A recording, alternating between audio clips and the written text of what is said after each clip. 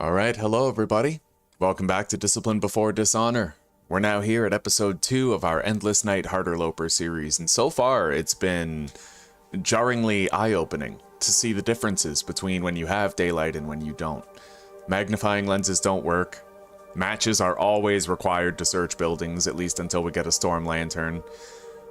And using Bannocs has been a tremendous help for us to stay fed and stay healed. So far, we're managing the condition recovery game quite well, but that will be harder as we go to the more harsh territories with less shelters between. So, today, we're going to be heading over to the Carter Hydro Dam and trying to find a hammer for smithing. And if we can secure one, then we're going to set our sights on the production of arrows, a knife, and a hatchet. But there is always the chance that we don't find one. I don't know how long it'll be before we find that storm lantern either. We're just gonna have to take it on faith that it's gonna happen eventually. Anyway, let's hop in. I believe we left off at the camp office. Let me get chat open here.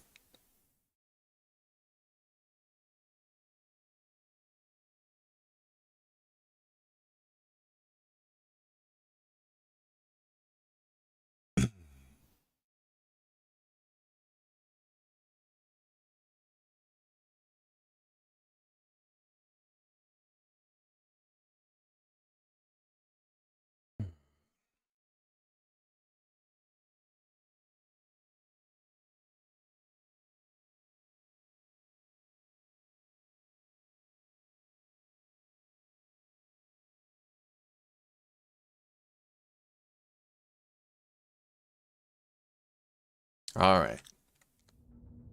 Oh god, it's dark. I can see the windows in here though, at least. Let me take inventory. We need a skillet and a cooking pot, which we have. We have another cooking book, which we can read. A mending book. Securing the calories for researching those will be hard, but we do have a second bag of flour now. And a brand new bottle of cooking oil. I don't think I need the salt other than for making broth, so perhaps we'll leave that behind. And I think I can navigate my way around this place in the dark if I have to.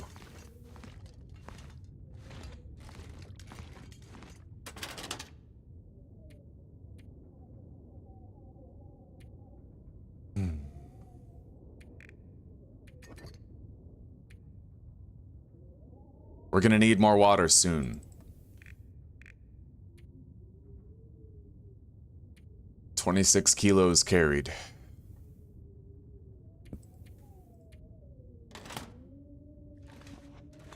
Alright, I suppose let's get going.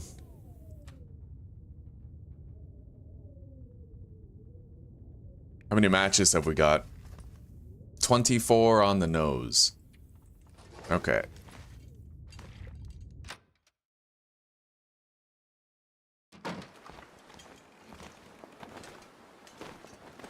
Going that way, I'd be pretty much directly against the wind. If I can get up to this wall, then it won't be as bad.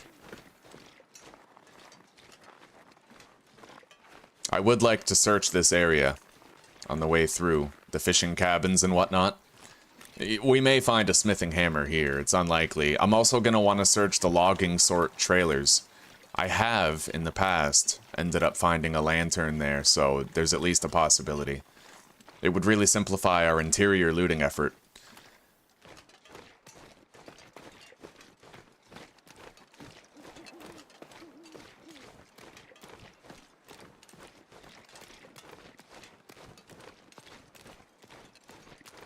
Tell you one thing, I am not used to having this much stamina to run around with. This is nice.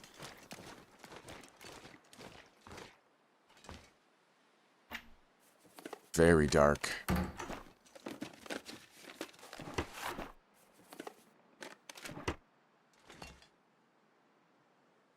Gonna have to loot very thoroughly. I can't rely on my eyes. I gotta... Yeah. Drop that.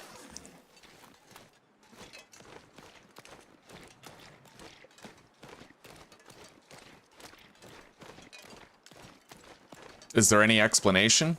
Hello, Derek. There is no given explanation. But what I've settled upon is that it's just that the sun burnt out. So now we're trapped in an endless night where it's always freezing.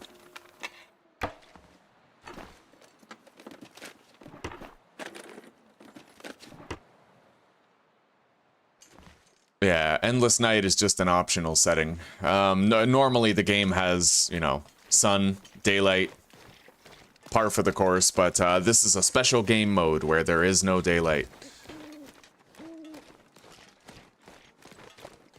Oh, okay.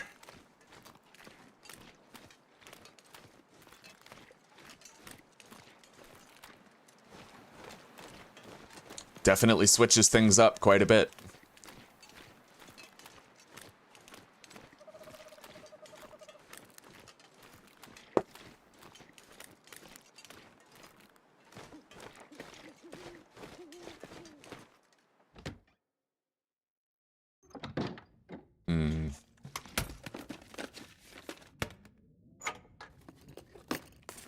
I don't find anything in these cabins normally. If I do light a torch so I can loot it thorough, we might just be wasting a match, but there's no way to know for sure. I'll try to look around as closely as I can and find what may be hidden in the crevices. Bench, metal pail. I mean, there could be matches somewhere in here. If I spent a match to light a torch and then ended up finding way more, it would be worth it, but I can't make a 100% torch yet. I need 2 more sticks. 30 Days of Night? Yeah, I've seen that. With Josh Hart in it. The vampires in that movie were actually pretty terrifying.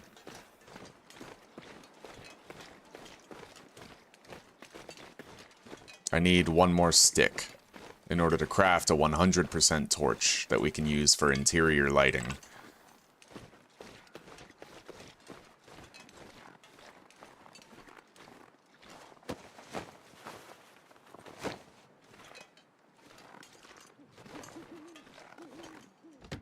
Looks like all 3 cabins generated here. All right, let's make a torch.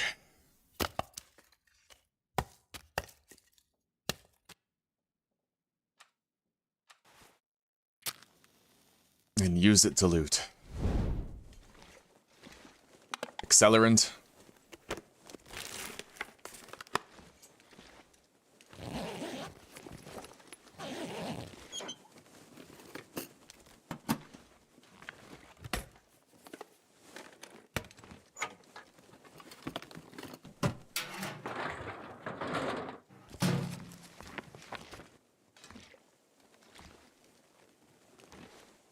That's it for this cabin.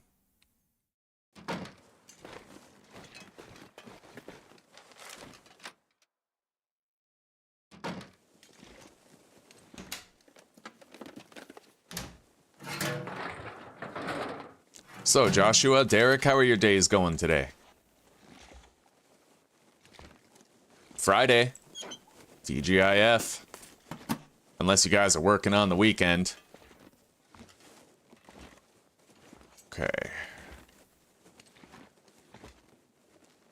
But if you are, I'll give you entertainment for during your shifts, you know?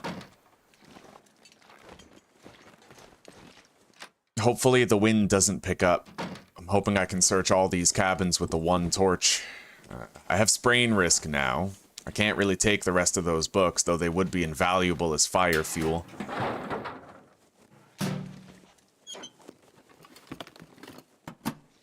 So far, no dice on finding a pack of matches laying around. Alright, let's press on.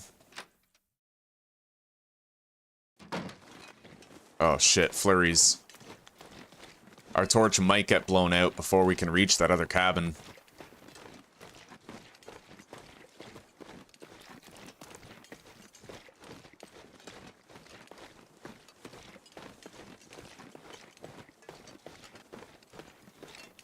Alright, looks like we made it.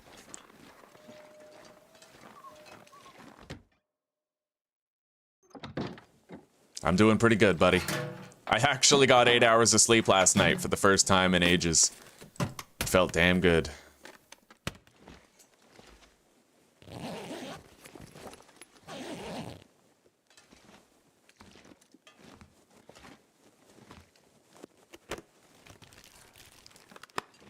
Alright, looks like all the cabins are duds. Let's search the fishing huts.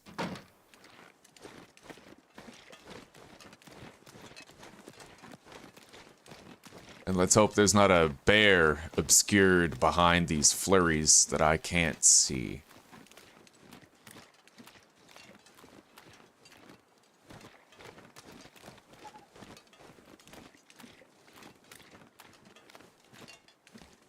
Tinder plug.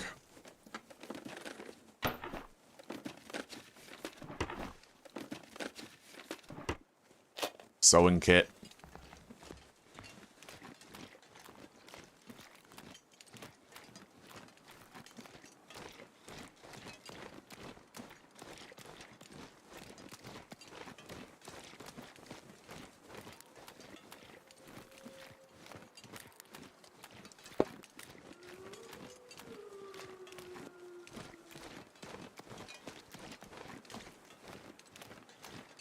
Gonna have to get inside and warm up shortly.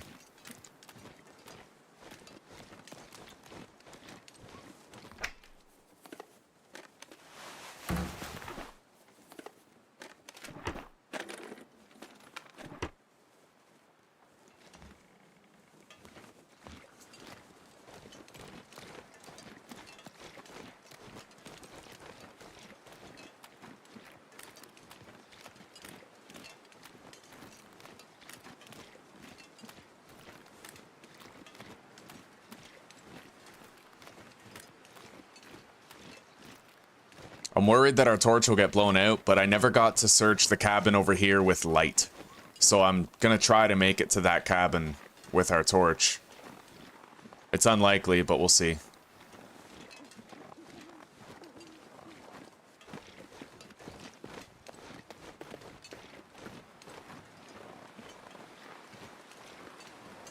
Shit. Uh-oh. Yeah, there it goes. Fuck. Alright.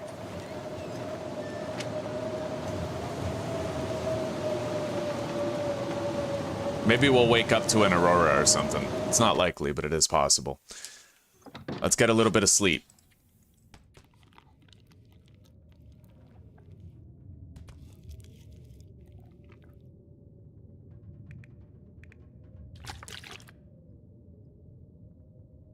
Oh, this game is very fun. It also has a high difficulty ceiling, too. Just when you think you're comfortable with it, you can bump up the difficulty, and it just gets harder and harder and harder. Really, really great experience.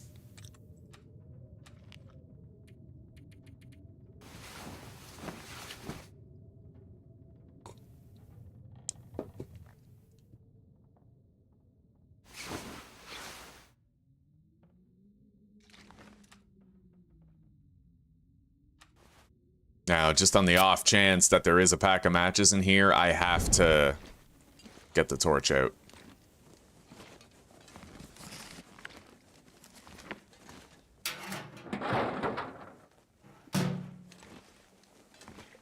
Nada. No dice. Okay.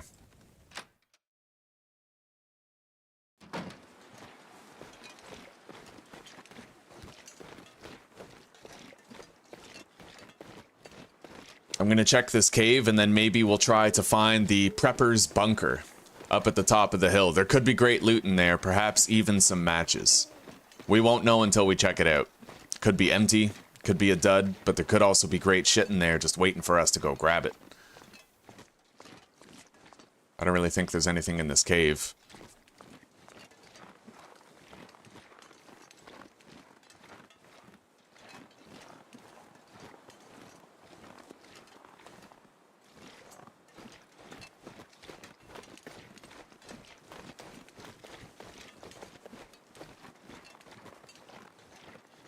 I can get up this hill, but I have to take it from the right angle in order to do it.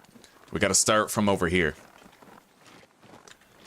The thing I love most about this game, Derek, is that so much of your success involves learning the geography of the different maps and regions. There's several different regions that you can transition between, each with a different number of shelters, some having no shelter at all, being mostly wilderness, with the odd cave here and there. truly remarkable game. The most important thing to learn in this game is, 1, the careful management of your resources while you travel and loot more, but also 2, the geography, learning how to shelter hop between places so that you don't spend too much time freezing.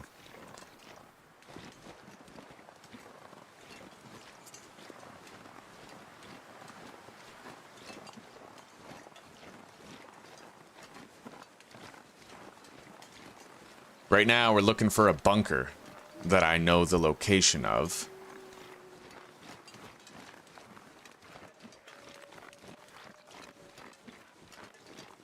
I don't see any birch bark. Here's the bunker. Hopefully there's a bunch of loot in here. Hopefully. Although it looks pretty bare right now. Yeah, it's empty this time. Nothing. Alright. Let's put that out. And we'll head to the camp office and deposit.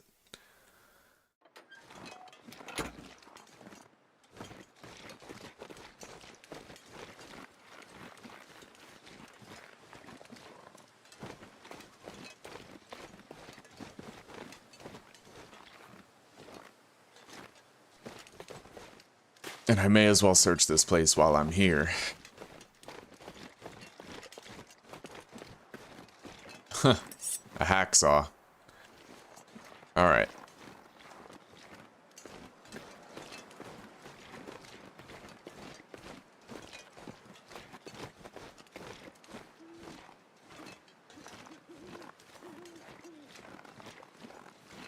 I gotta try to stick to the windproof areas. Try to keep like a wall in the direction where the wind is coming from. I'll freeze slower and travel faster, because walking against the wind slows you quite a bit.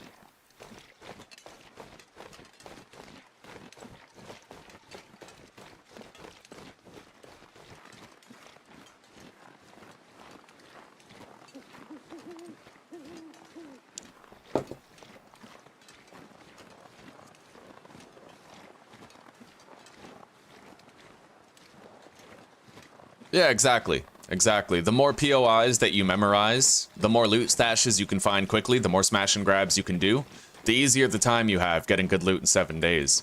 This is very much the same. Except there's no random generation. The loot is randomly generated, but the buildings and the geography of the maps remains the same. But you can memorize the locations of major loot and visit them. And you essentially try to leapfrog from region to region, trying to find good shit. There's even specialized regions of advanced difficulty that have extraordinary loot.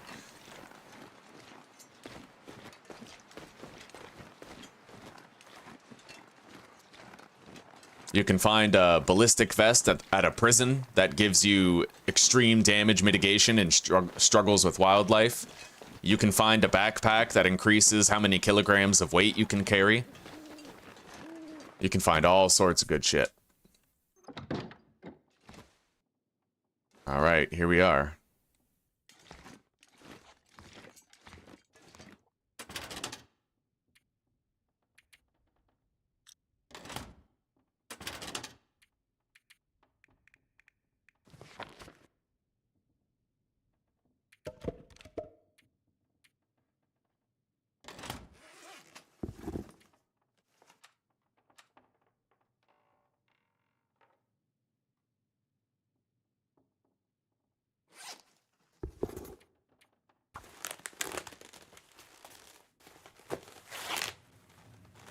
We got a blizzard raging right now. Hopefully it's over by the time I have a nap.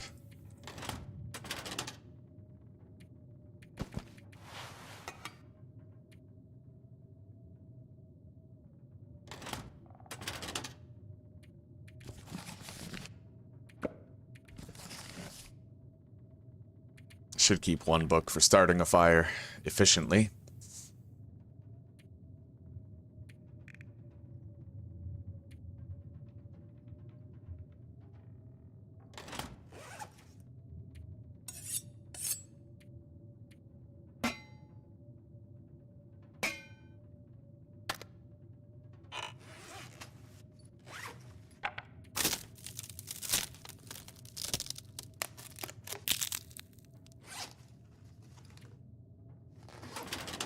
good to see you, Lee. As long as your house isn't buried. Happy Friday.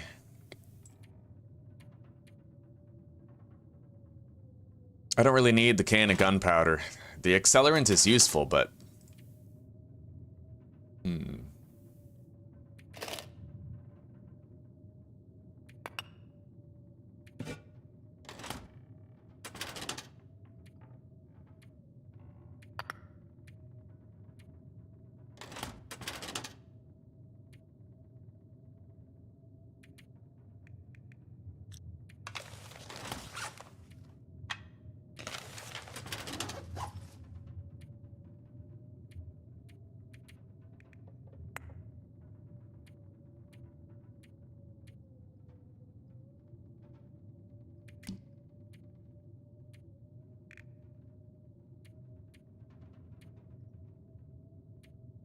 I wanted to deposit something.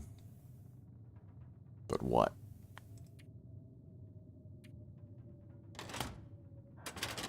Yeah. Put that in the cabinet up here. Okay, I have to go into a text document and mark stuff. What's funny is I still have the long dark stash document from my previous Harderloper playthrough, but it's time to clear it. Start anew. Camp office.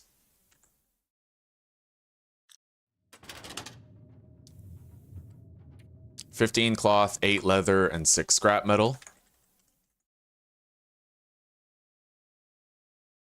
We're going to want all the scrap metal we can find for when we finally do our forage run. 3 sewing kits and 2 whetstones.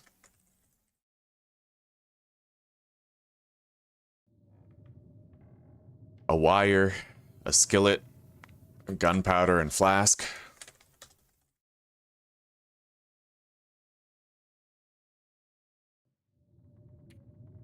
Two salt and some cooking oil.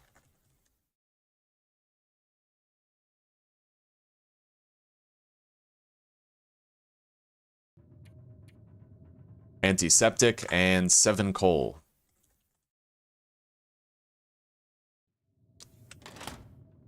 And then down below we have 8 books and 2 stones.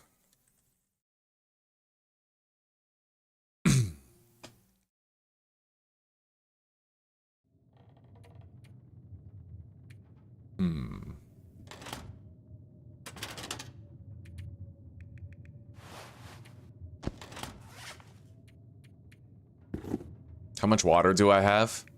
Because that's kind of the bottleneck here. Okay. I could try to repair the sneakers.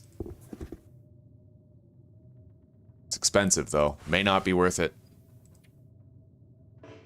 Can't repair while in the dark. I guess that ain't happening.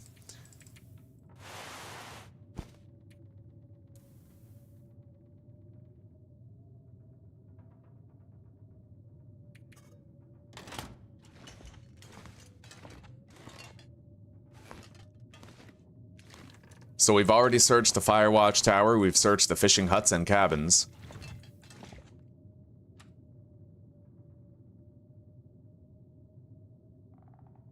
I really can't afford to get food poisoning.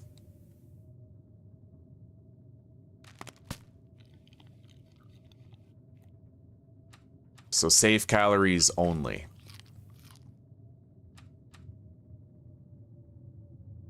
Hello, Mary. Welcome. Happy Friday. Let's get a 6-hour nap here. Hopefully the blizzard will be over and we can set out. It sounds as though it's diminished and faded.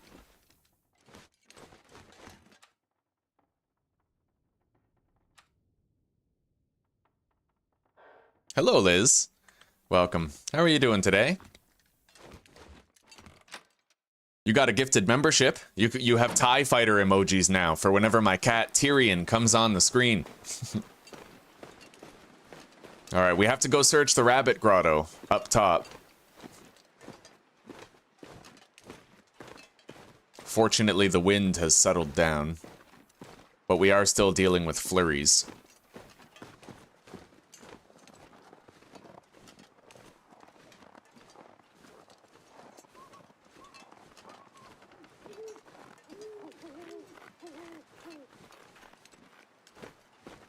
We'll search the Rabbit Grotto, and then we'll progress toward the Hunter's Blind, eventually going to Carter Hydro Dam, but from there we're gonna have to search the log sort trailers.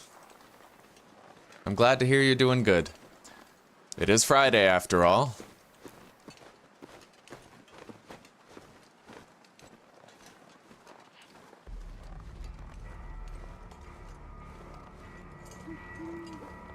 Man, Monster Hunter is so much more fun in multiplayer. Don't forget, guys, if you get Monster Hunter and you get into it, you can totally join us on hunts. You don't even need a membership for the channel. I'll just let you join us whenever there's an opening, alright? So if you guys are into Monster Hunter and you want to play with us, that's totally okay. Okay, we got a dead dude over here.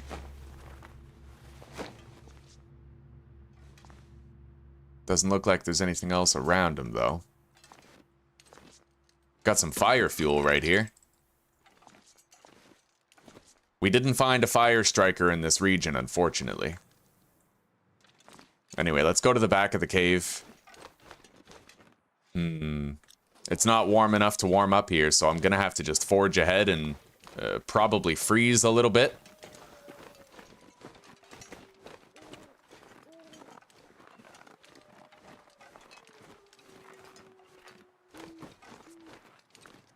We're gonna hop down this way. A hell of a lot less tiring than using the rope. But I may do the second rope. I mean, we should be at least a little tired so we can try to get 10 hours of rest later. That's the only thing that restores our health as much as it does.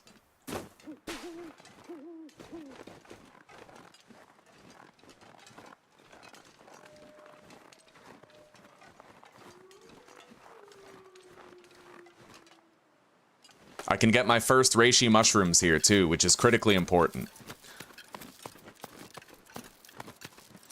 Good morning, Shibi. Good to see you, buddy. Happy Friday.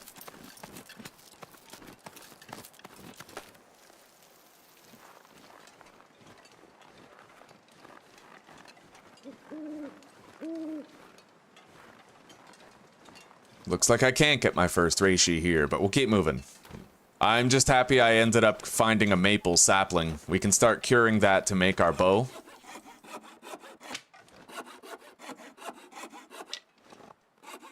Oh, yes. And I believe I dropped 5 birch saplings at the camp office. I'm gonna have to mark that down. 5 birch saplings. Curing now in preparation for use later.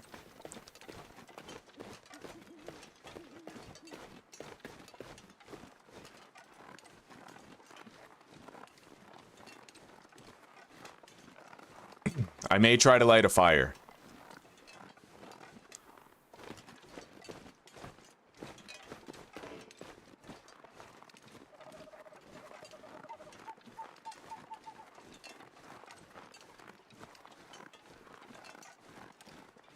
Otherwise, we'll take a lot more health damage than I'm comfortable with, but I believe it's fully windproof in here. Alan's Cave. Right? Is this Alan's Cave? Yeah, it is.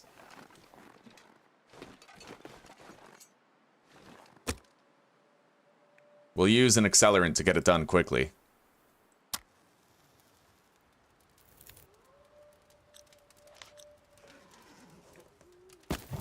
Chuck a coal in there. And let's start prepping some water.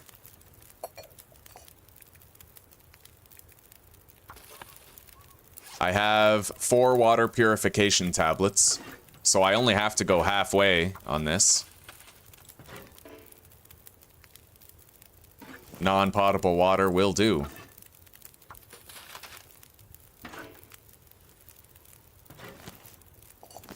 Alright. Put the cedar in there. And let's make a little bit more. Use these tablets. Simon, hello, buddy. We've restarted. We're doing Endless Night Harderloper now, and I even made a few settings harder than the previous Harderloper. It's pretty tough. Even looting a building is hard now because there's no daylight, right? So you typically have to use torches and matches in order to loot a building. You know what? I'm gonna warm up a tea.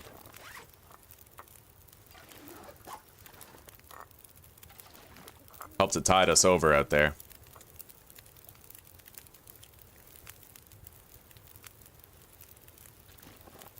Alright, we got another 45 minutes before that's done.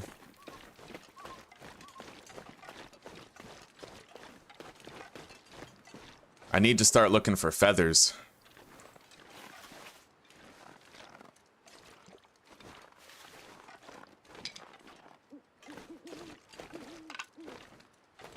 Come on, potential fire striker.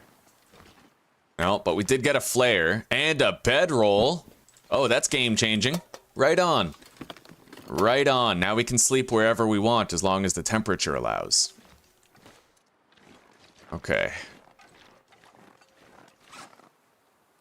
I have one old man beard dressing. I could use some more.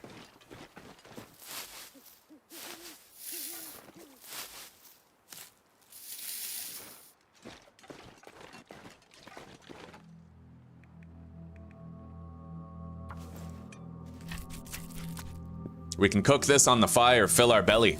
It'll give us more health regeneration for a while. Important. I doubt I'm getting the hide and the guts, though. We're gonna have to pass that up.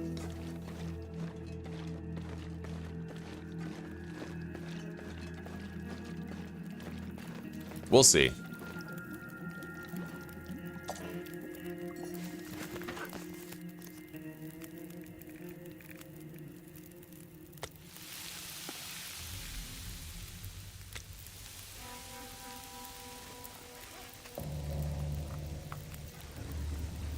I'll wait to warm that up.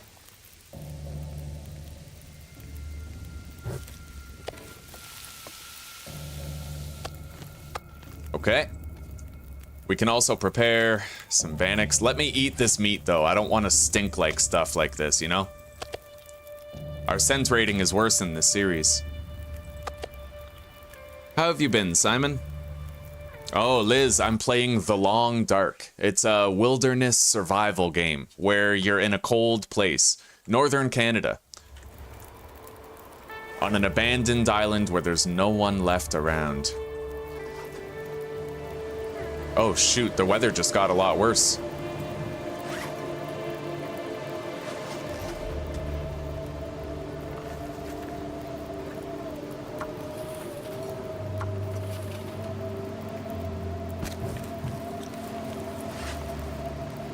Let's drink that hot herbal tea and try to get the, like, maybe 1 or 2 guts from the deer.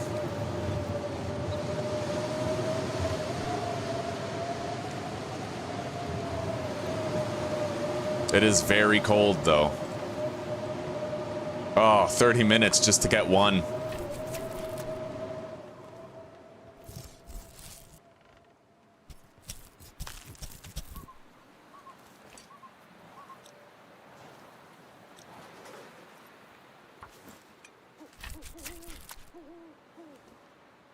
I need 2 guts to make a bow. We found a maple sapling. And we have 5 birch saplings. So I can now make a bow. I just need to let the stuff cure. And we need to make arrowheads at the forge as soon as we can. Got extra water. And we're gonna warm up here a little bit.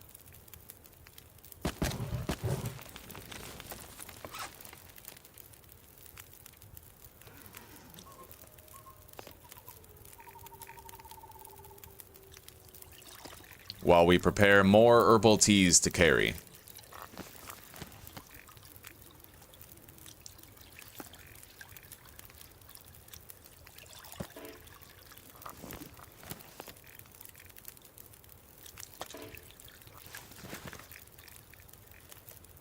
Okay, and we'll prepare these rose hips too.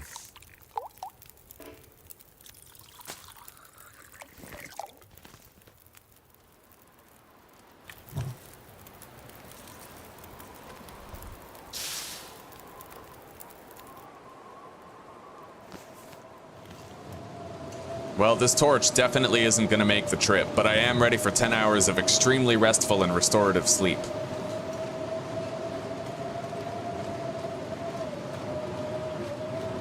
Oh, you're playing The Forest, eh?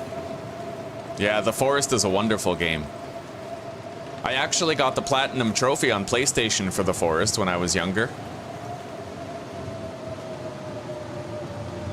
There was a really annoying trophy, though, called Don't Save the Forest, where you had to cut down 1,000 trees, but every time you logged out of the game and logged back in, it would reset your progress, so I kept wondering why I wasn't getting it. And eventually I just saved up a bunch of C4 and blew up a bunch of trees. Oh, right, we have a scent rating right now. This is dangerous, guys. This is very dangerous.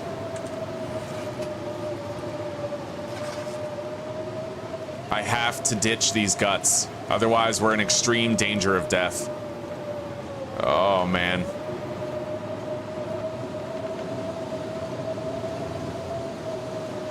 You know what? Just in case a wolf shows up, I'm jamming this stim into my arm. Like, I'm gonna keep it in my hand in case I see a wolf.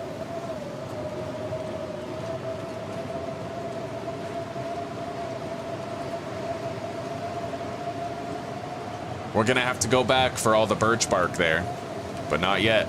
Not until I have no guts.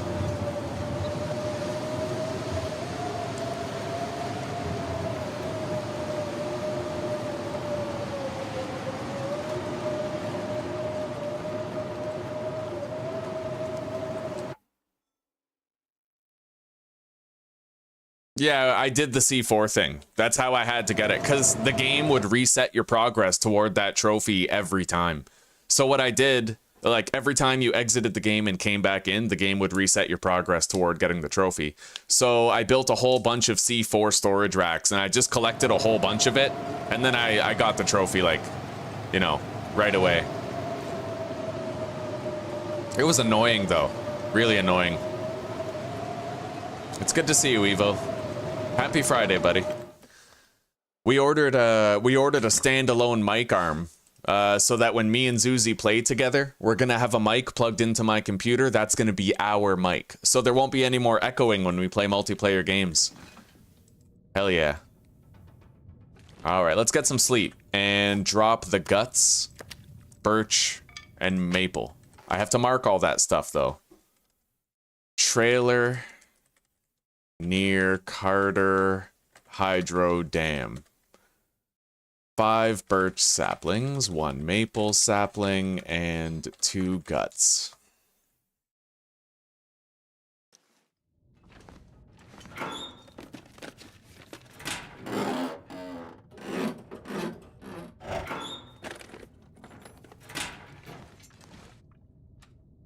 All right, let's get some sleep. I drank an herbal tea and we need 10 hours of rest, so we're gonna get a lot of health back from this, even on low condition recovery settings.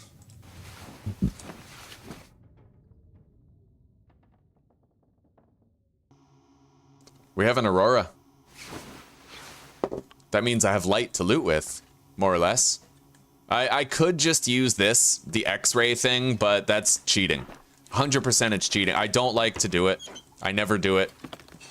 Yeah, that X-ray thing makes it too easy.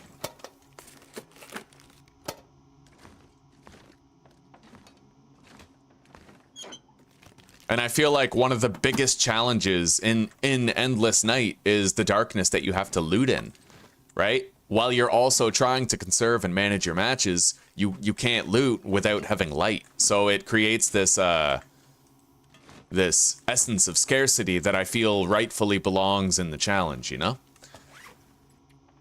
Okay.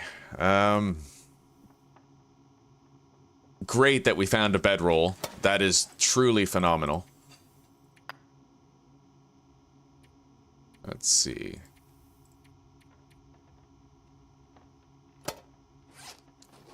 We are getting a little encumbered here. It's gonna be a regular thing. I'm always gonna need a lot more supplies just to make it through. I have to carry a bunch of lantern fuel on me at all times, you know, like all this food, pretty much. Even the running river oats and the flour have to come with us. It's rough, but... Okay. Yeah, I pretty much can't shed anything right now.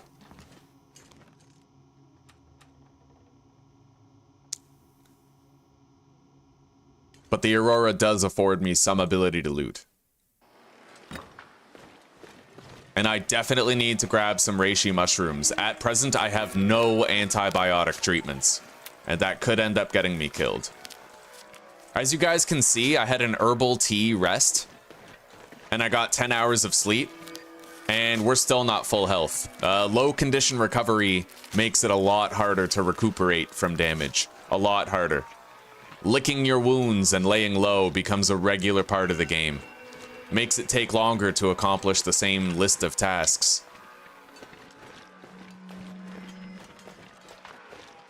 Alright, let's grab as much birch bark as we can here, because birch bark is the MVP for playing on low condition recovery.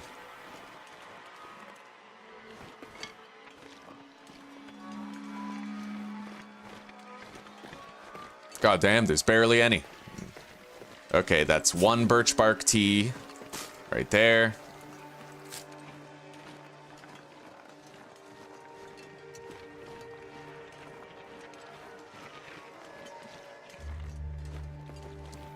I only got 1.5 birch bark teas here. That's brutal. I was hoping for way more, like 5 or 6 birch bark. Not today.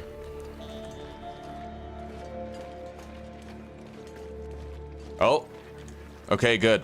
I got 2 birch bark teas from coming over here. We'll check the ravine as well, try to find more there. And I should check under this bridge for loot.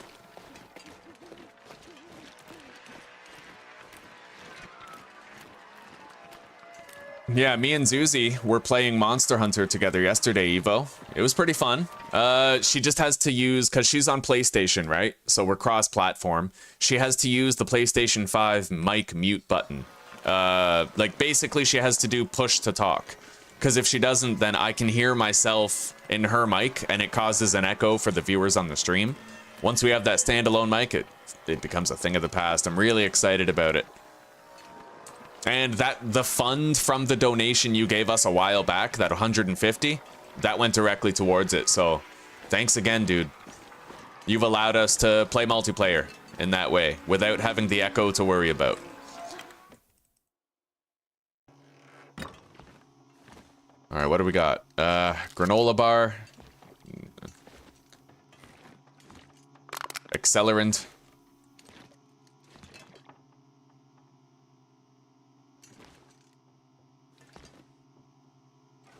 Dark as it is, it would be worse if it wasn't for the Aurora that we got right now. Still no storm lantern, though. Pissing in the wind regarding lighting for the base. Let's deposit at least some stuff, otherwise it's going to be really tedious to get around and loot.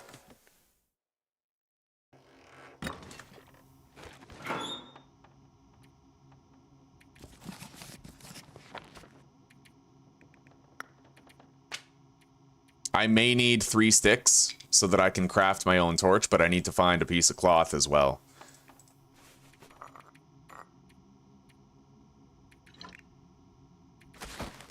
Temporarily deposit that stuff. It is quite heavy. Same with the potatoes. Don't really think I need the cooking pot or the skillet right this minute. I will need them soon, but should be all right. Okay, we are a lot lighter now. Let's head into the Carter Hydro Dam and try to loot while we have the electricity, the lighting. But we have to also watch out for live wires.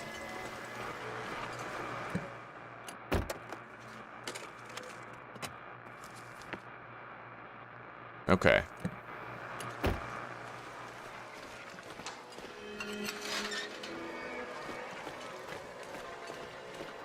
Hello, Cedric. It's good to see you. How's your Friday going?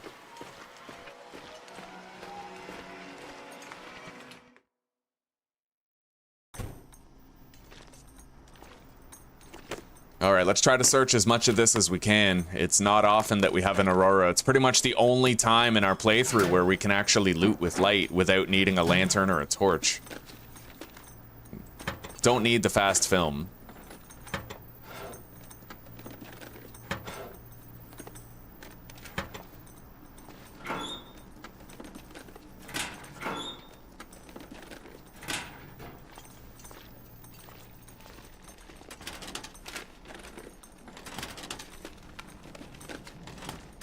Don't need that either.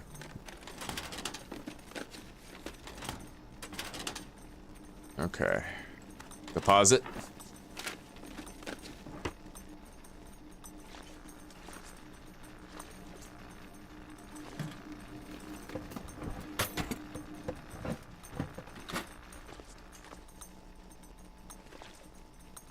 Simple tools up there at the top of the shelf.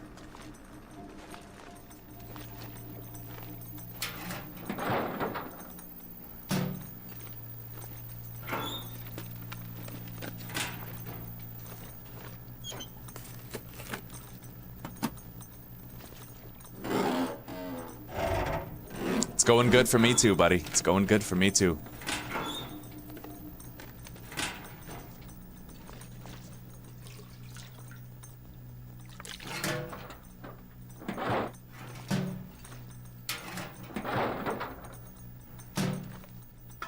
All right, we got a little bit of extra water.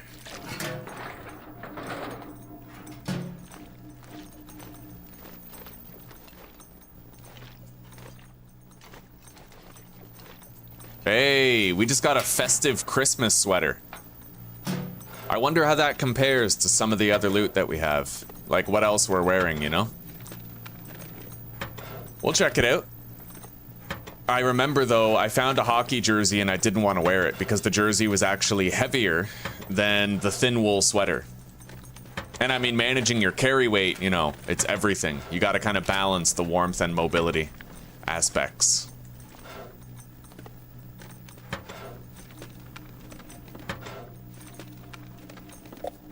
We got a soda.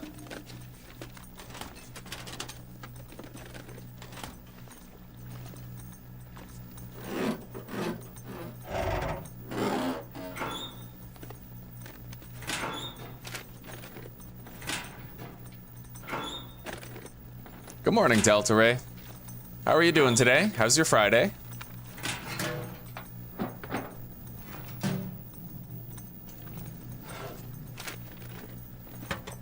Man, I'm nervous to go to check, guys. I'm nervous to move there for one main reason. I'm not worried about, like, you know, making it work, getting us over there. None of that bothers me. What I'm worried about is the, I'm worried about the audience. Because when I'm in check, when I'm going to sleep, it's only going to be like 4 p.m. for you guys, right? So I'll be stopping streaming around the afternoon for the majority of my audience, so I'm kind of worried about how long it's going to take to rebuild a European audience and, you know, stuff like that. I don't know. Hopefully the transition is smooth. Because my income will take a pretty big hit because most of my audience is North American. So I can't use the metric of my current income to evaluate the viability of my financial security after I move. Because once I move, my audience, you know, it'll change, right? I won't be able to just stream all day for the audience I've built. I'll have to build a new audience in that new time zone. And you guys will get to see me sometimes, certainly, but around the time that you guys are settling down after work, like, you know, 4 p.m., 5 p.m., I'll pretty much be done streaming for the day, so it's gonna be tricky to work out.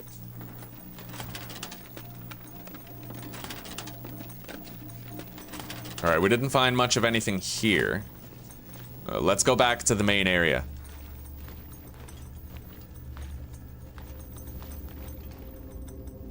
This Aurora was a real blessing. Gotta watch out for these live wires.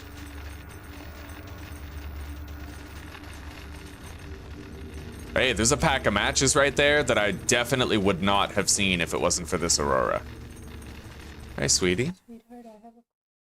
Sure.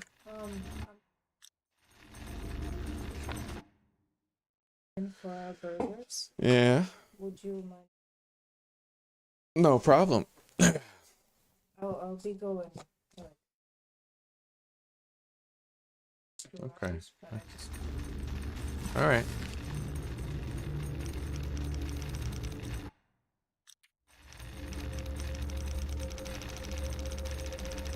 All right, first digit is approximately 51. Second digit is 48.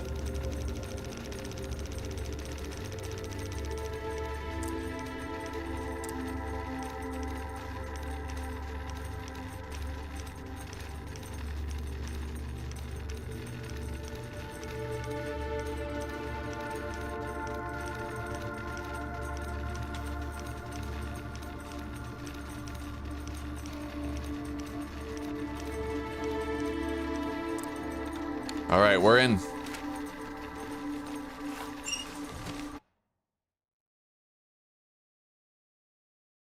Well, Simon, I'm not just visiting Czech. I'm moving there. Like, this is a full-blown move. Like, we're staying there, right?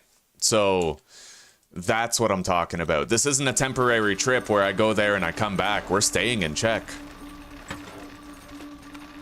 And we're gonna have our own bills to pay and everything, so it's just a little nerve-wracking to know that I'll have to, like, calibrate my audience. I'll be in a different time zone. I'll have to attract new viewership and stuff, but hopefully, I have my feet on the ground enough where I'll be able to do it smoothly.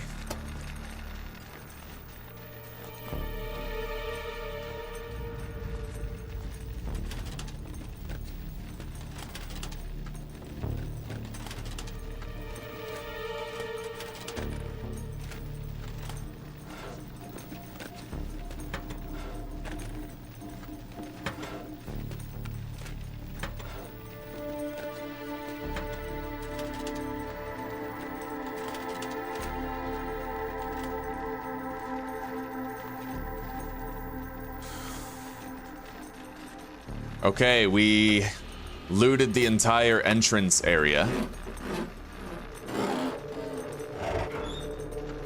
Hello, Zuzi. Welcome, sweetie pie.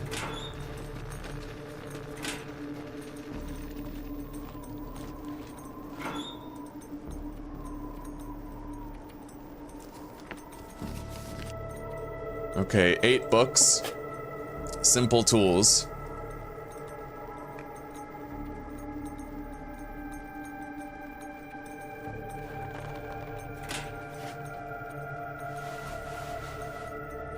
Well, the Christmas sweater would be good. However, there's a catch.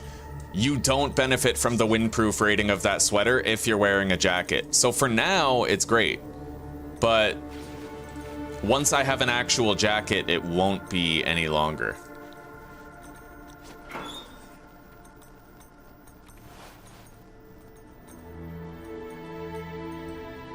All right, let's try to continue looting while we still have light. However, I don't think I can get through here without hurting myself. No, yeah, there's live wires all over the place right there, so I would have to burn myself to get across there, which I'm not exactly willing to do.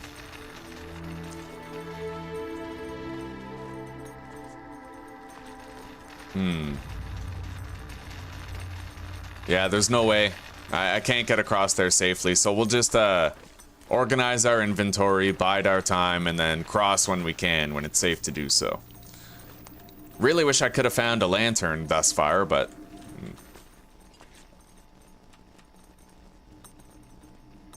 Now, we're probably going to run out of light while I do this, but I am going to try to break down that shelf. Nice. I just got 8 scrap metal. That is awesome.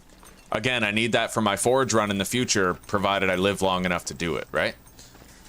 So let's grab this stuff here and head back to that trailer. And we'll head into the ravine.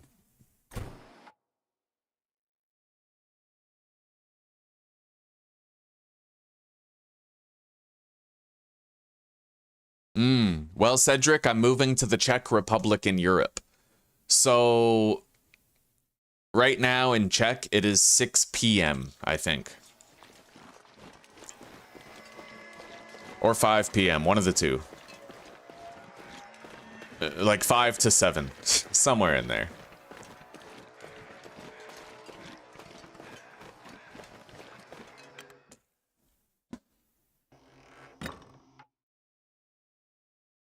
Yeah, we'll try to figure it out, Simon. We'll try to...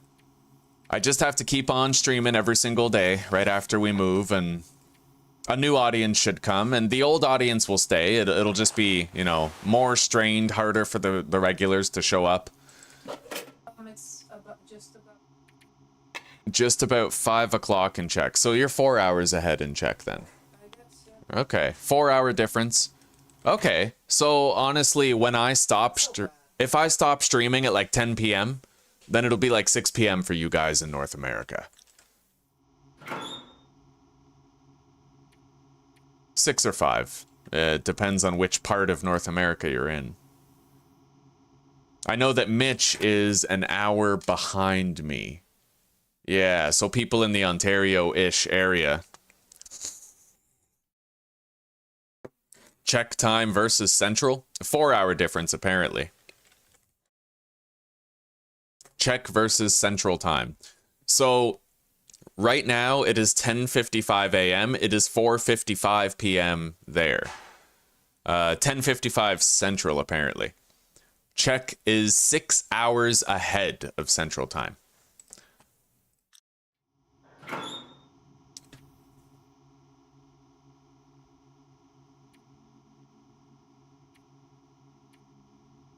All right, we're going to leave a stockpile of goods here, and then we're going to enter the ravine area and search the ever-living shit out of it. I may want to rest before I do that, though. Yeah. All right, let's get a little bit more sleep. I still need to try to make sure I'm only eating safe calories, because I haven't had a chance to process those reishi into tea yet.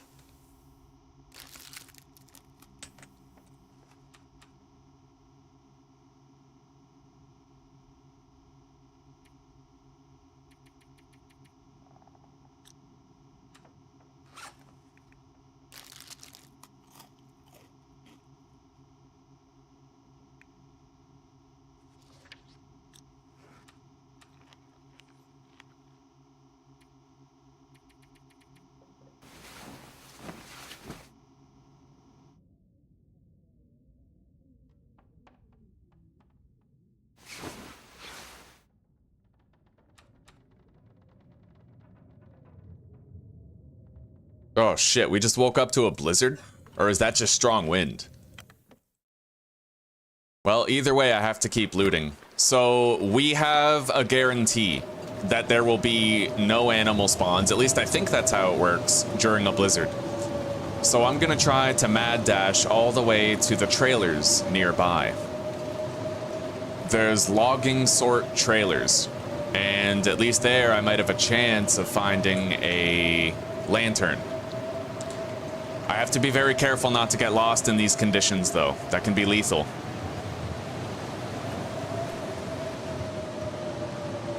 I found a windproof spot. Buy us a little time before we start to freeze.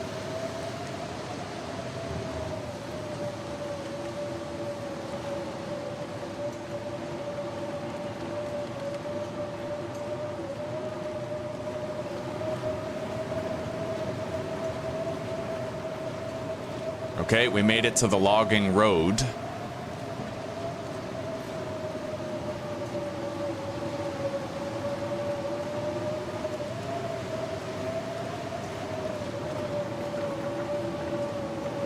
I'm just glad that there will be a window of time in every day where I will get to chill with you guys.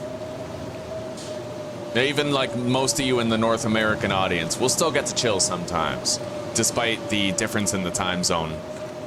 And there will be a lot of viewers where I'll get to hang out with them more. A lot of people where they, you know, where our time zones are so vastly different, where they'll be less different once I move.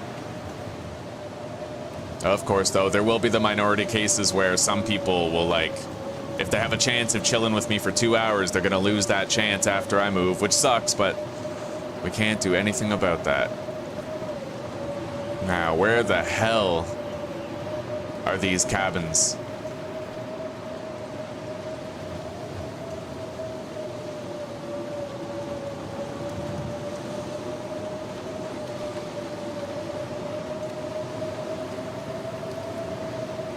Well, there's the logs. Okay, here we go. We have trailers. Oh, buddy, it is bad out there. I kind of want to try to pass time so that I can light a torch and loot all these trailers.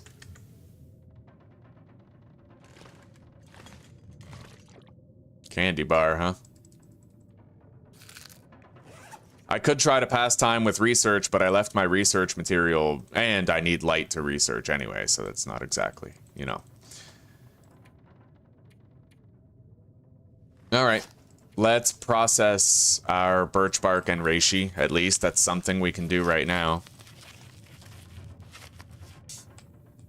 I'm not amazing, Zuzi. I just finally became a man, I suppose. The man I should have been years ago. Alternate time streaming. Couple days a week you could stream later in the night so that everyone has a chance to hang out. That's true. That is true.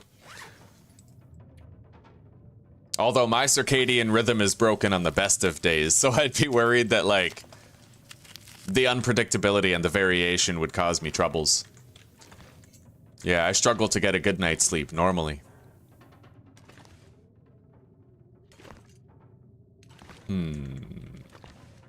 Yeah, I'm not going to be able to loot these effectively in these current conditions. I need the wind to settle down. Let's have a few-hour nap here.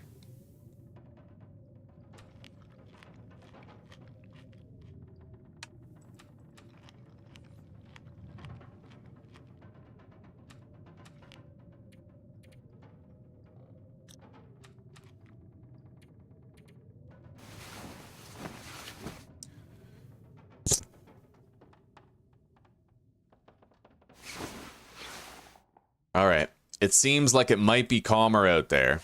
I only have this torch. If I can find a piece of cloth, I could make a mint condition torch, but for now, this is what we've got.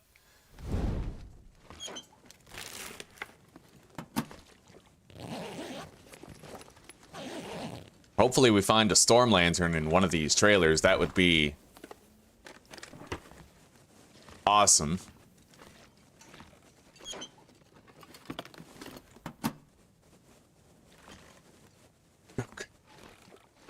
Hopefully the wind doesn't blow out my torch out here.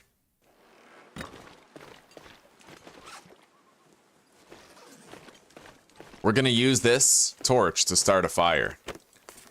And then I can pull more torches from the fire.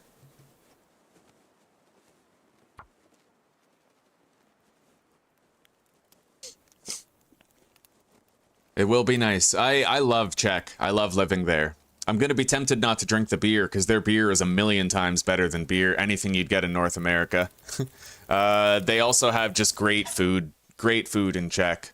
Like schnitzel and fried cheese. These are things you just can't get in North America.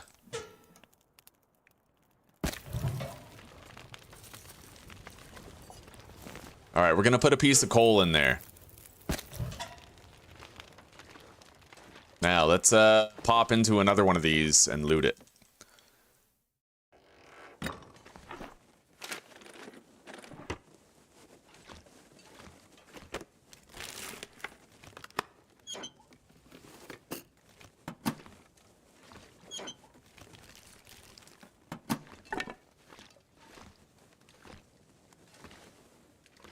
Damn, no storm lantern.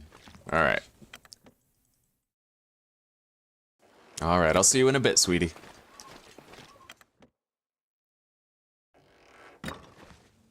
You don't have to do the burger buns, Uzi. You were underslept today, so perhaps just, like, do the beef patties without the buns.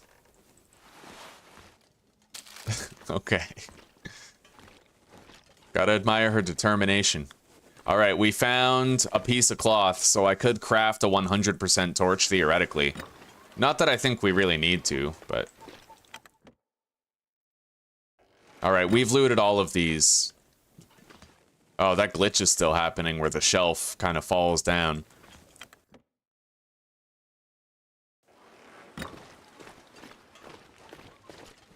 Anyway, with this fire, we're gonna prepare our reishi tea. Better that I do that now.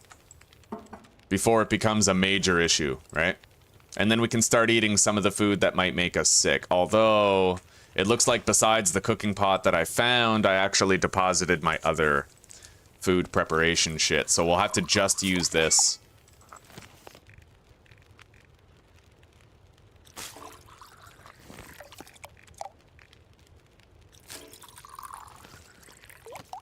And I'm gonna have to go get some sticks real quick. Gotta throw a little bit more fuel in there so I can take some torches out.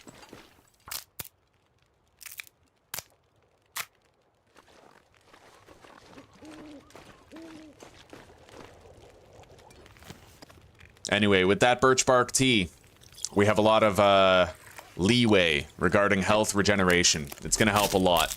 A lot.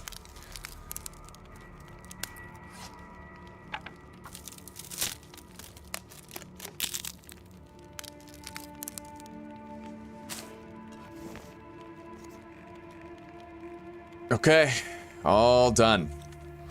And we're still sitting on 4.7 liters of water.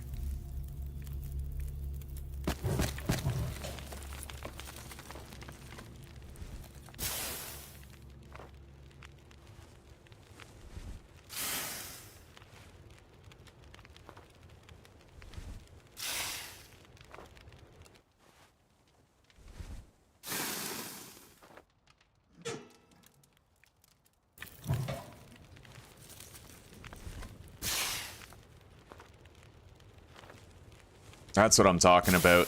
Those 45% torches are the best. Anyway, let's get going.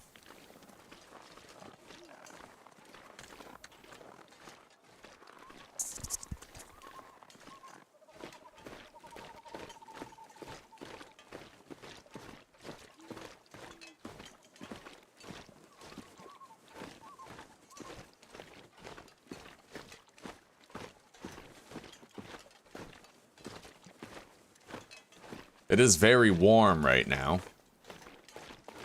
Perhaps I could take a little detour to the red train car over here and loot that too. That sweater is clearly making a big difference. It does have a windproof rating of 3 degrees.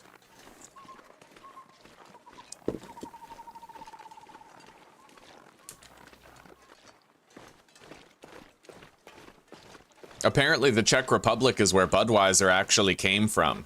But Americans stole the recipe and they actually lost a lawsuit regarding it. You know what? I decided we're not going to loot the red train car. The wolf is just too much smoke. I'm not really comfortable with that. But what we will do is we'll head into the ravine and gather as much birch bark as possible. And theoretically, if I could get it, there is an emergency stim down at the bottom of the rope climb, with perhaps a possibility at a flare gun, but ever since a few updates ago, I have never found a flare gun in the bottom of the ravine. So I don't even think that's a thing anymore.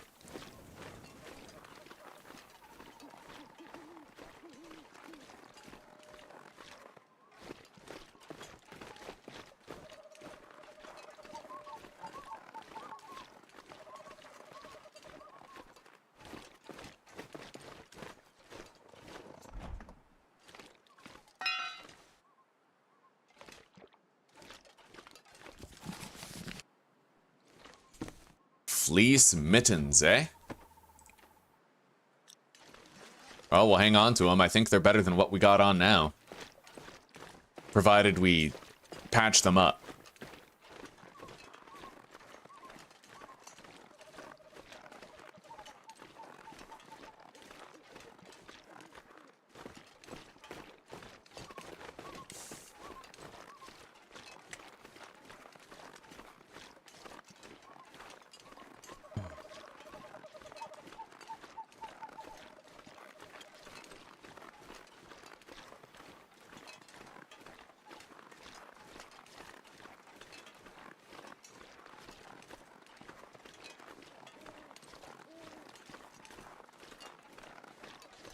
Sadly, there's been no sign of any sort of smithing hammer, so I don't think we're doing our forge run for a long time.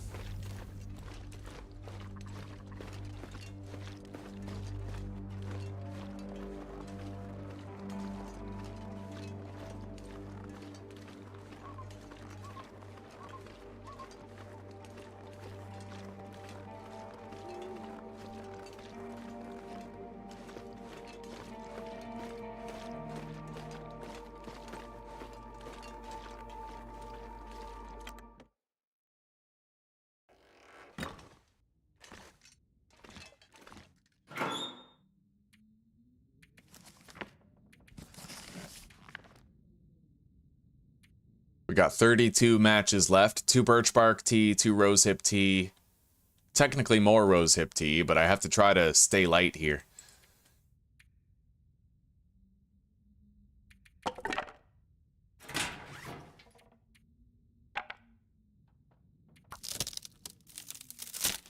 Hello, Judy. Happy Friday. How are you doing? How is your Friday going?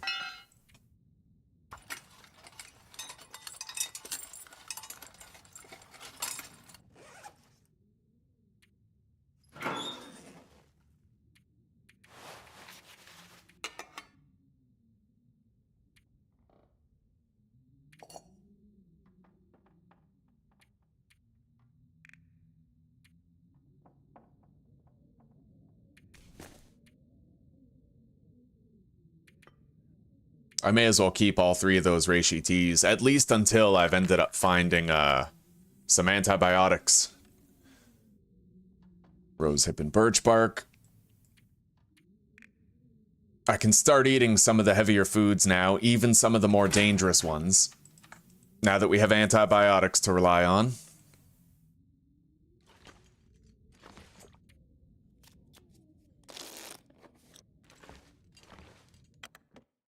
I'm glad to hear that, Judy. All right, guys. Oh, it's very cold right now. Shit. I'm gonna need a warming fire while I'm looking around the ravine. With that in mind, let's try to take some fire fuel. I know that we have a lot of books.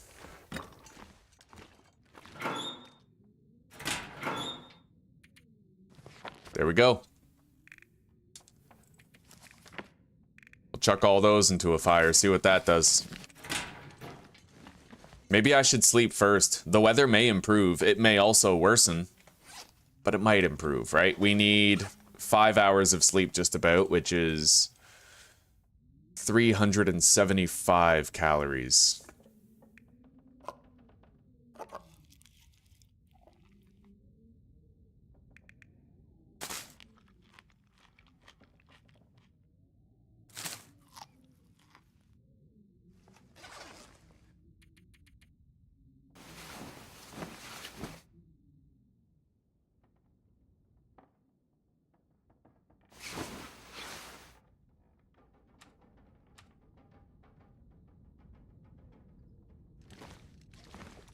Well, if the weather did get worse, at least we have our fire fuel. Visibility's better, which means I'm gonna have an easier time finding the birch bark that I want so bad.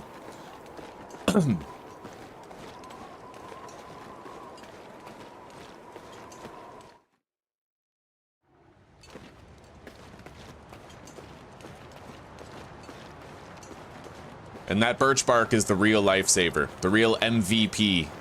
As I said before, we need as much of it as we can find. And we can't pass up a single piece. It's too critical to our success. It might even be the deciding factor in our success. Really, I don't wanna undersell the value of birch bark when you have low condition recovery active. It changes everything.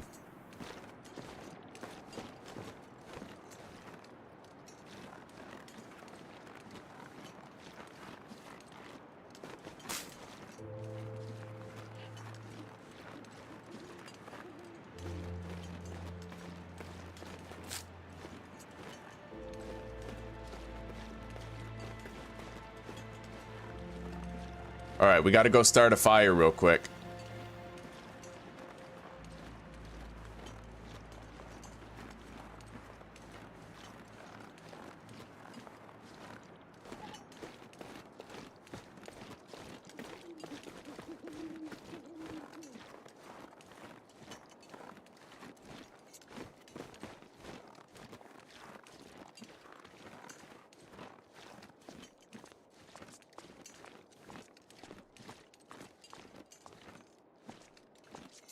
I'll put it right here.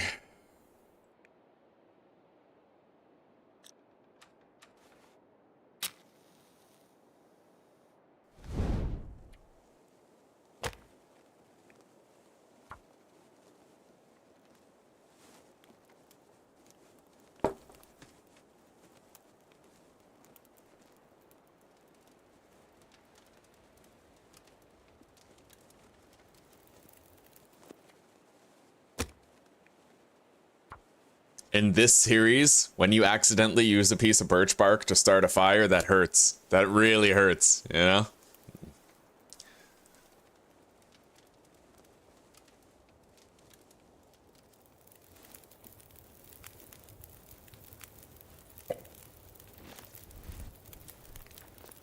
Cedar.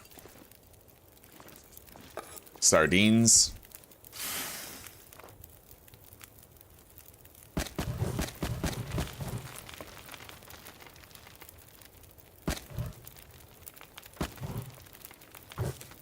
There we go. A respectable duration on that fire.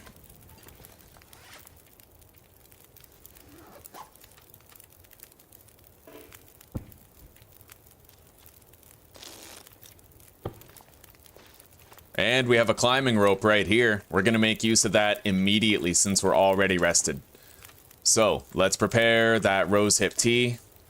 Drink it for the warming up bonus. Take a torch for additional warmth bonus. And now we're going to go do that rope climb to the bottom of the ravine.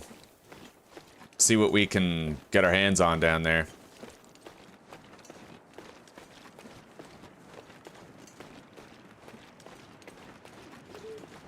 Oh, 3 birch bark just sitting here. 4. Oh, yes.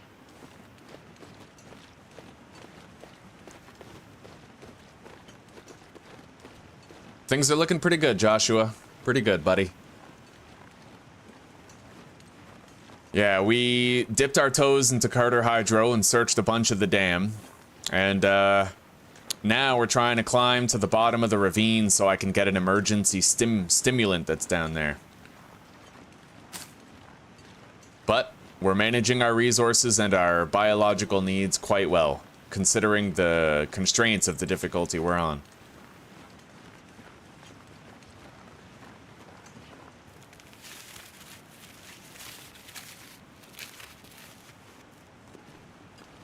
All right. I'm just gonna drink an entire coffee, I think. We need the fatigue meter boost that it'll provide.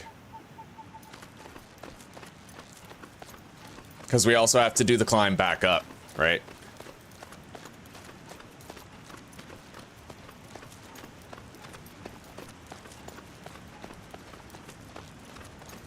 There's a rabbit down here. I didn't know you could get rabbits down here.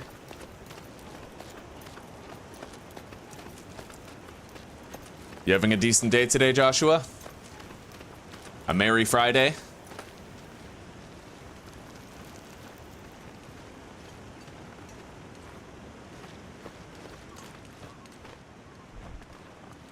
Hey, that just changed everything. Guys, we found a smithing hammer down here. I could theoretically do the forge run now.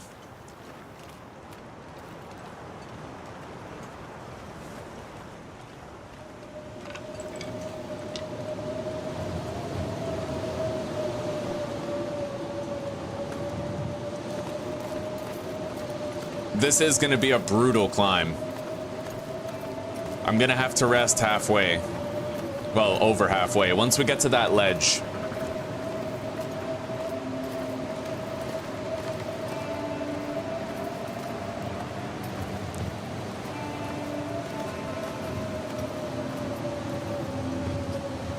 Oh, come on. There we go. All right. I still have spare carry weight remaining. I gotta get all my stamina back.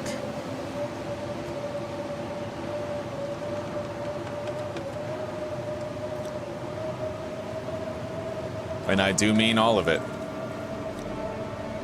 All right, let's go.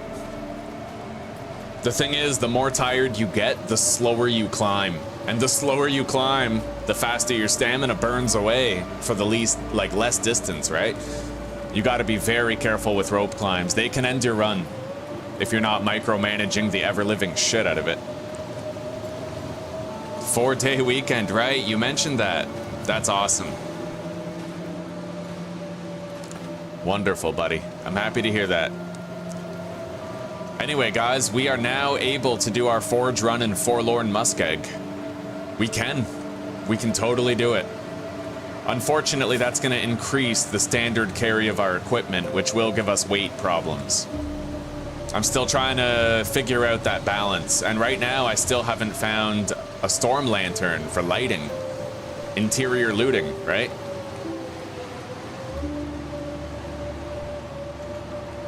It was hard enough to manage my carry weight before, but now I'm playing in a difficulty where I need to carry jerry cans on me.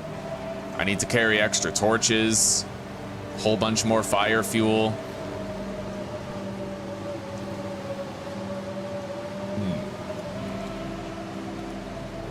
Well, I'm not seeing... Oh, here we go. Oh, beautiful. 2 more birch bark with bonus saplings.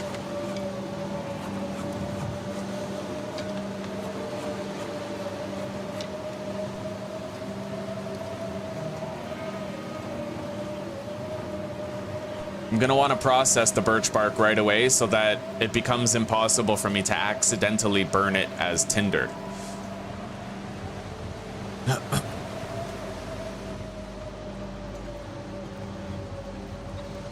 We can get more birch bark over there on the way out of the ravine. Can't believe we found that hammer. Here, of all places. This was the final place I was gonna loot before progressing into Pleasant Valley. So now we have a careful consideration to make. I already have the maple sapling. I already have 2 guts curing. I can make a bow. I also have birch saplings curing. So I could make arrows. Like, we have the option of being able to hunt now. And if I take that into the later regions with me, it'll help a lot.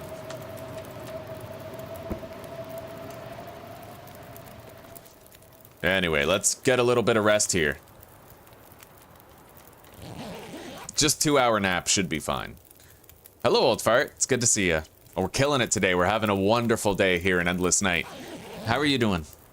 How's your Friday?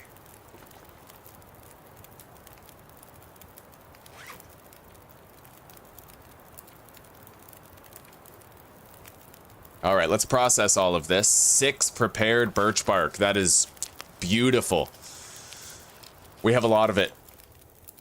So as things stand, we are sitting on 6 prepared birch bark with 2 birch teas already made.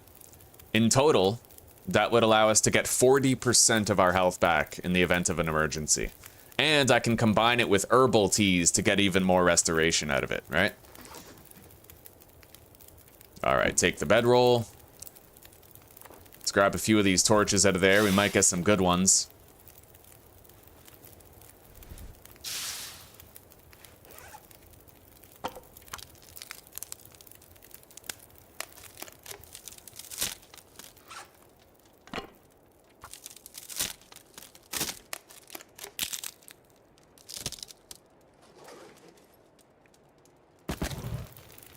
I'm trying to get some good torches. I guess we'll just call it here. We're good.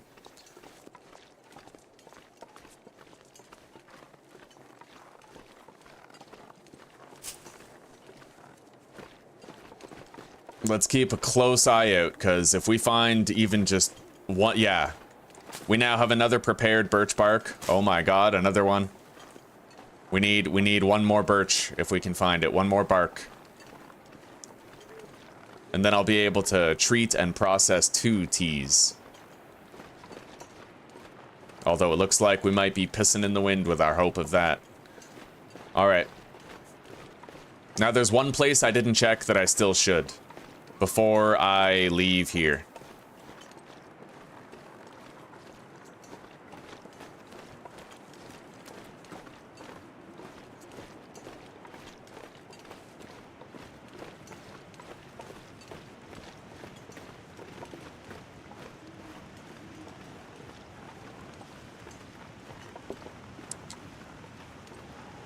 Atomfall, huh? I looked into it and I was skeptical to try it, only because a lot of people were saying it was very like similar to Fallout, but I never liked Fallout games. They were typically like the Skyrim with guns type of games, you know? I need like my survival mechanics and stuff.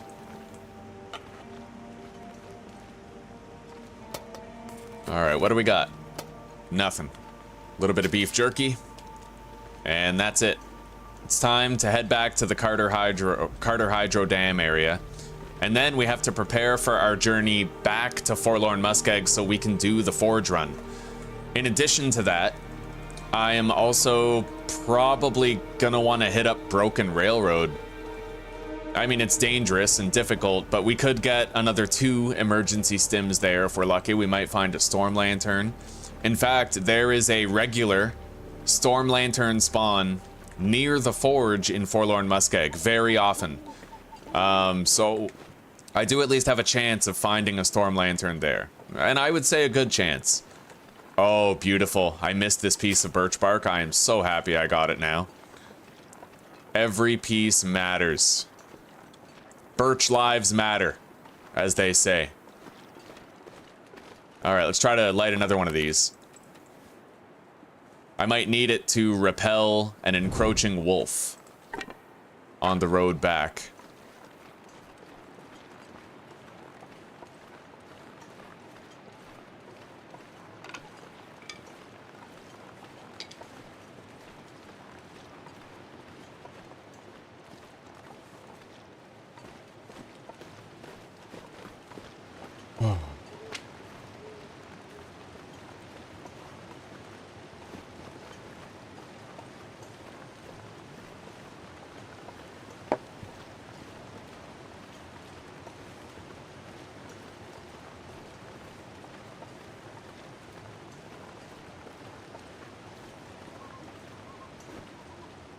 All right, that was a successful trip to the ravine for more than one reason. We got an emergency stim, we got a shitload of birch bark, and we got a hammer for smithing. All around, that was extraordinary. That was amazing.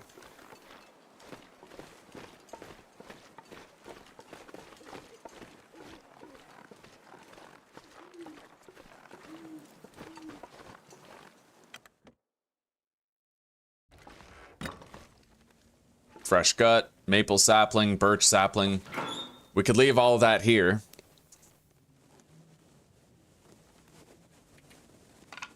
Although it might be more wise to take it to the camp office because the camp office has the potbelly stove, and I think that if I use the potbelly stove, it'll give us enough light to work with at the workbench. I'm not certain of that, but it may, right?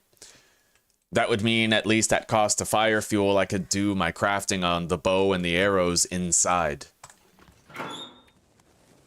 But if I was to go into Carter Hydro Dam to use that workbench, there's no fire barrel, there's no potbelly stove, no wood stove, so I wouldn't be able to give myself light unless I was using torches or lantern fuel, so...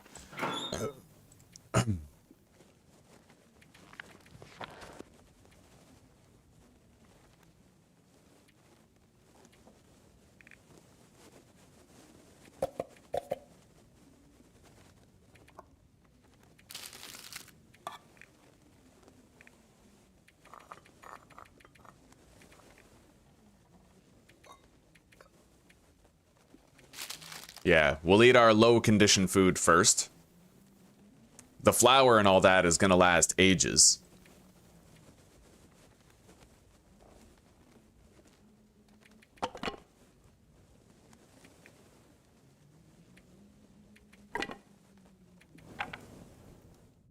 Okay. We have 12 scrap metal to bring. Extra piece of cloth, feathers. I don't have that many feathers, though. That's the one bottleneck in my arrow production plan. But we'll figure it out. Let's craft this 2 birch bark here.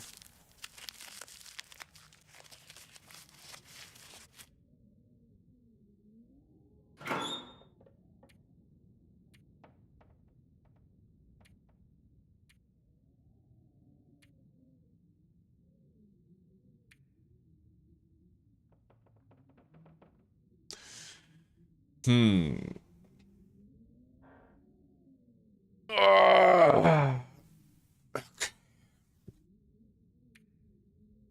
wonder what the spoil rate is on a bannock after you cook it.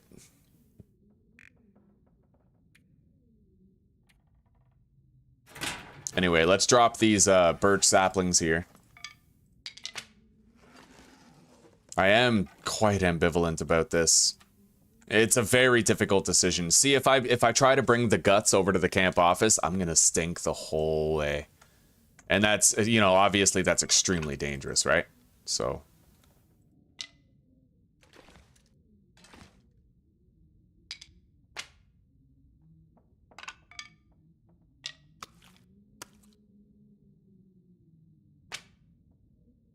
Okay, I think we got it all.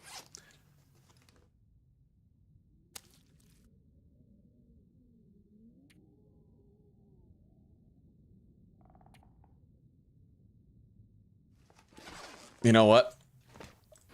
I'm gonna bring the research material. Maybe repair those gloves. And I should bring this lower condition sack right here. Maybe the potato. And the oil.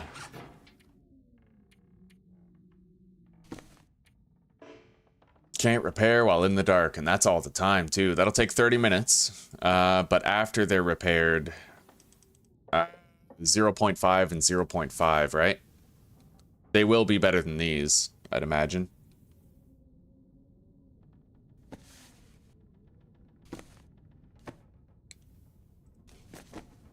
We'll take them.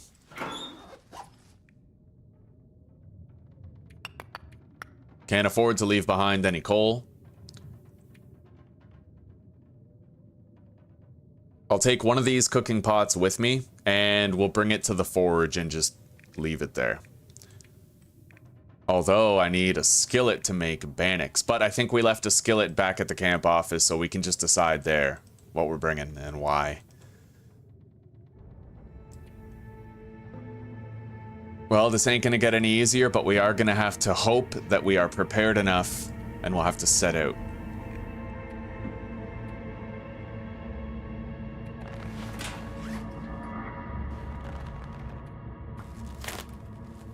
And we're definitely gonna want to get some sleep before we go.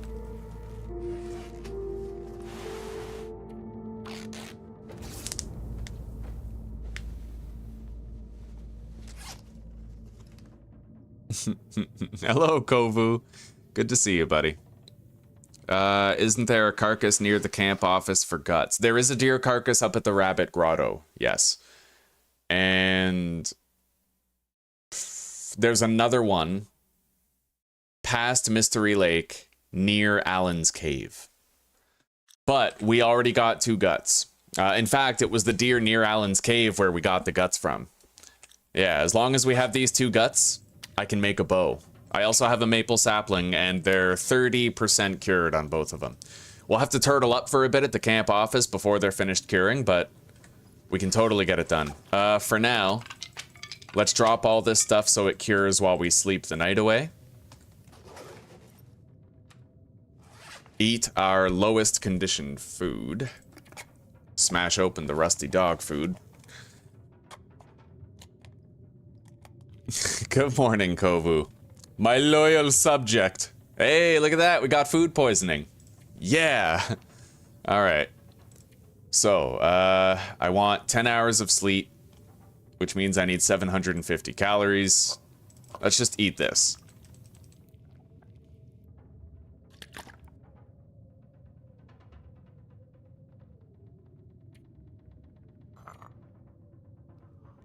Apply the medicine. All right.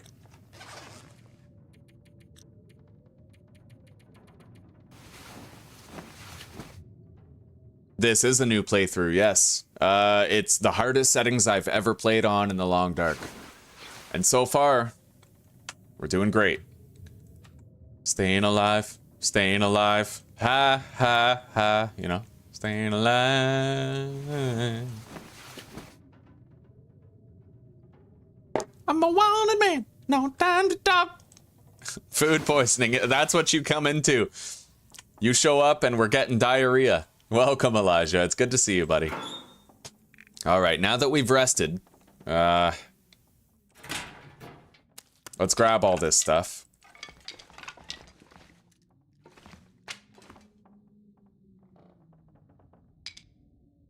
I think we got it all.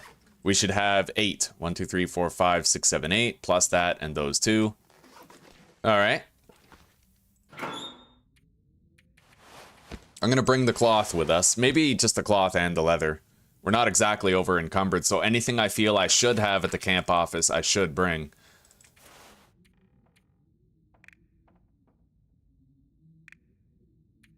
Leave the rest here.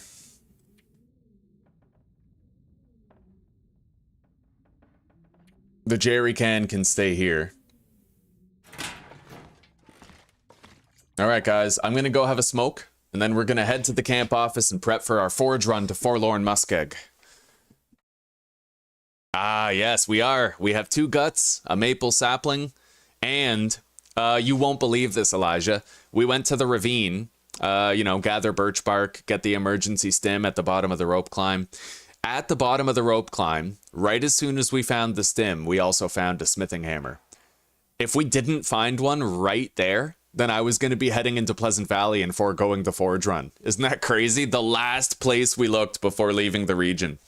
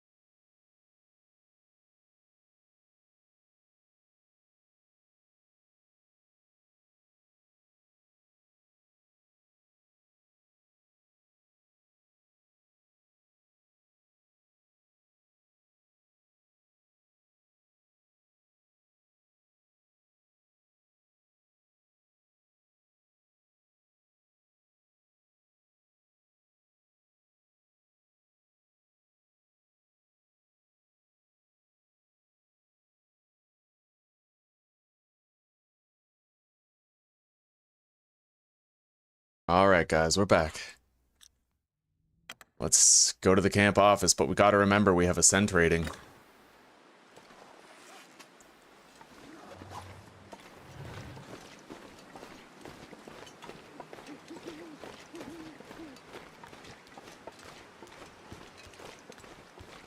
Not gonna lie to you, this is gonna be a very brutal journey.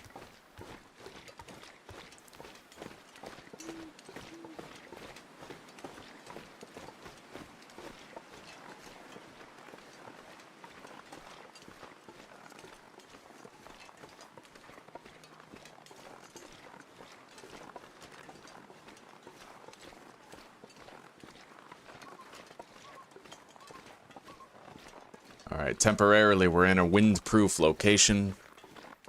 Slightly less freezing rate. Now it's gone.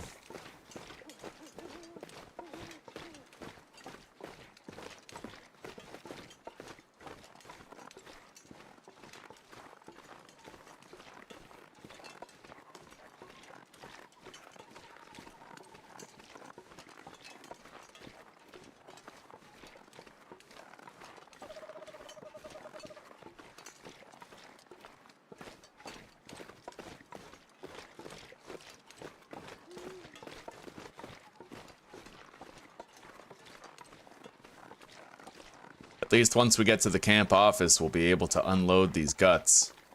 And we'll no longer have a scent rating that attracts predators from miles around. As part of the settings for Harderloper, we have our scent increase from meat and guts increased. And the wildlife detection range from scent is also increased.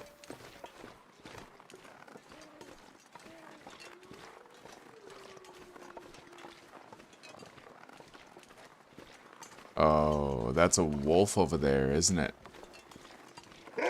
Oh god. Yeah. Couple of them. Let the peril games begin.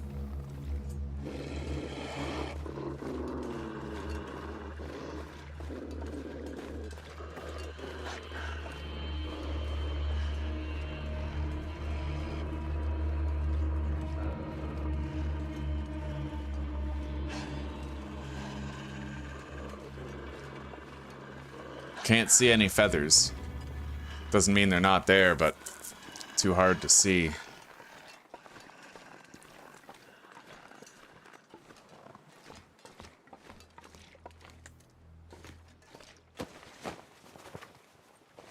Empty.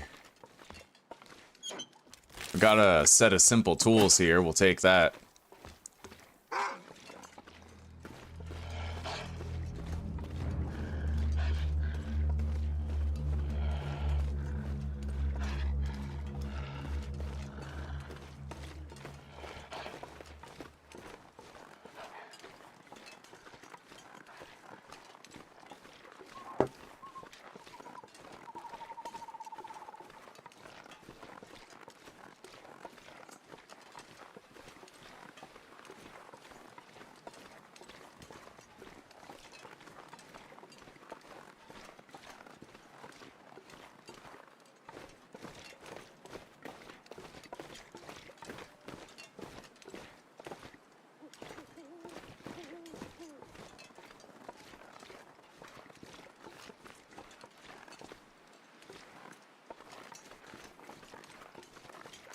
Well, we made it to the camp office.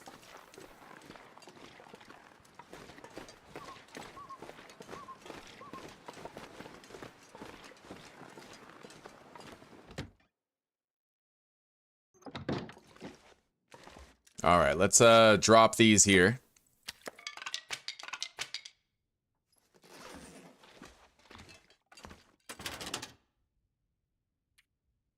Grab all the scrap metal.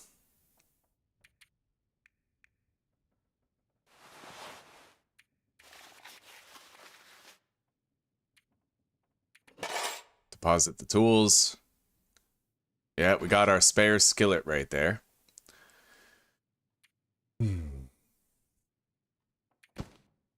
Oh. Okay. 12 cloth, 4 feathers. 9 leather.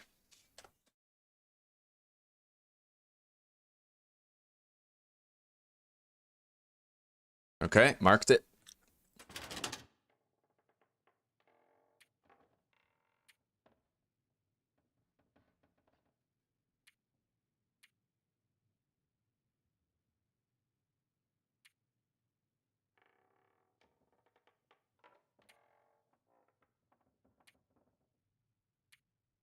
I think we're pretty much ready to hit the road.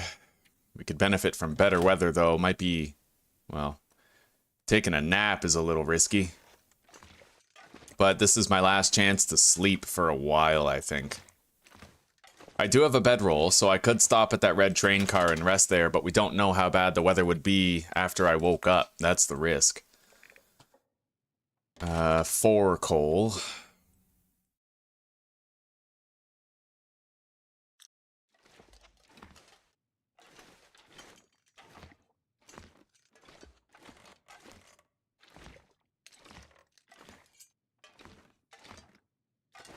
We're gonna leave the cooking pot behind here and take the skillet with us over there. Maybe. Maybe. Let me think on it. Let's have a brief nap. Hopefully this doesn't make us sick. We seem fine. Take a drink.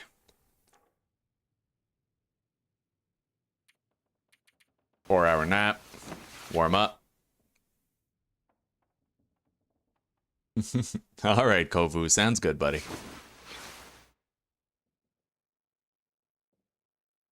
We do have a chance of dying on this journey, yeah. It's, because it's always nighttime, it's gonna be so much harder. Visibility may be poor, you know? Alright, let's go back downstairs.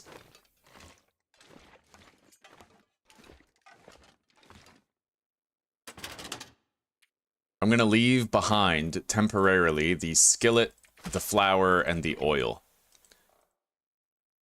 Ah, but that does seem reckless. You know what? Yeah, that's the only food we have if we run out of the other stuff while we're working, so... We're gonna keep it. I will deposit the cooking pot, take the skillet. We won't leave the skillet behind at the forge, though. We'll just keep it on us when we leave. Okay.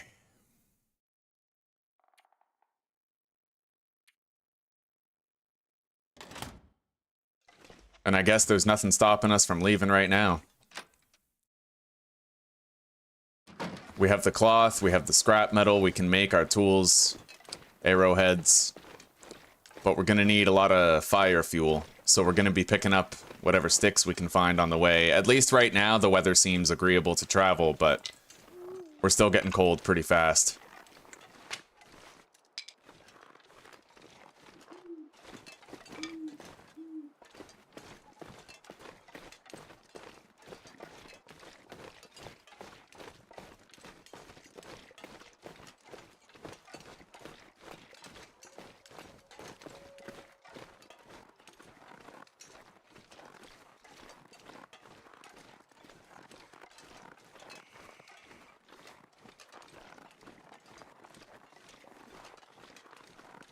There is a bunker very near to the forge, where we're going. An interior shelter location where we could stop and rest.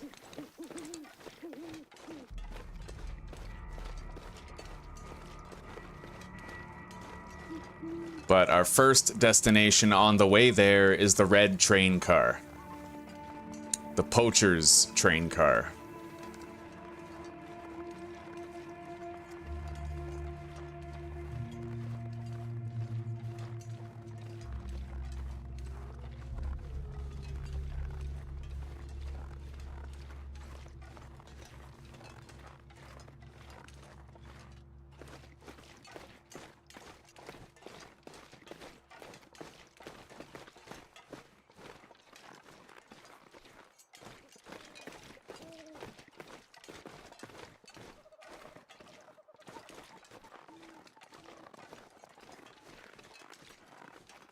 Alright, we're entering Forlorn Muskeg now. The site of the forge.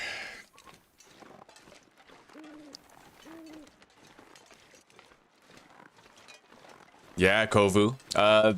So the hardest difficulty in this game is called Interloper. But there's also a custom sandbox mode where you can tweak the settings to your preference. And I've made several things much harder than regular Interloper. And on top of that, we have endless night, so it's always going to be night. It's always going to be extra cold. It's always going to be dark. Definitely has spiced up the run. After you've been playing this game for as long as I have, and after you've learned it as much as I have, that's pretty much the only way to make it harder.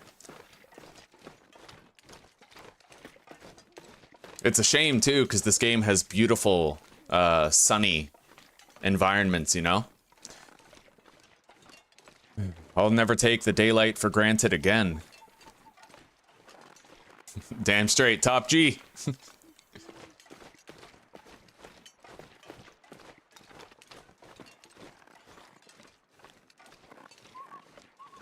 I'm just never satisfied unless I'm pushing the ceiling and trying to reach new heights with this kind of stuff.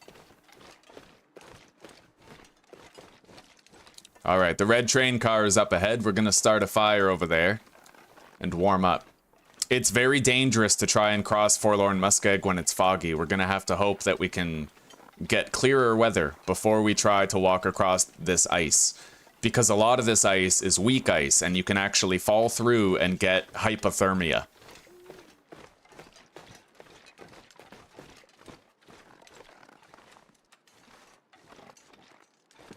Alright, let's light a fire.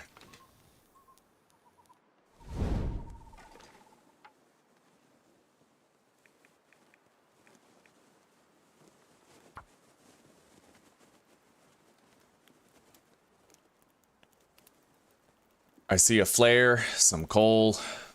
We can get a lot of coal around this train car while we rest and warm up. I failed the attempt to start the fire.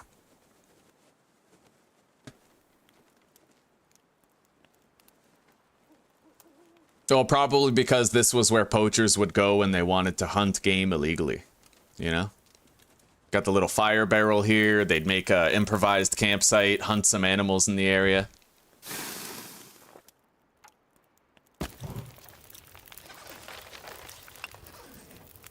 Okay, scrap metal, down vest.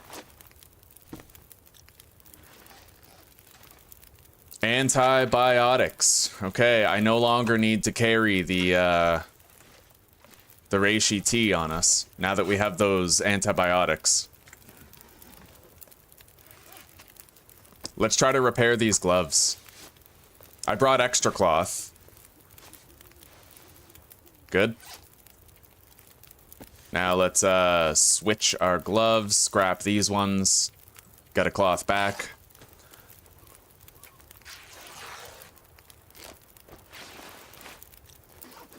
I hear something out there. Hang on, let's Oh, okay, yeah, okay, I left the guts at the camp office, as intended. Good.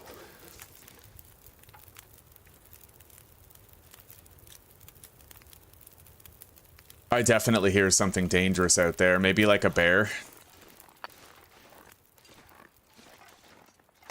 Scrap metal.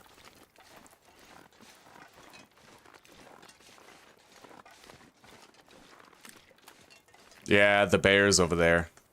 Gotta try to loot around the perimeter of the train car without invoking his ire.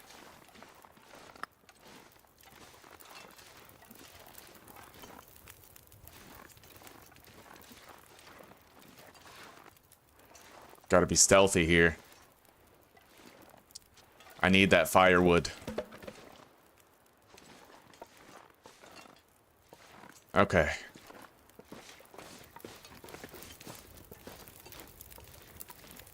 Now, I'm gonna warm up. Drink a hot drink. Let's chuck a cedar in there and have a nap.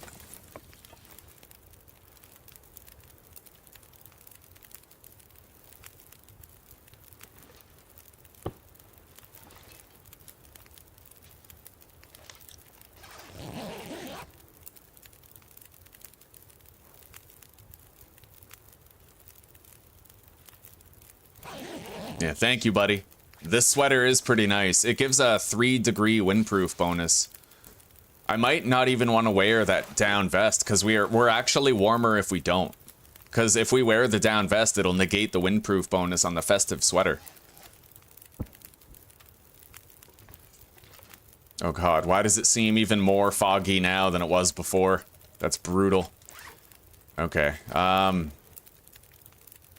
on. We're gonna gather some sticks out here.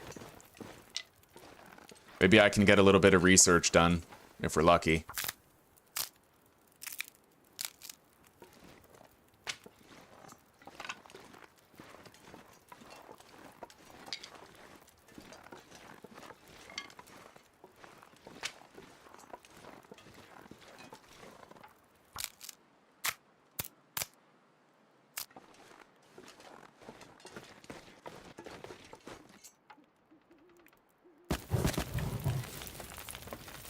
Okay.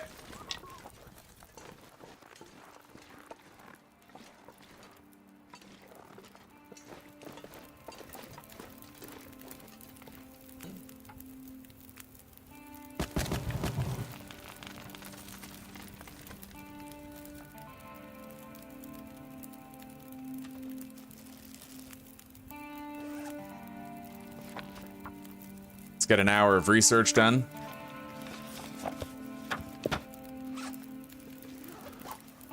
Yeah, that bear is just chilling around here. That's dangerous, dude. Take a drink. You know what? I should be using this fire to make more water while we have it.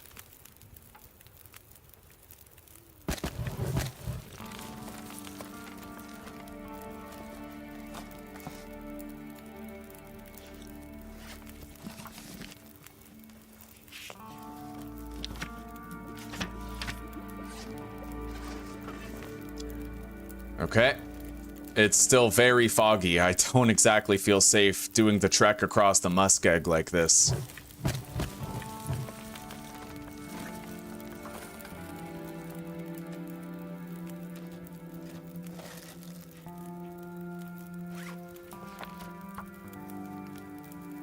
But we got 3 hours of research done on the mending book.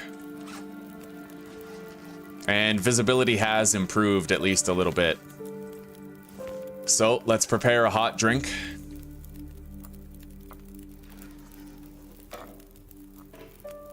Drink it.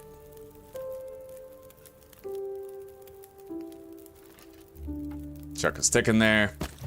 Grab a torch.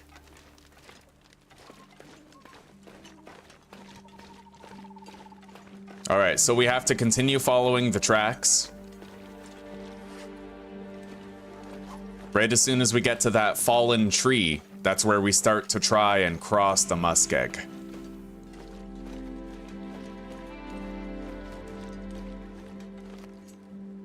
There's going to be patches of weak ice that we have to remain cautious of.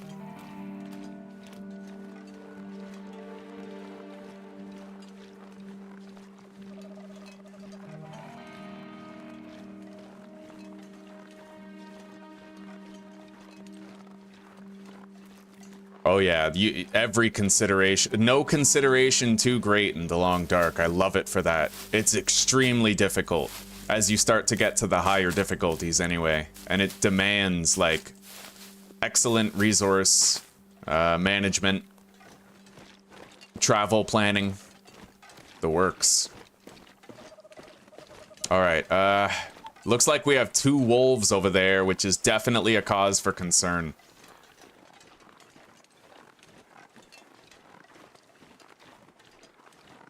God damn. This is dangerous, not gonna lie. Oh god, there's another wolf right here. I gotta try to torch it. Eh. Okay, that wolf is glitching out, but we scared it away with the torch. God, there's like... there's 4 wolves here. At least we have good visibility now. Let's walk across here.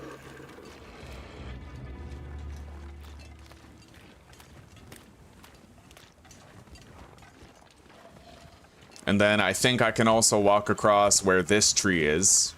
No weak ice there.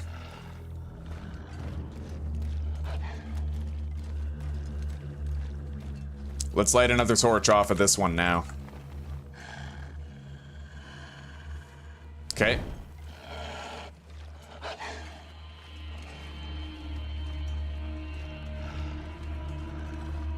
We're getting there, more or less.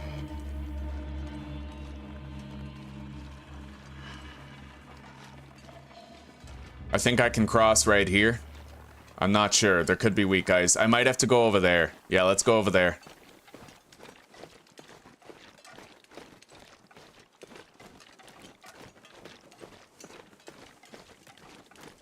Yeah, you gotta learn and memorize a path over the weak ice if you want to get to the forge area.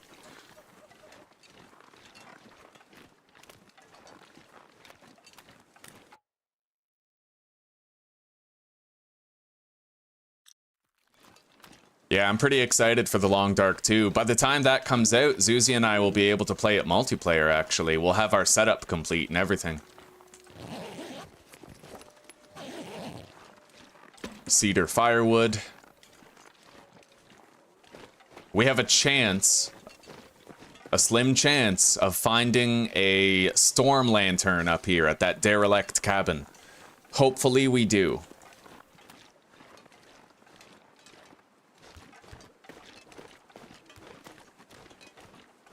At least we lost our pursuing wolves.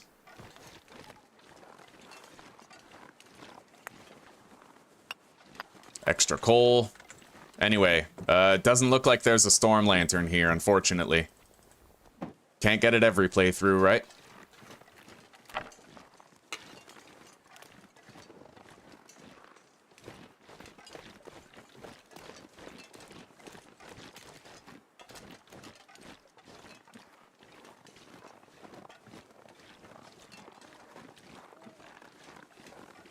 Alright, the site of the forge is right over there.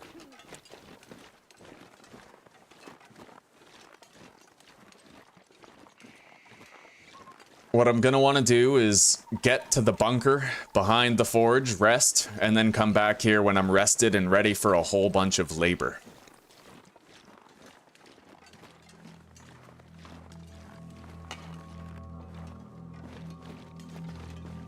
Alright. Let's light another torch off of that one, and then start a fire over there. Just for now.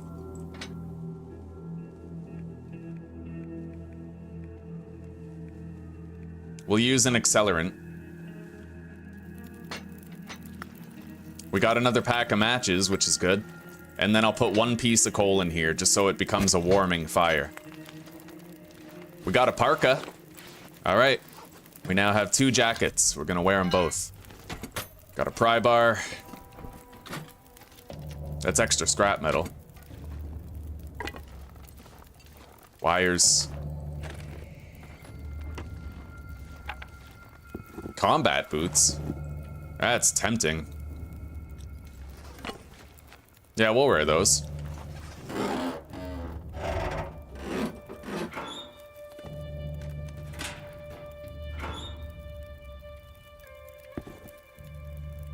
Okay.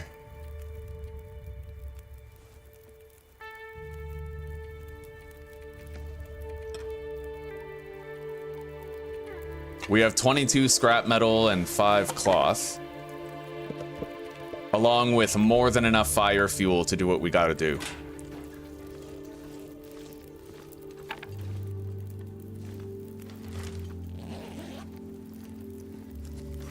Wilderness Kitchen, Summit Soda, and a recycled can.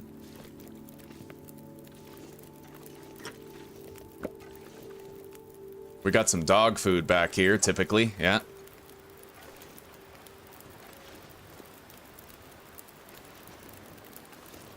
We'll get the safe behind there after, like, later.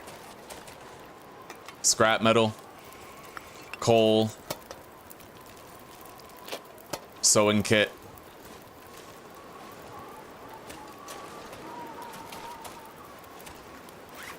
Alright. Now we have to try to get to that bunker. I'm gonna warm up by the fire for a sec. Maybe let's just have like a little nap.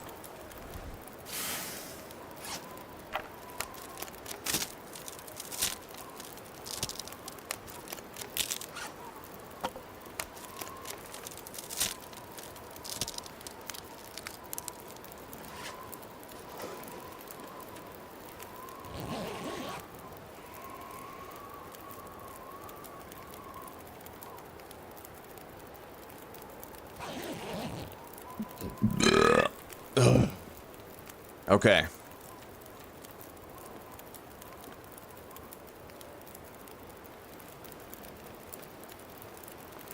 We got a really good condition torch out of that. Now, let's try our very best to safely get into that bunker. You have to go up this hill behind the forge. I hope the wind doesn't blow our torch out, because this is a known wolf patrol route. And the torch is the only form of deterrent that I have against a wolf that attacks me. Yeah, like this guy. Oh, shit. See that? Terrible. If I go to a place that he can't get to, then I can temporarily stop him. Shit, this is bad. God damn it. I don't think I can get back up there is the problem.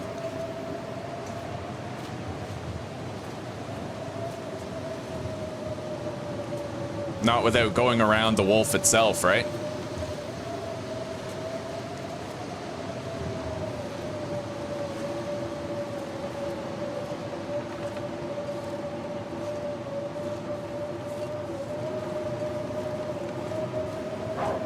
Oh shit.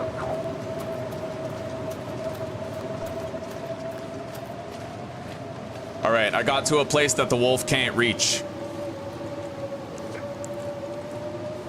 But this is pretty bad. All in all, this is the worst case scenario, right? There's like a wolf gatekeeping us. And now I have a sprained wrist on top of everything. But I did manage to avoid a struggle, and I've lured the wolf away. So now I can try to run wide berth around him to get where we're going. If you can get to a place that the wolf can't path to, like climb onto the side of a rocky cliff, then he'll stop chasing you. We were, by rights, being chased by a wolf, and he might have killed us. But because of the quick thinking and getting onto a place he couldn't path to, I have a shot.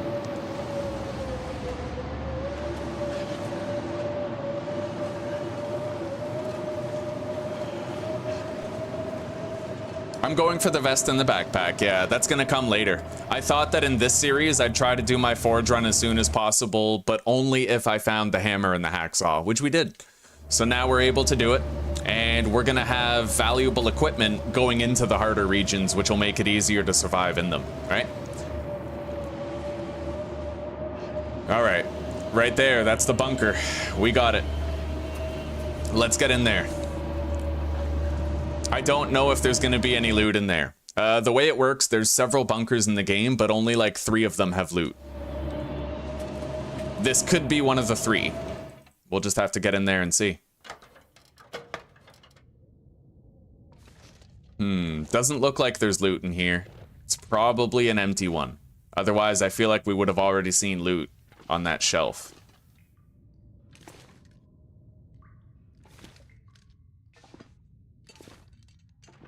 Yeah, this is a derelict and abandoned prepper's cache. Alright.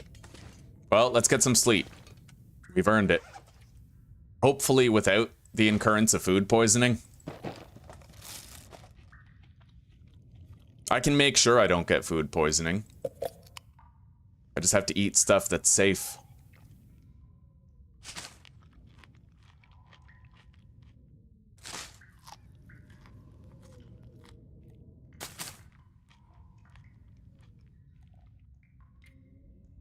We have enough calories for a complete rest.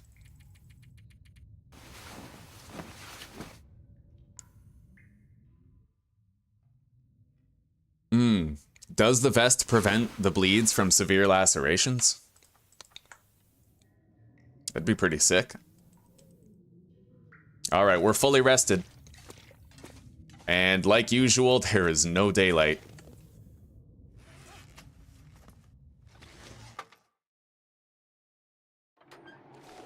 All right, let's try to get back to the forge, but safely.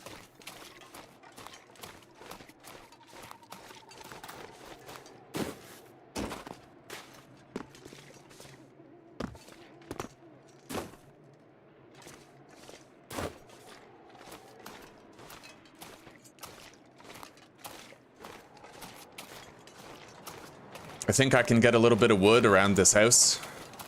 Maybe. Sometimes.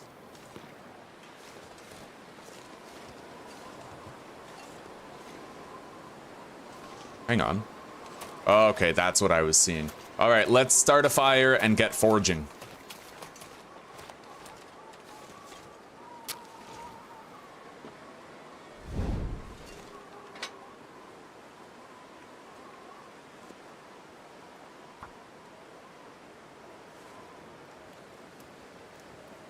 We can eat them out, yeah.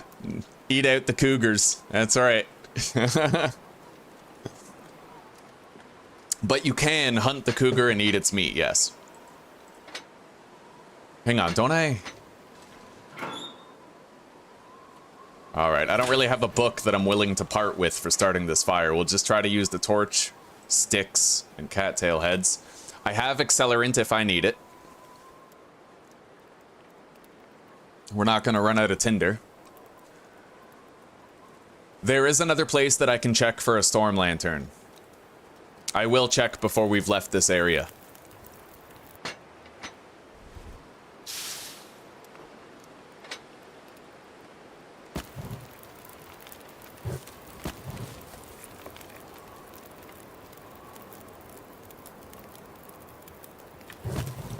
Okay, chuck some coal in there. And let's harvest this crate, get it out of the way. It'll take an hour. But now we can crack into the safe. Oh, where's the safe? Yo, there's no safe behind it? Did they remove the safe from here? God damn, I wasn't expecting that. Anyway, let's get this wood too.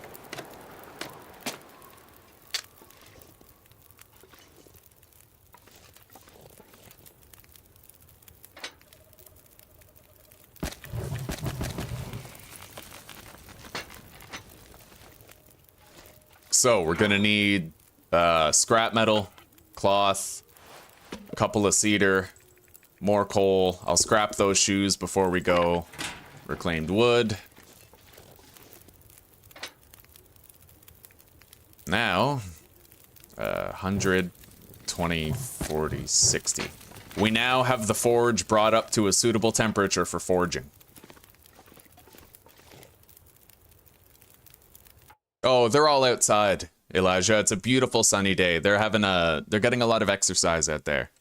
A black dude stole the safe. Oh my god. I remember joking with my family. We saw a black guy walking a bicycle down a sidewalk, and I was like, he probably stole it. Oh man. Okay. Now we have to get started on the forging itself. However, I'm not going to want to be too hungry for this.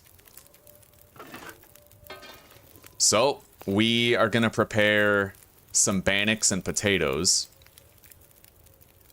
Oh, I didn't bring the flour. Derp. I took the small bag, where there's not even enough. Oh, that sucks. Okay, so food-wise, we're kind of going to struggle here. I will cook that potato. Let's, get started. 2 arrowheads. Start simple. And then the potato will be done. I have almost no safe food besides cattail heads, though. That's shitty. I was gonna rely on the bannocks, but I took the mostly empty sack of flour. So we can't even use it.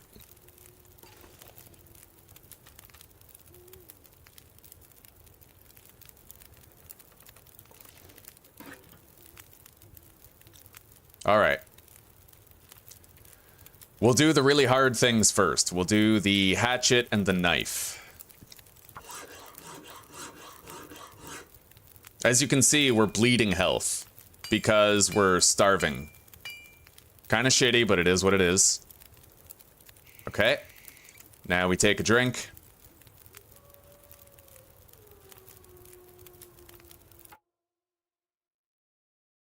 Right on, Mary. Good for you.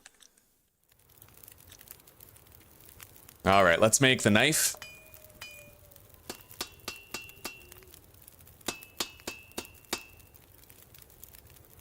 Now we just have to make a bunch of arrowheads.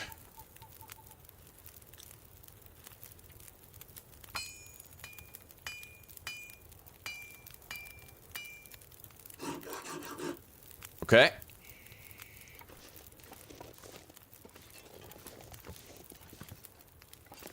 We're doing great so far. Now, I do have 4 water purification tablets that we could use. Also, I have clothing in need of repair. But limited cloth for repairing it. Although we do already have our knife and hatchet. So I'll attempt to repair on the parka.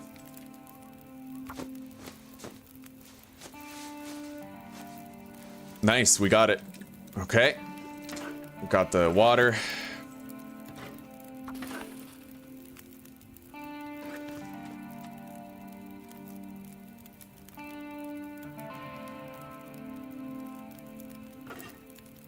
The starvation tactic is so much more dangerous when you're playing on Harderloper with the lower condition recovery rate. You can't really keep up with the health loss for starvation. It's crazy. Okay, we have 4 liters of murky water that we can use the purification tablets on. Let's do that.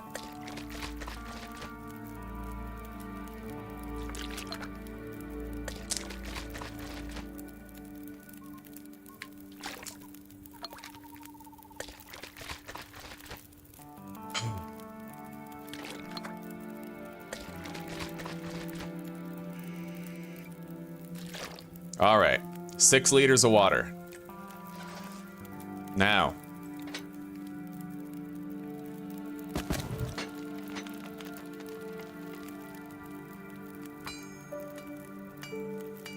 Make more arrowheads.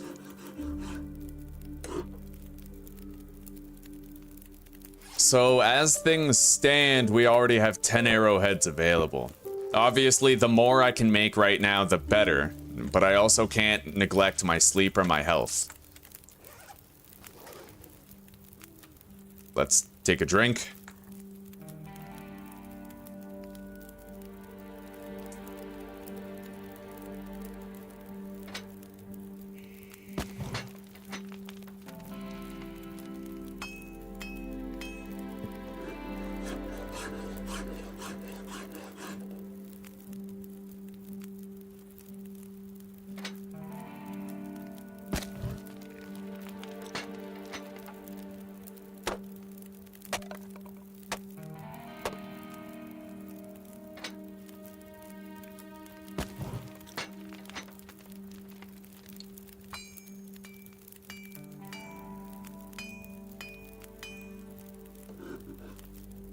Okay.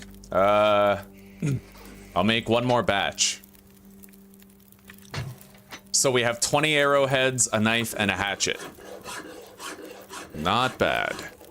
I'd imagine we're only about 8 days into our playthrough at this point. Now, I need a hot drink. Doesn't matter which one, but I'm gonna go with the Birch Bark Tea, because at least that's gonna give us some health back. Let's drink that. And then take a torch. Maybe 2 if I can do it. Okay. Now, we're gonna deposit the 5 scrap metal and the cloth here. And that pry bar. Let me mark that. Forlorn Muskeg Forge. 5 scrap metal, 1 cloth, and 1 pry bar.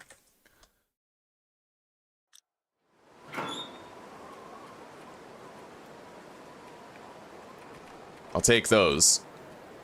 And there's also 9 coal being left here.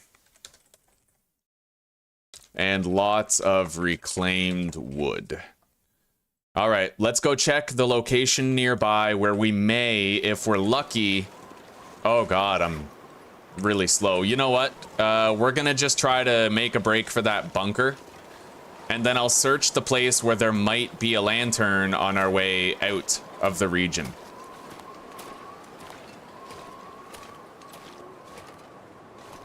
I just hope that wolf isn't still in our way over there. Oh, and the wind is directly against us, slowing us down. But thank God we had the hot drink, right? I'm gonna drink half of this coffee. It'll boost our fatigue meter a little bit and slow down the rate at which it decreases.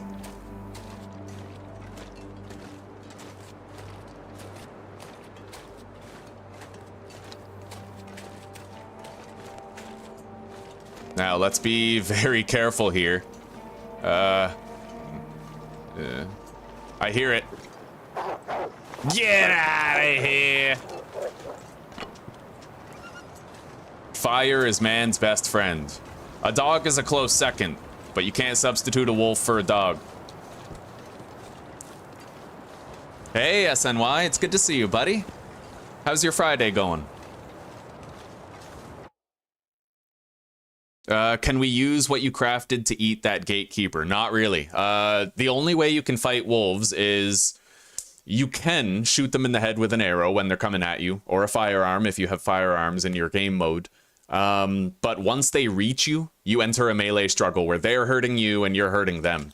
And it's really, it's quite risky in that struggle. They can end up killing you, even if you give them a mortal wound and they end up bleeding out.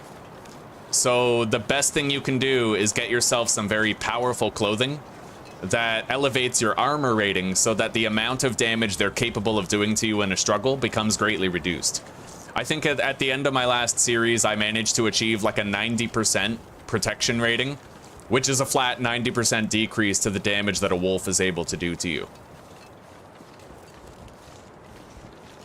Lunch break is almost over. Shit, man.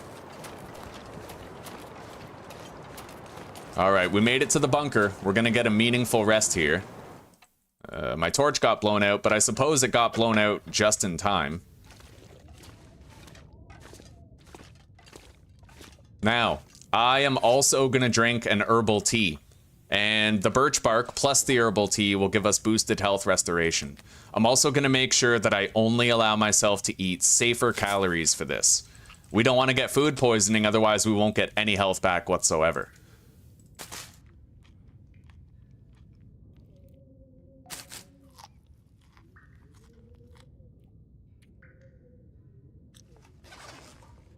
Okay.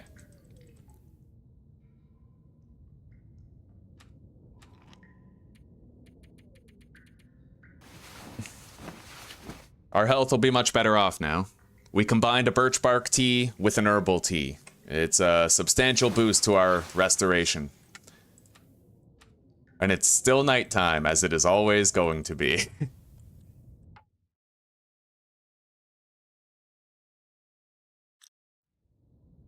Oh, well, that depends, Elijah. That depends on the difficulty, I think. Because there's a struggle modifier in the custom sandbox settings. With higher difficulties, having it harder to get out of the struggle. And there's factors. You can end a struggle really fast if you have food in your belly. And faster if you're over 50% fatigue. But right as soon as you become 49% fatigue, like your meter is at 49%, you lose 50% of your struggle effectiveness. It's crazy, right? Let's check the weather to determine whether or not I'm leaving now or sleeping longer.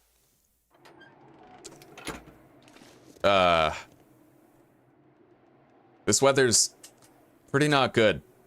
All right, let's have another 2-hour nap.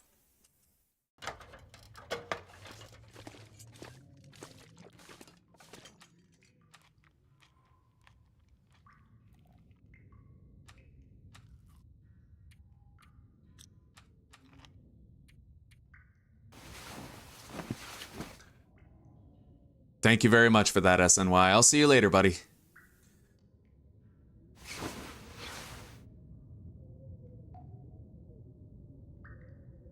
Oh, the weather sounds even worse. Well, we're gonna have to get going either way. There are shelters on the way.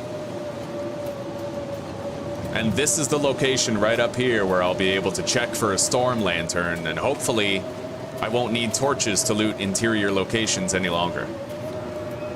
If there is one, it's gonna be sitting on a crate or something.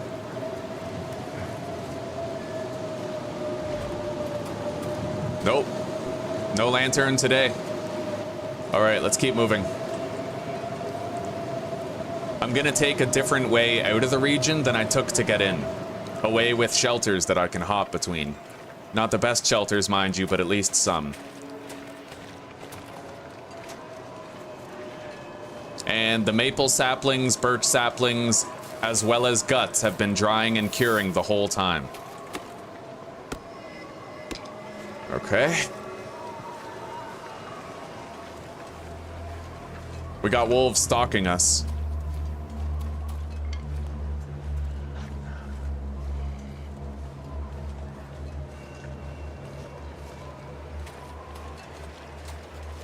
All right, I'll see you soon, Elijah.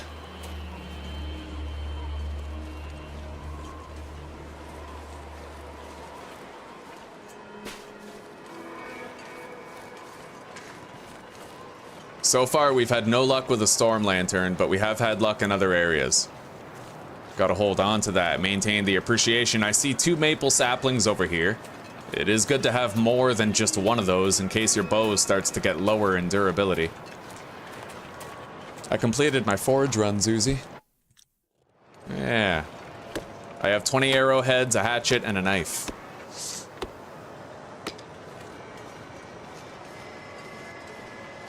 There's a cave over here, and we're not being pursued by a wolf. So I'm gonna check it out real quick. See if there's anything in there.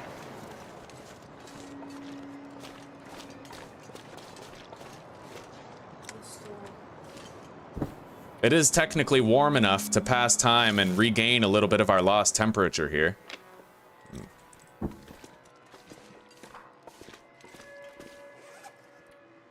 Heading to the store now. Okay, here.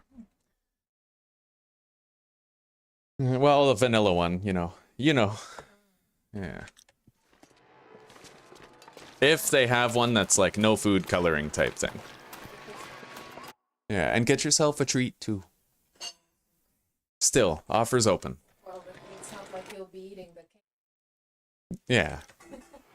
All right, I'll see you shortly. Be safe. I love you.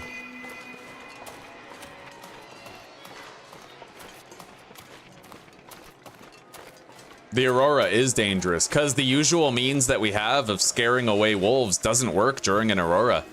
If you throw a torch at a wolf during an Aurora, he's just going to shrug it off and keep coming, so...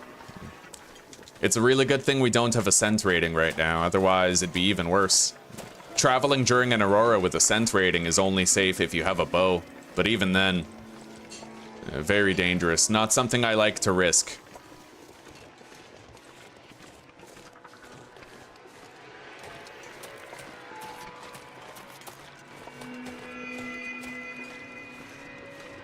Okay, we made it to an interior cave location. I can rest here.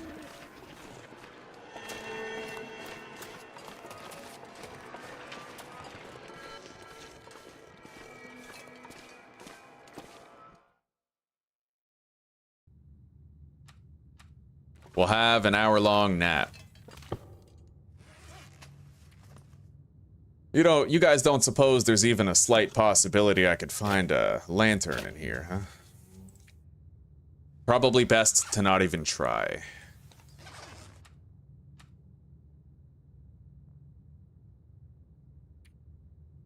We'll have a 1-hour nap.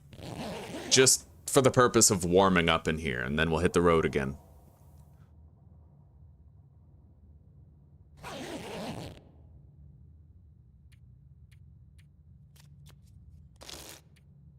Okay.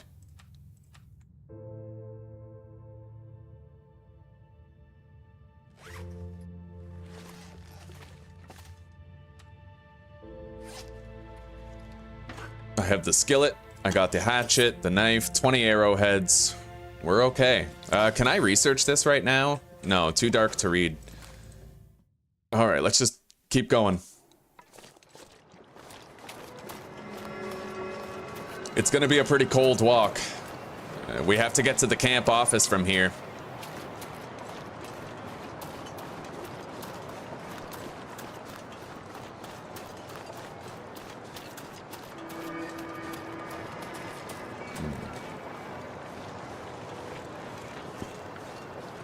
I don't think I've ever done the forge run this early. At least it's been a long time. Usually I had like my system, right? I would always want to do Timberwolf, Ash Canyon, and Blackrock and then do my forge run, but I figured maybe we could do it a little differently this time.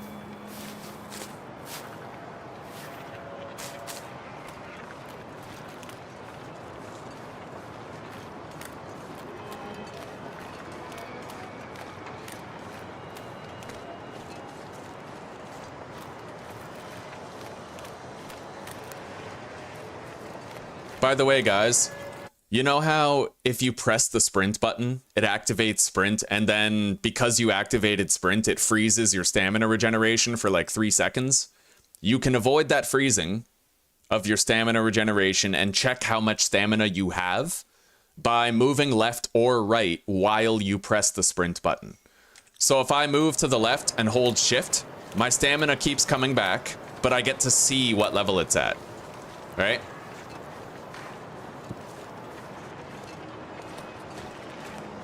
Oh, shit. 4 wolves. 3 of them right there, 1 of them further. Well, that sucks.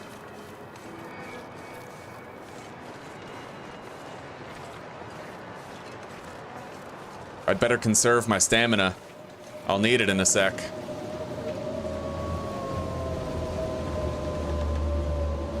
They're out in force tonight. No two ways about it.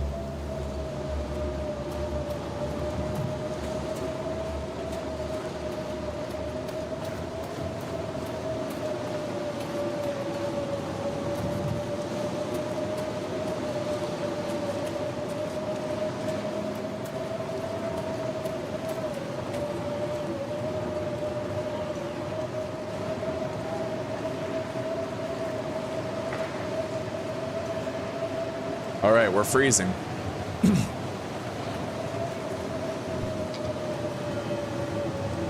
Oh, buddy.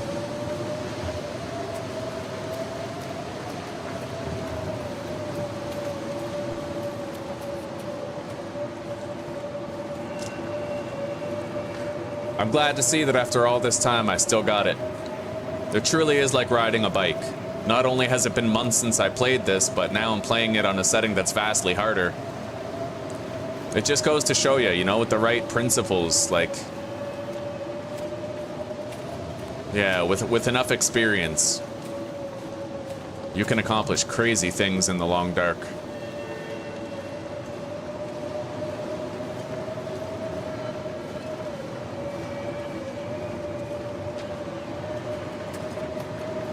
There's a wolf over there. We're getting close to the exit of the region now. And we're being stalked by a wolf.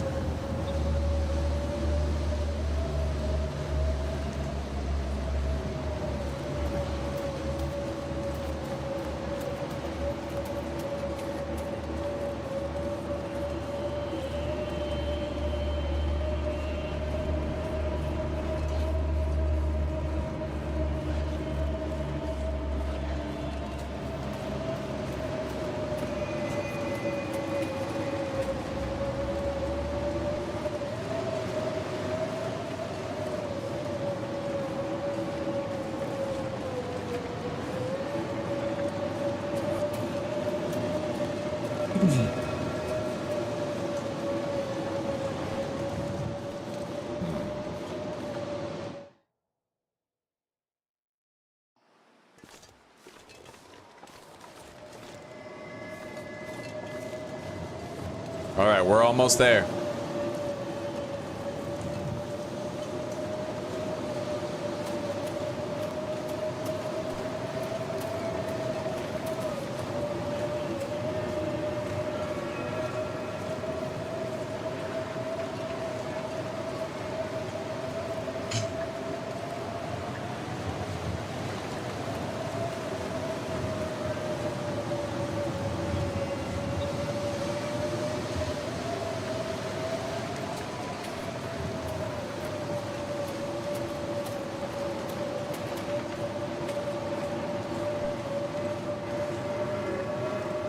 There could still be like another 40% of curing time left on the guts, as well as the maple sapling. We'll try to find a way to spend our time until it's ready.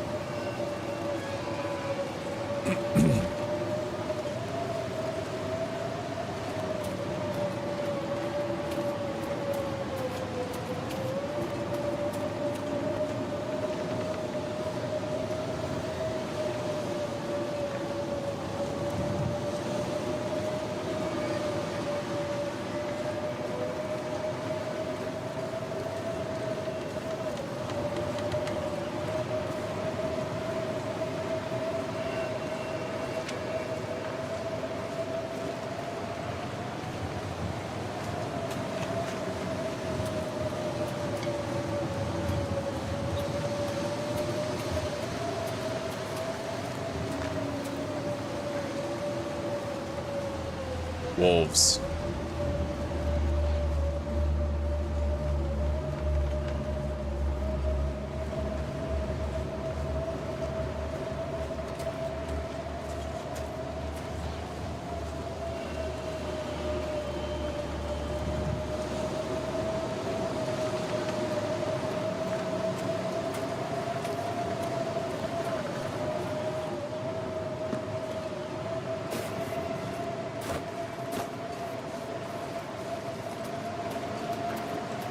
Okay, we made it back to the camp office, and our forge run is complete.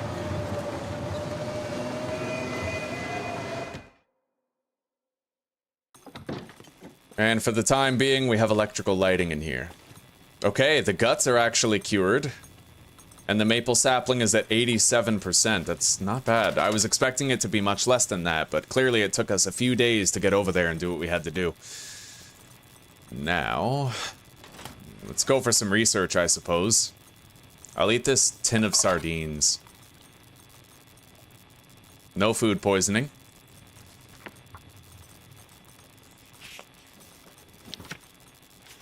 Alright, we finished researching the mending book. It's now just fire fuel. Good. We're sitting on a grand total of 41 matches remaining, despite the increased, match use that we've had to contend with here. Let's try to do some clothing repairs while we still have the electrical lighting. I don't worry about the buffer memories too much. I'm not a collector at heart. 30-minute time for repair, 25% if we make it. Good. All right, the boots are looking much better. Let's try to repair the combat pants. Failed. Failed.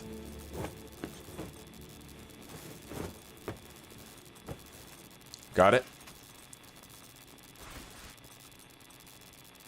Go for another repair on the parka.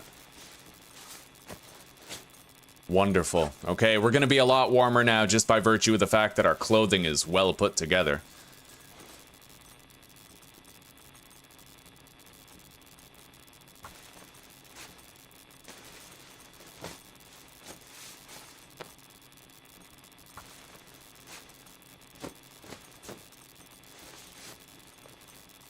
Good. Very good. Couldn't be happier with the result of all that. And the Aurora is now over. Okay. So we have 5 cloth and 10 leather here. We're gonna craft another old man's beard dressing with the lichen that we got.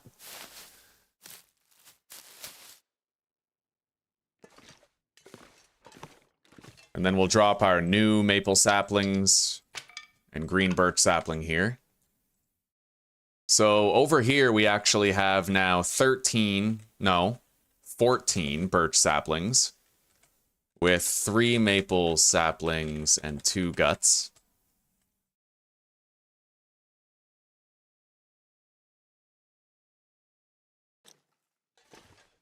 All right, let's get some sleep. And I might want to do a super heal.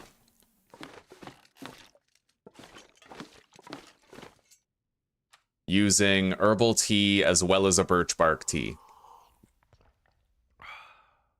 All in all, if we do both of those, we'll get 10 hours, or sorry, 10% extra health back for our sleep. And we're going to eat only safe food to make sure we don't get food poisoning and ruin it all, you know? If you get food poisoning, then you get no health back while you're resting.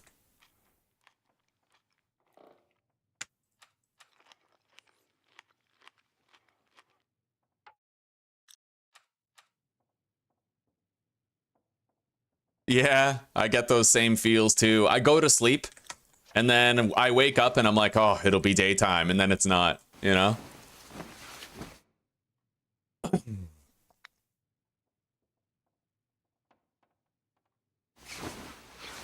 Anyway, our health is looking better. Suboptimal still, but better. That's after an herbal tea and a birch bark with 10 hours of sleep. It's pretty rough out here.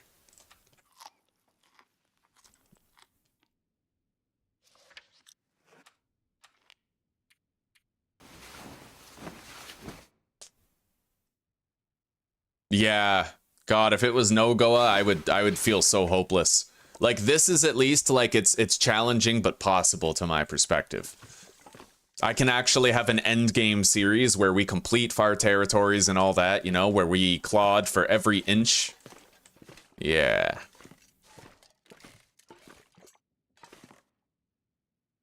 All right. I'm gonna need to save up a bunch of fire fuel so that we can craft our bow in here.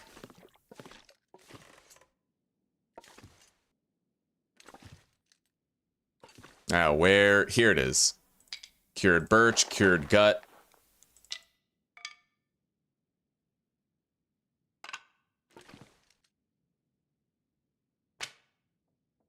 The maple sapling is at 99%.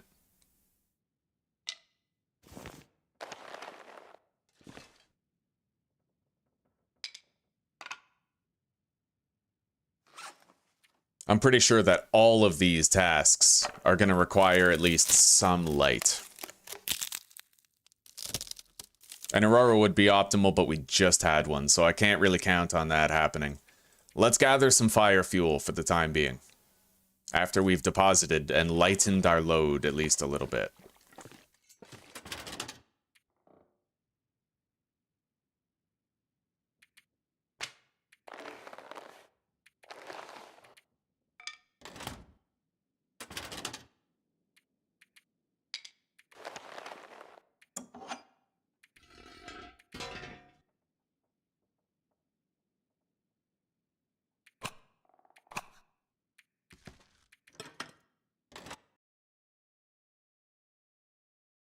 All right. 2 wires, 2 fuses. Can't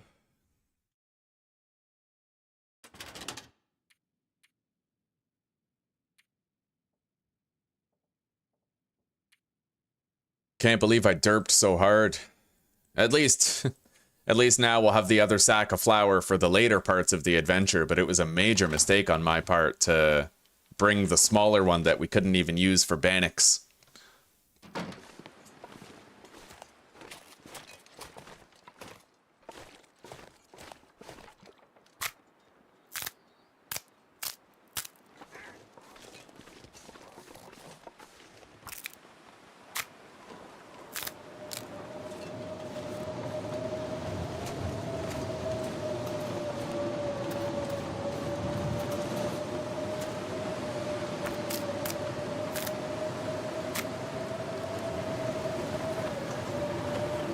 Okay, we got some fire fuel.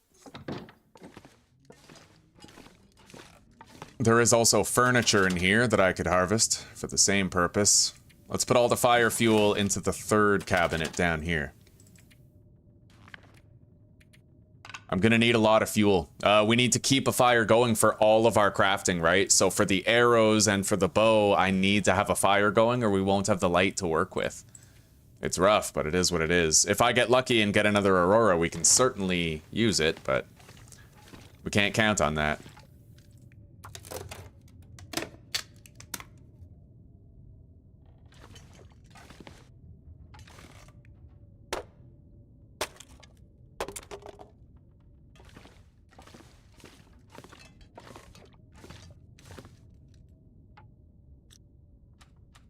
Oh yeah, it requires light to break down with this tool, so I probably won't even be able to harvest this table. Yeah, it's shitty. The chair I can possibly do with my bare hands. Where is that chair?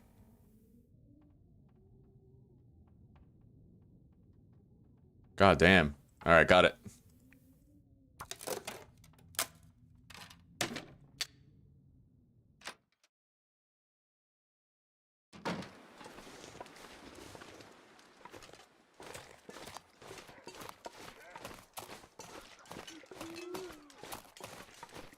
We got wolves ravaging rabbits nearby. This is a very calm and still night. This is optimal.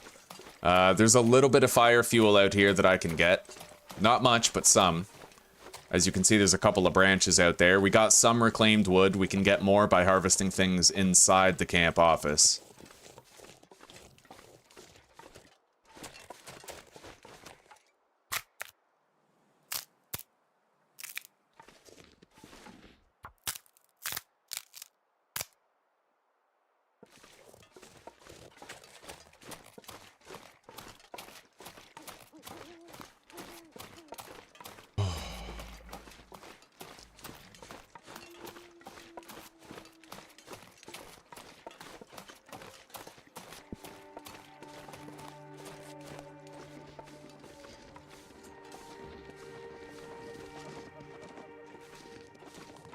Huh.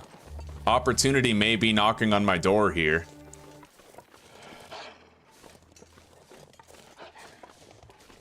Maybe.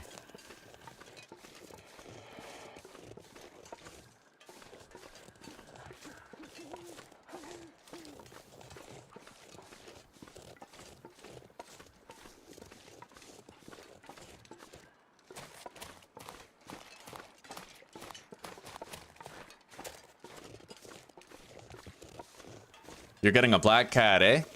Right on. You give it a loving home.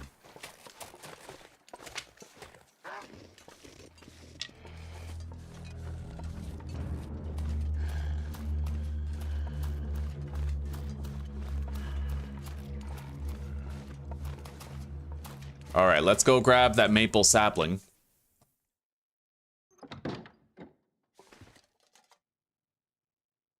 There it is.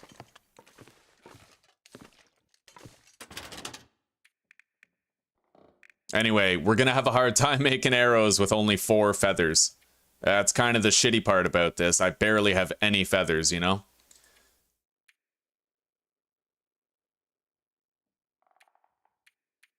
But 1 arrow is better than none. Alright, 4 sewing kits and simple tools.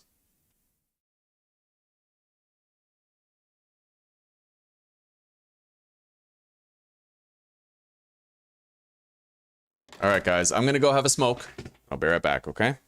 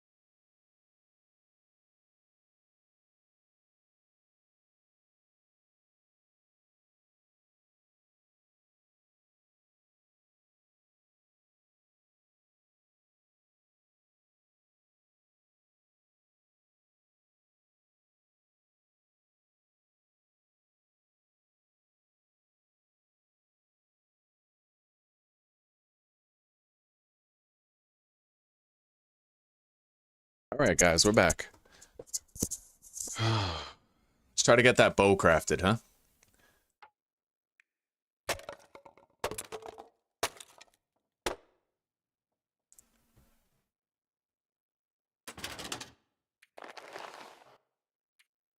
Okay.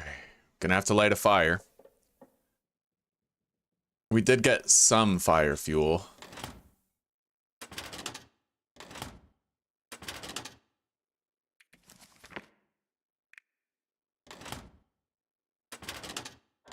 Where's the books?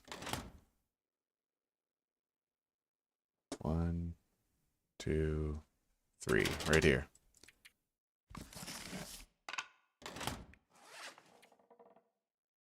Alright. The bow is going to require 6.5 hours, it looks like. Yeah.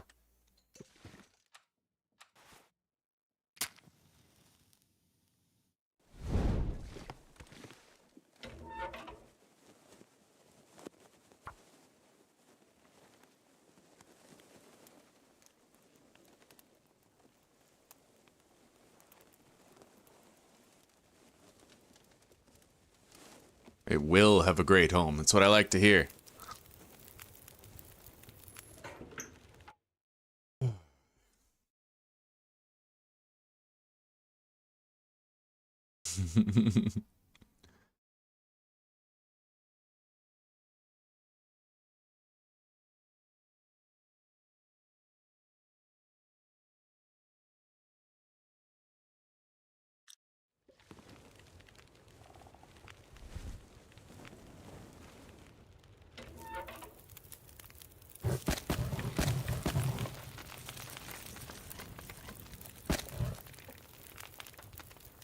Okay.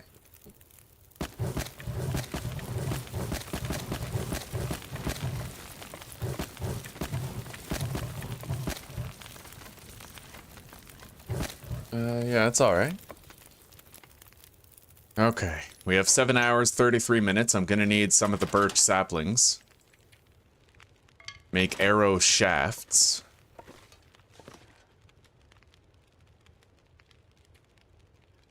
Take a drink.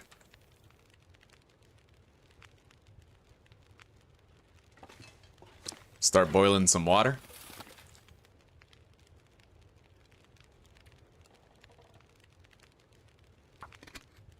Alright, we're making our bow. We have light thanks to the potbelly stove. We'll do it an hour at a time so that we can make water concurrently.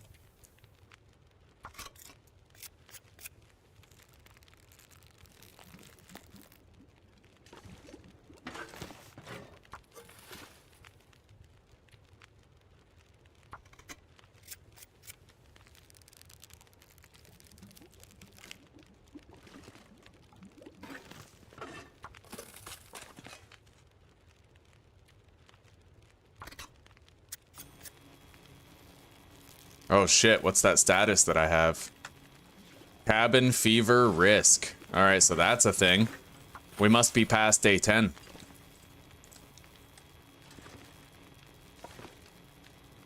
So this just got a little harder.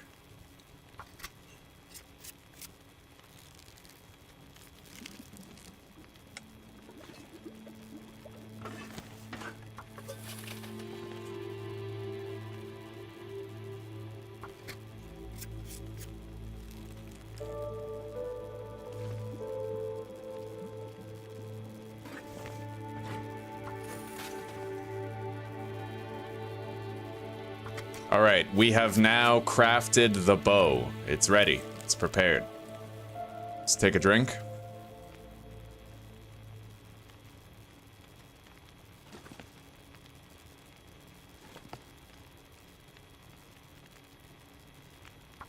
Make some arrow shafts.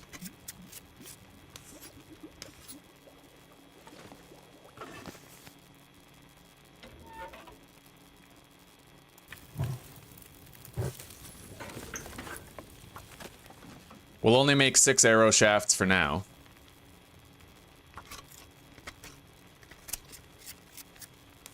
Maybe 9. Hang on.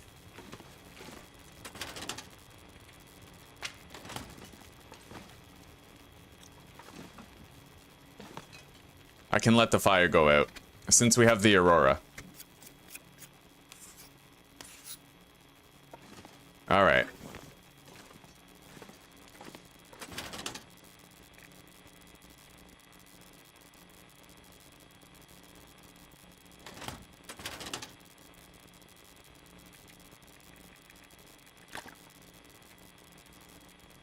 Alright, so we have some reclaimed wood. I'm gonna take this coal, and we actually have to go camp so that we can deal with our cabin fever risk. However, I have to try to craft 1 arrow. Let me grab my feathers.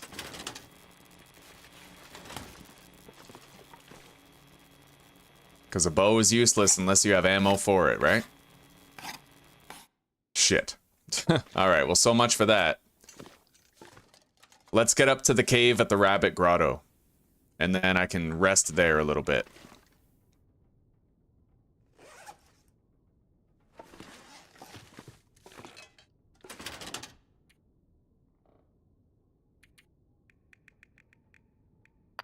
We'll deposit 14 arrowheads here. And the hook.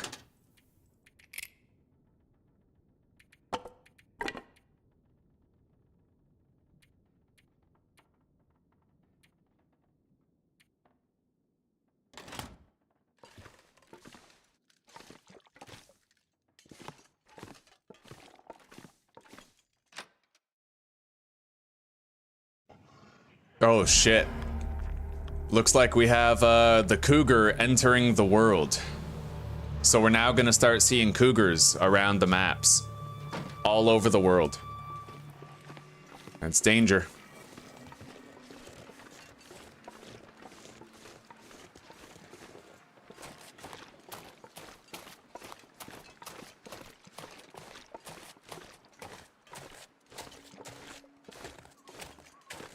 Hopefully, the improvements to our clothing are going to allow us to be warm without a fire in that cave.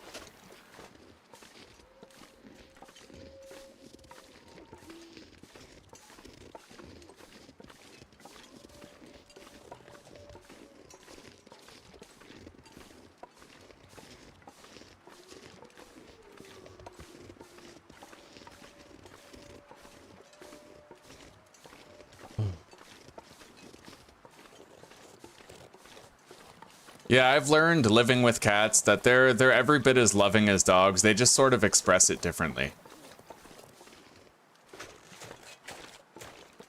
They have their own unique species idiosyncrasies, you know? Their own modes of behavior. You can make a cat feel safe by doing certain things, like by slowly blinking your eyes whenever you're making eye contact with it. It, like, relaxes them. Because eye contact is a big indicator of confrontation in the cat world. Whereas with a dog, you can stare at a dog, but as long as you're petting it and smiling and going like, good boy, he doesn't get scared that you're challenging him or anything. With cats, it's a little different.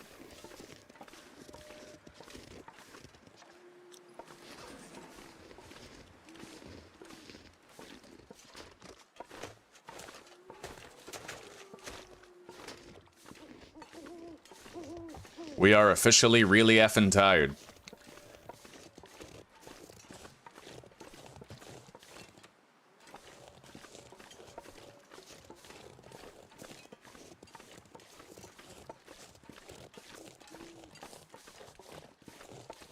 I might be able to get more feathers at the deer carcass over there, but we'll worry about that after.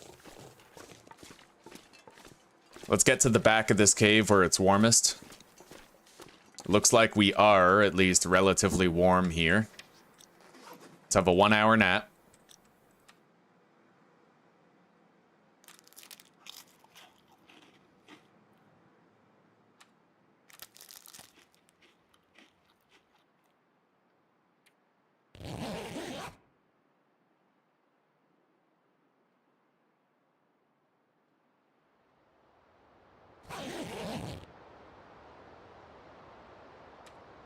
Okay.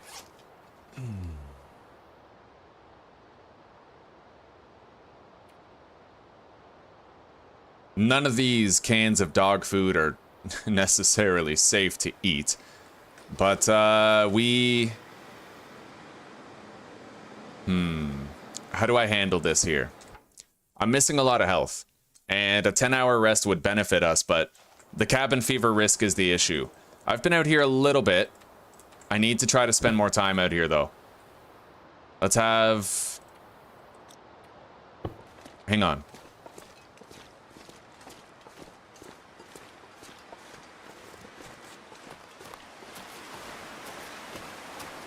We are on stick and feather duty right now, but I'm not seeing any loose sticks up here. Is there a deer here? If there is a deer carcass, yeah. Let's look for feathers. Here's one. And there's a second feather. I can now make a second arrow. I have 6 feathers. It's 3 feathers each arrow.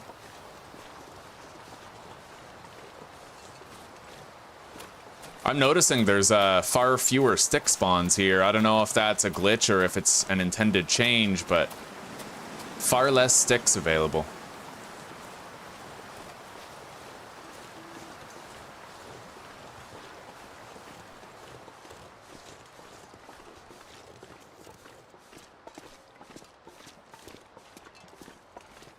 I don't have any birch teas right now. We've used them all. Best I have is the herbal. Alright, there's no safe way unless I have a fire. So we're just gonna light a fire.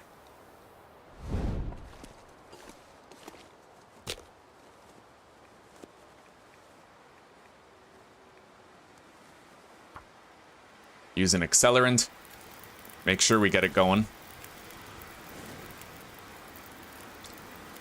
We'll start with a couple of coal and then throw all of the reclaimed wood in there. And are there any feathers around this guy that I could get?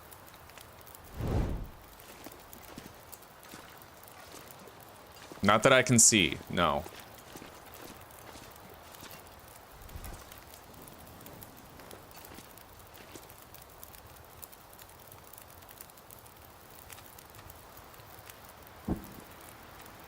Let's drink.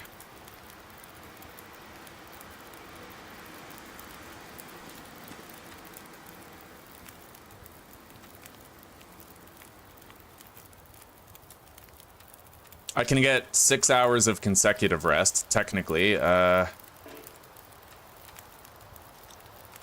Drink the herbal tea.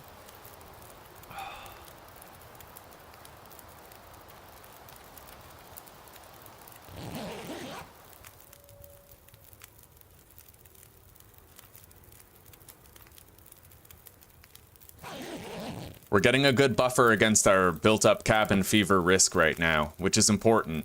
And we're gonna prepare more birch bark tea.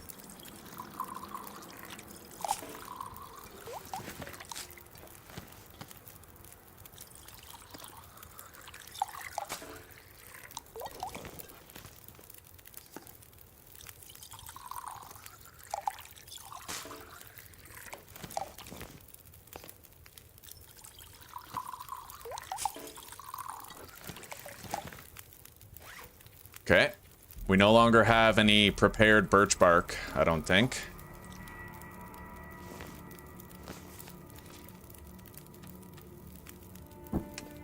I'm gonna drink a birch tea right now.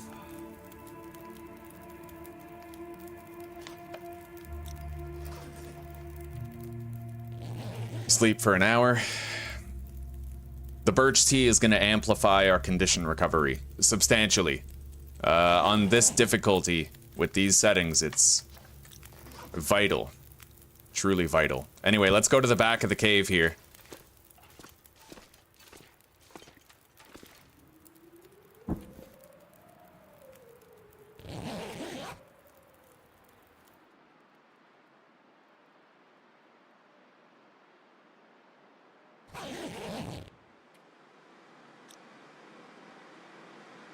And I'll do one more. so that we get another 5% of our condition back while we're here.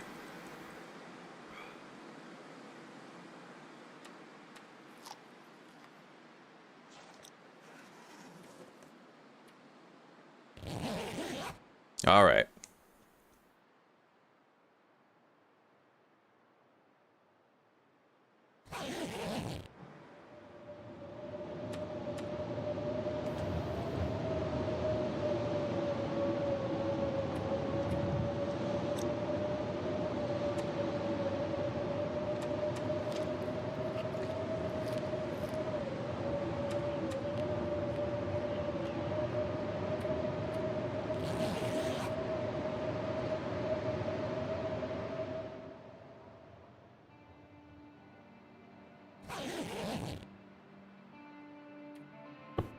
Okay, cabin fever risk shouldn't be a problem for quite some time.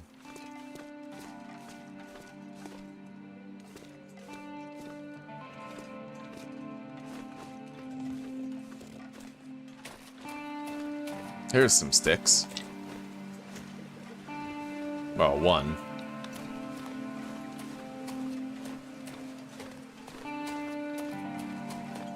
Any more feathers? No.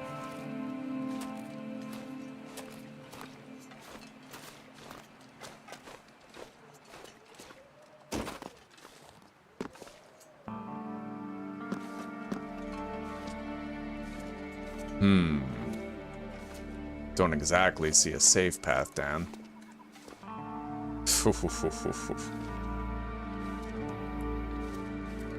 Yeah, that's a pretty steep drop. Holy shit.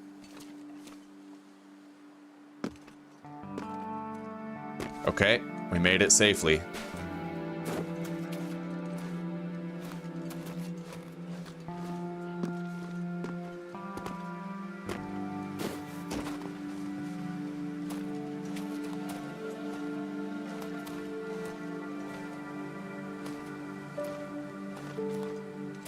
Oh, here we go.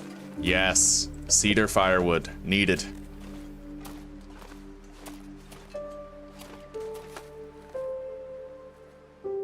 Oh shit.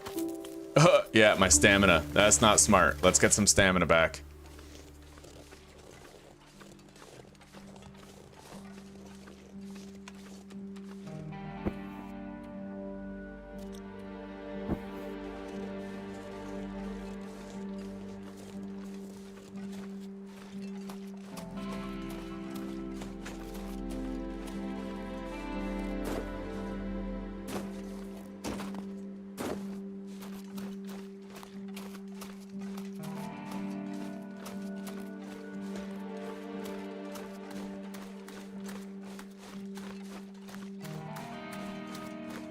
We got wolves.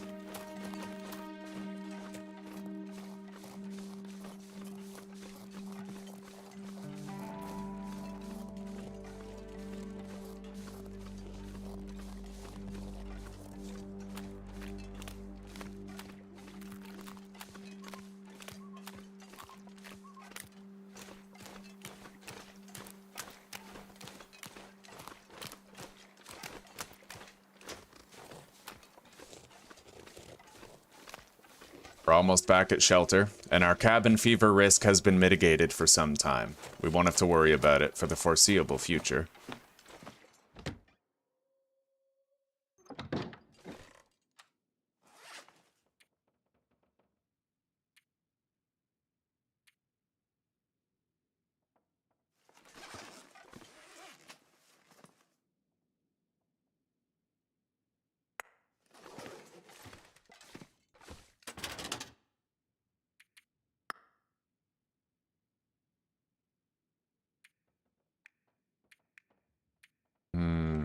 Did I leave my cooking pot back there at the trailer, I wonder?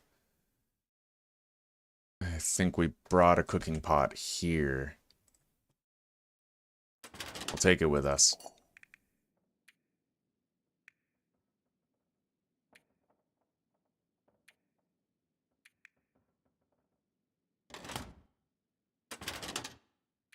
Grab the hatchet.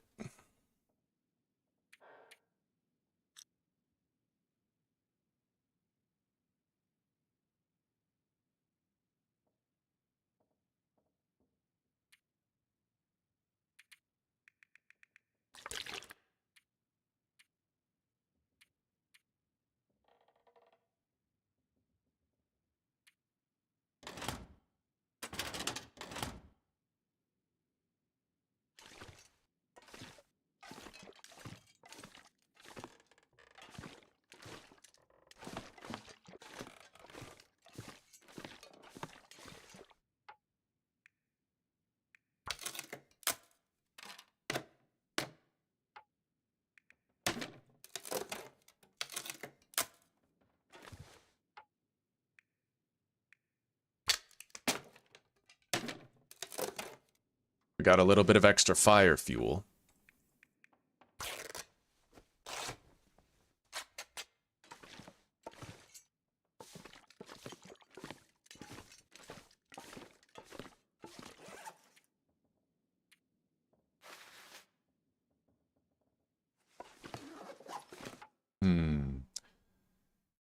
The amount of places with a workbench and a fire barrel or a stove next to it is, you know, minimal.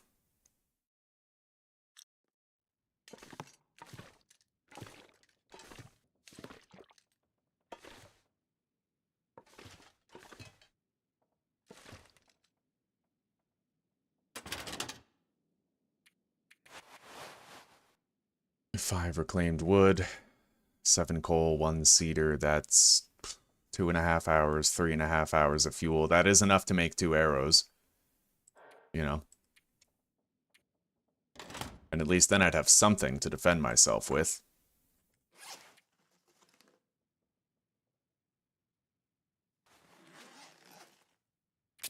Alright, we're using another match. We have crafting that we still have to do.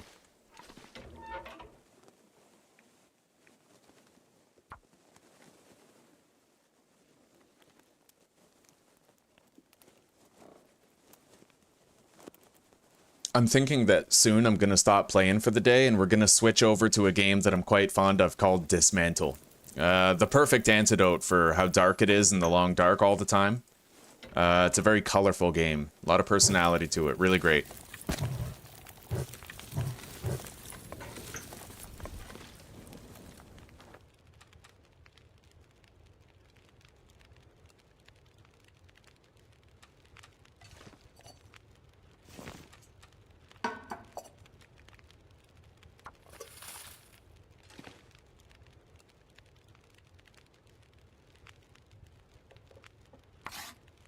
Making our first arrow.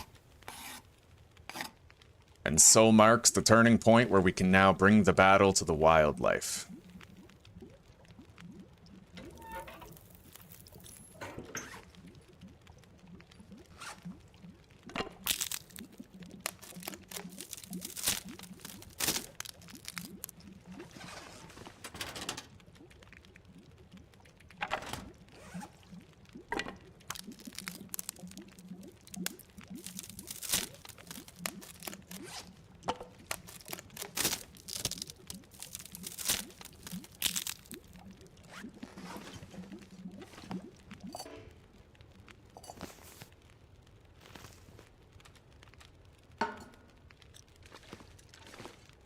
How long is it? Hour and a half?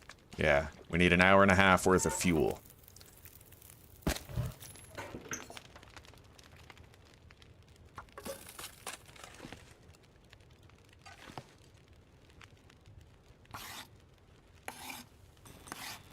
Oh, wow. An Aurora. Okay, we can use that.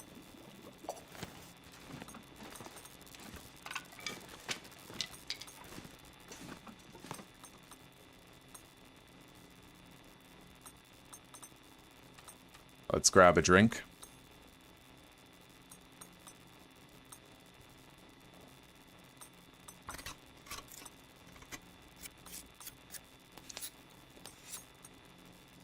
We made 15 more arrow shafts.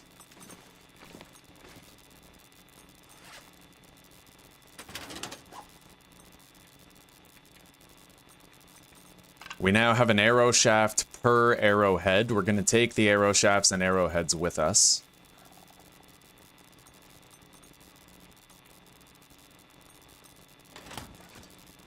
Take the cooking pot, leave behind one of the 2 skillets. Don't need the can.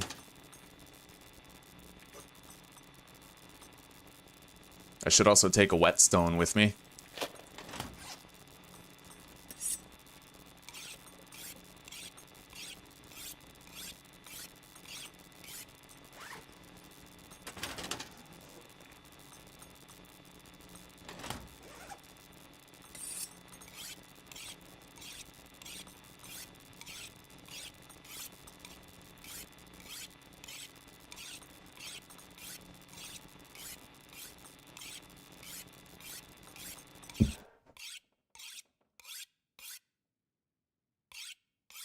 The knife is touched up on.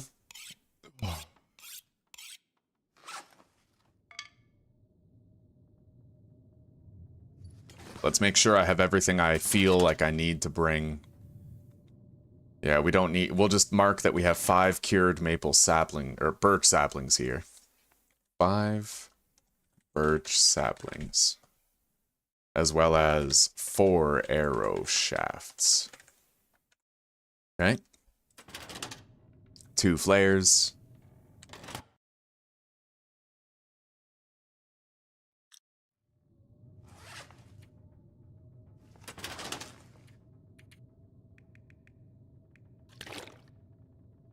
$4.5 of water.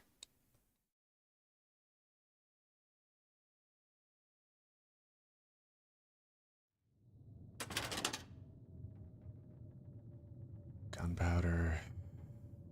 Probably try to take the oil at least.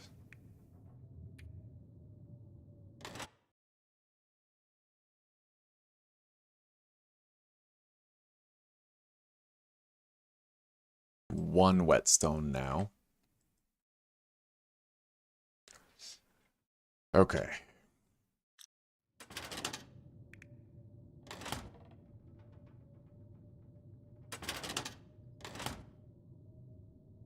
Okay. We have everything requisite. We left a stockpile of food back at the trailer that we're going to. We have a full sack of old mill flour there for Bannock's, as well as an entire tin of Running River oats. We have a cooking pot and a skillet for food preparation on the road. 2 Wilderness Kitchen books that we still have to research. 6 antibiotics. 6 birch teas. 2 reishi. And we have a whole bunch of herbal teas over there back at the trailer too. So let's try to get to that trailer.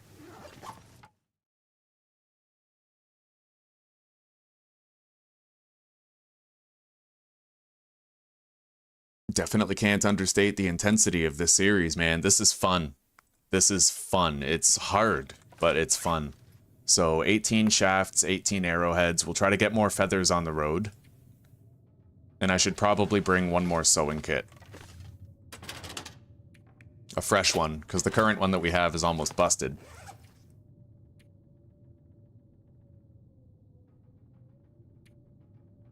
Although the weather does not sound conducive to our departure. Let's run around for a bit, tire ourselves out, and prepare for a 10-hour sleep.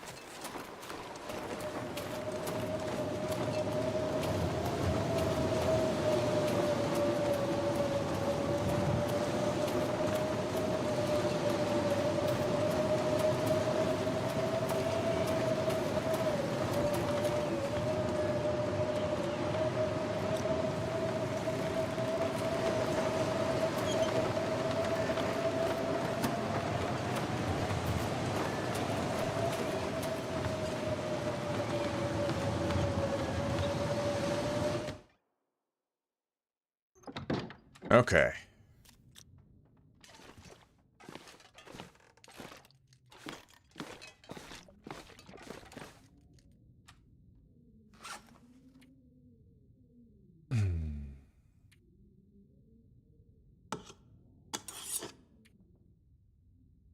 I guess I'm gonna risk eating the dog food. Well, I mean, my health looks too bad.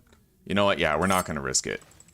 It's too much risk. If I want health back, there's one clear way to get it back.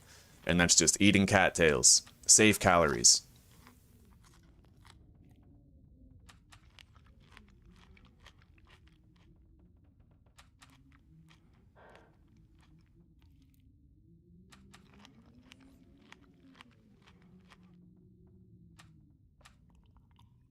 Drink a Birch Bark Tea for additional restoration of health. Hello, Aaron. Happy to see you. I hope you're having a wonderful Friday today.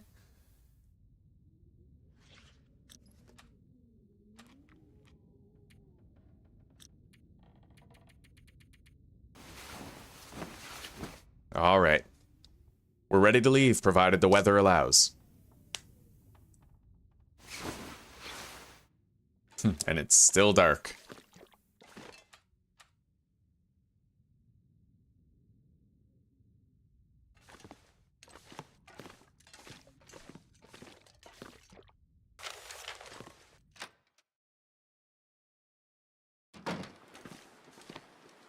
God, the weather seems worse now than before. Hopefully it settles down. Maybe the flurries are at the tail end, you know? Anyway, we now have a bow, so theoretically I could defend myself if I had to.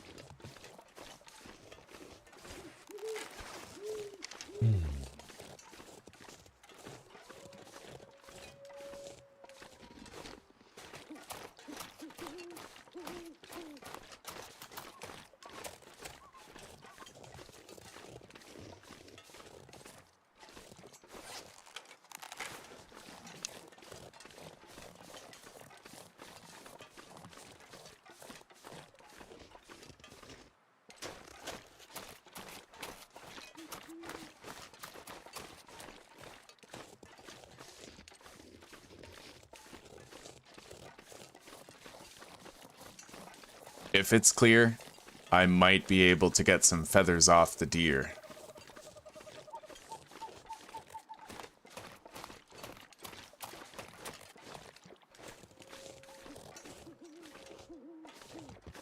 I don't see any feathers. That's a damn shame.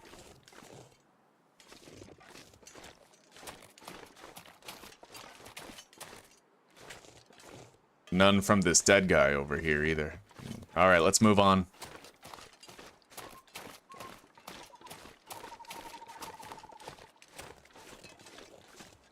So now, we have to cut through Carter Hydro Dam and take our first steps into Pleasant Valley.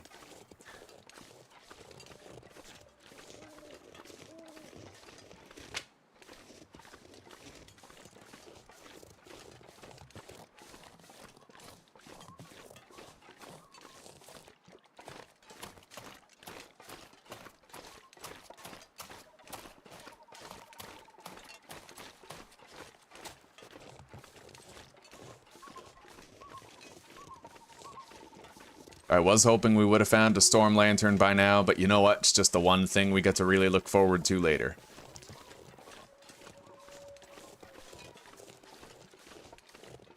We got a wolf over there. Shit.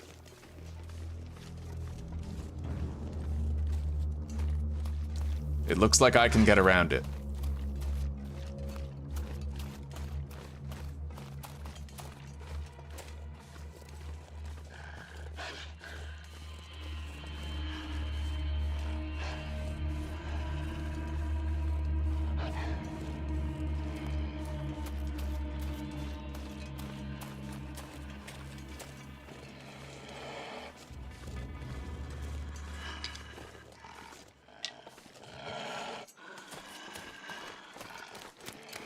I should try to get some of these cattails on the way, too. I've gotten low on tinder.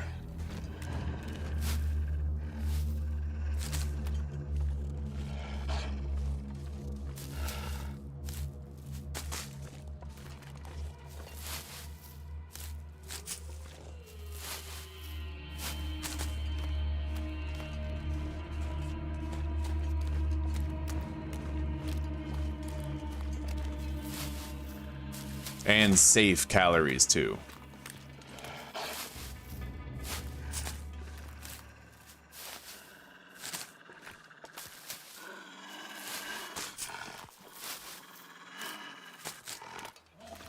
Jesus. Scary much?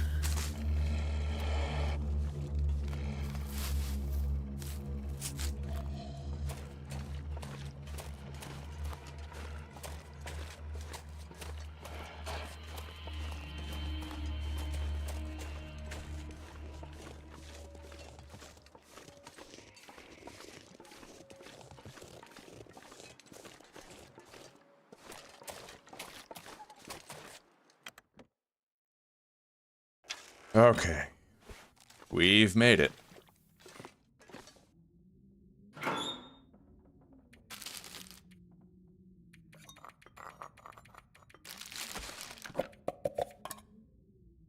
quite encumbered. Got simple tools right here. The jerry can I feel ambivalent about leaving behind. I kind of want to bring it. But, as expected, in this series, man, we're going to be very weighed down pretty much all the time. Once we get to Pleasant Valley Farmstead, I can deposit the arrow shafts and the arrowheads.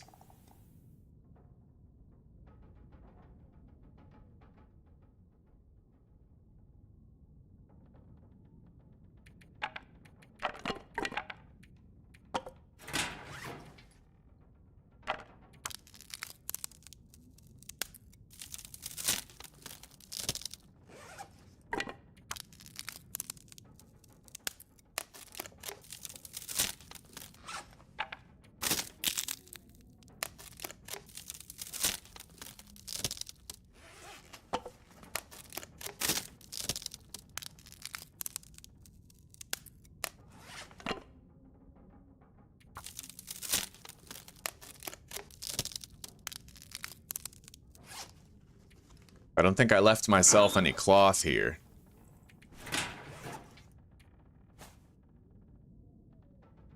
So I can't make a brand new torch.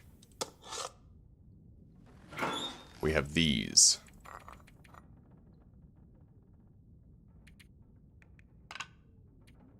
Yeah, we're very encumbered, but it is what it is. We're well packed, is the thing.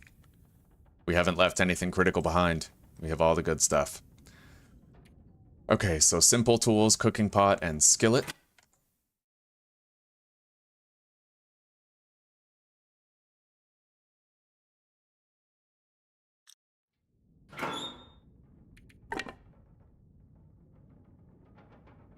And 16 sticks. And fortunately, we've already looted the vast majority of the Carter Hydro Dam.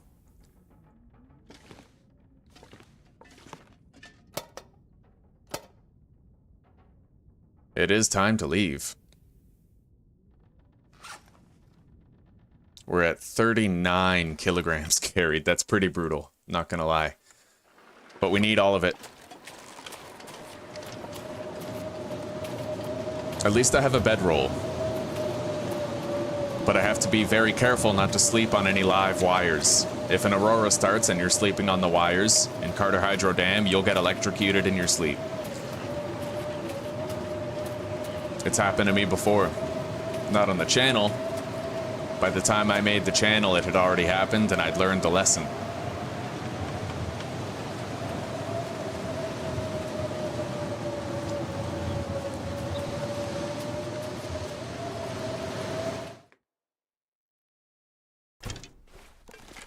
Alright. Now, I can use the bedroll to kind of navigate through here a little bit. It helps.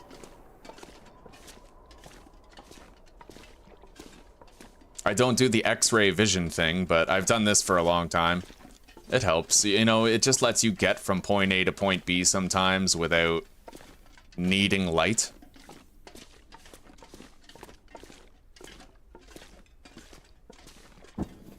Already looted the corpse. Alright.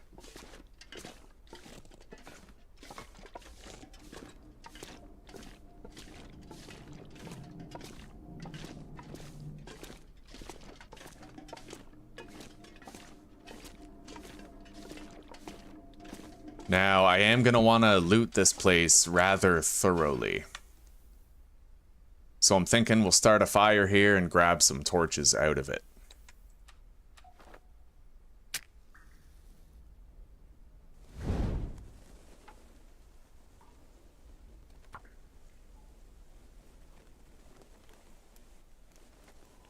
And then we can chain the torches off of each other.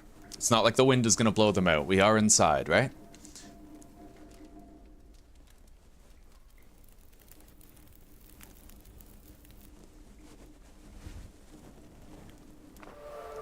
Fire starting too.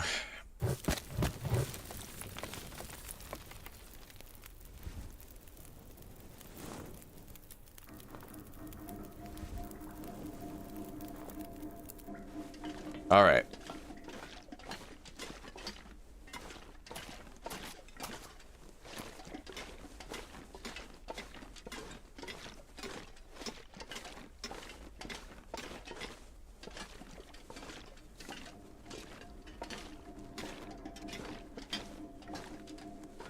I'm gonna grab this. I can craft a 100% torch out of it, so...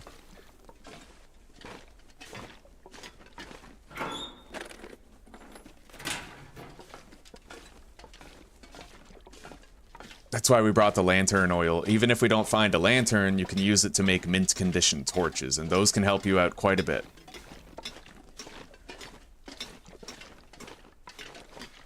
I don't see anything over here.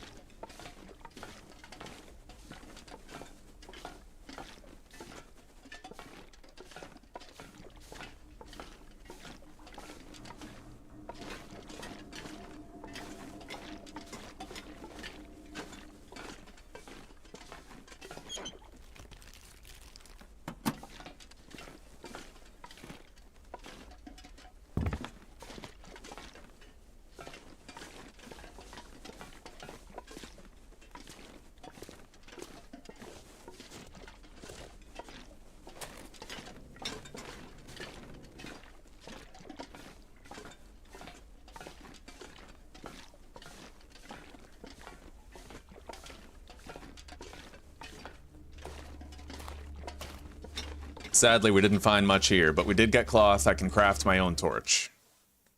But for now, we have plenty that we can chain off of with this one.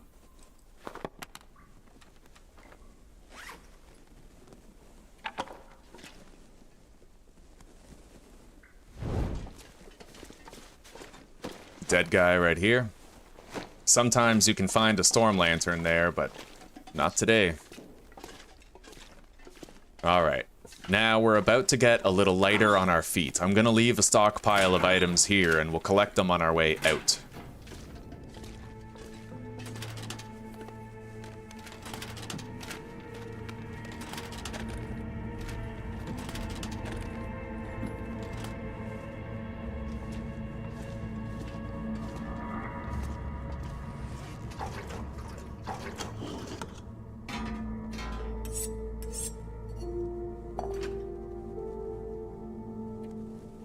Okay.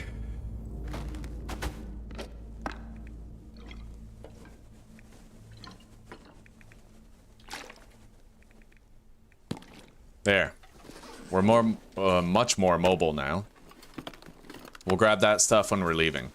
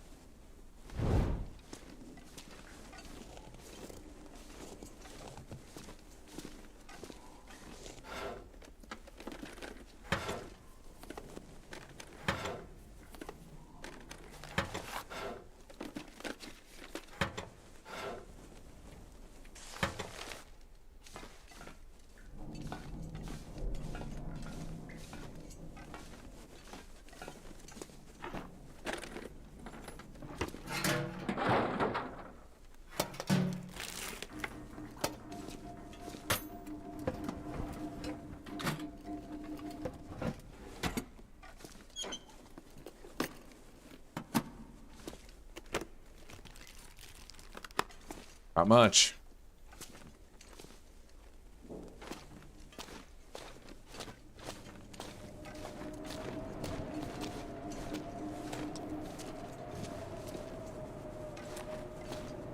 It sounds like there's a blizzard outside.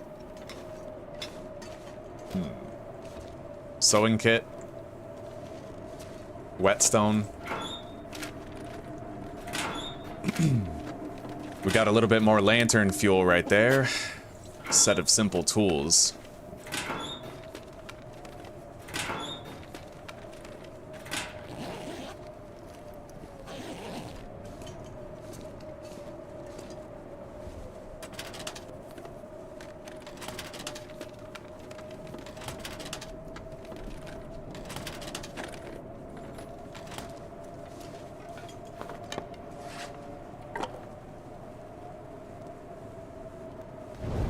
Okay.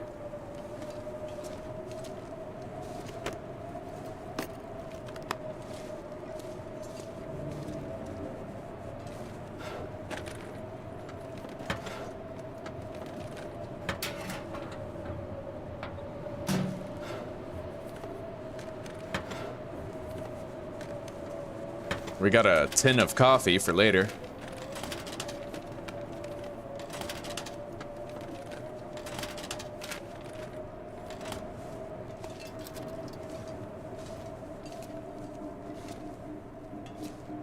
Looks like that's it. It's time to go.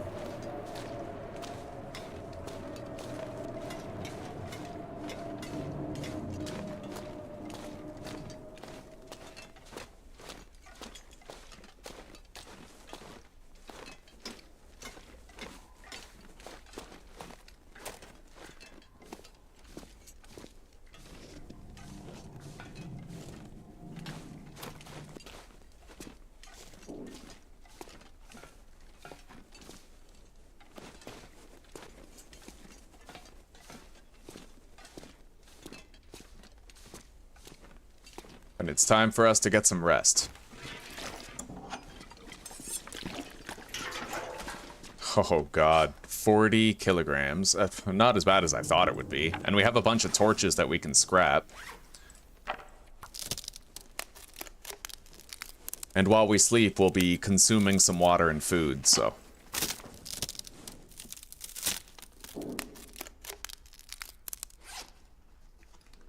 Okay. Now, we're gonna craft a mint condition torch.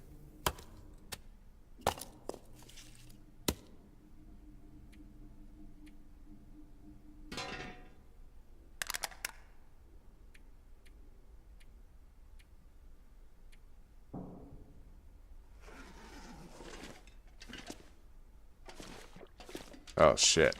Well, I don't see any wires here. I hope it's safe to sleep here. We'll know if I get electrocuted while I'm sleeping. Okay.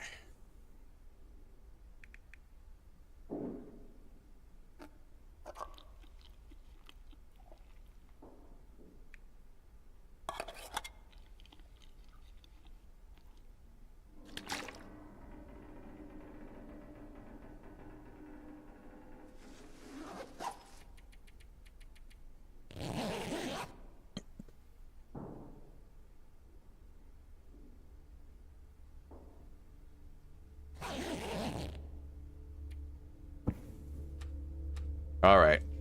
We are a little bit lighter, but we are going to be pretty slow. Fortunately, it is not overly difficult to shelter hop from place to place. Oh god. Oh, this weather. Oh, that's bad. Yeah, this is rough. I certainly wasn't expecting a tempest like this.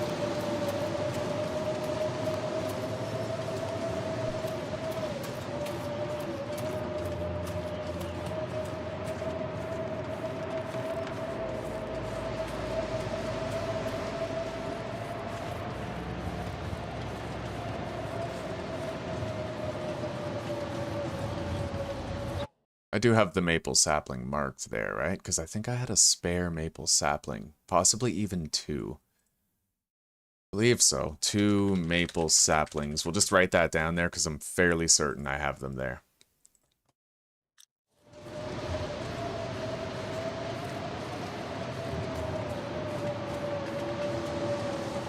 Could use that.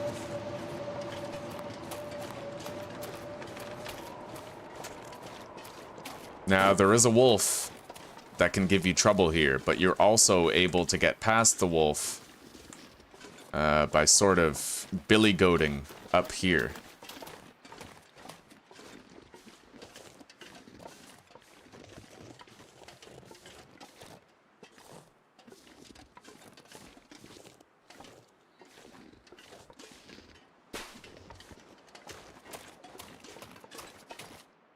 All right. I don't see him. Hopefully I managed to get past him.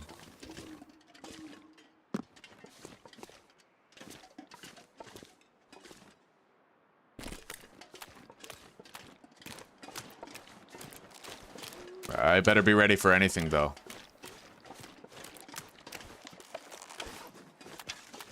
It might be warm enough in the back of this cave up here for me to take a little pit stop.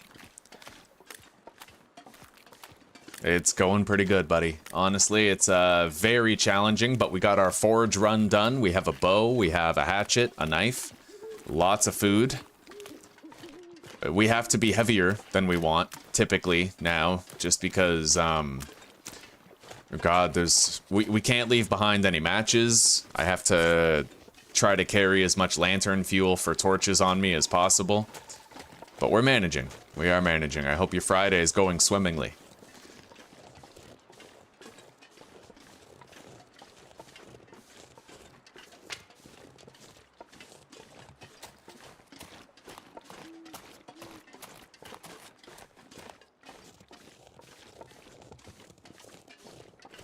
If there was loot in here, I sure as shit couldn't see it. It's too dark.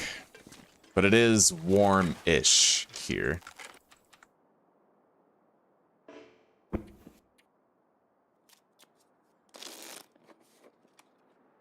And this is pretty much our last opportunity to try and stave off cabin fever.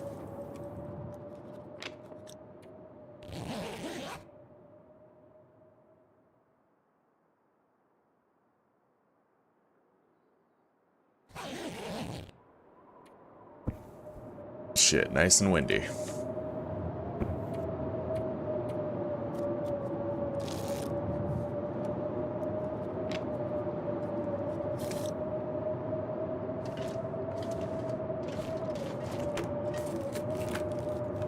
Nothing.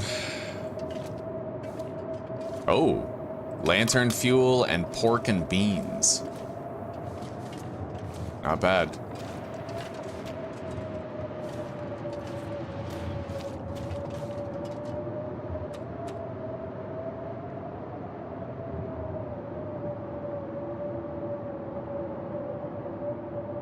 Right on. Alright, we have our bedroll. Let's press on, I suppose. I'll be able to sleep in the transition cave that separates the winding river from Pleasant Valley. Then we have to get to Signal Hill, and from Signal Hill we get to the farmstead. Once we get to the farmstead, we can deposit a lot of our built-up loot, and we'll be much lighter on our feet from that point forward.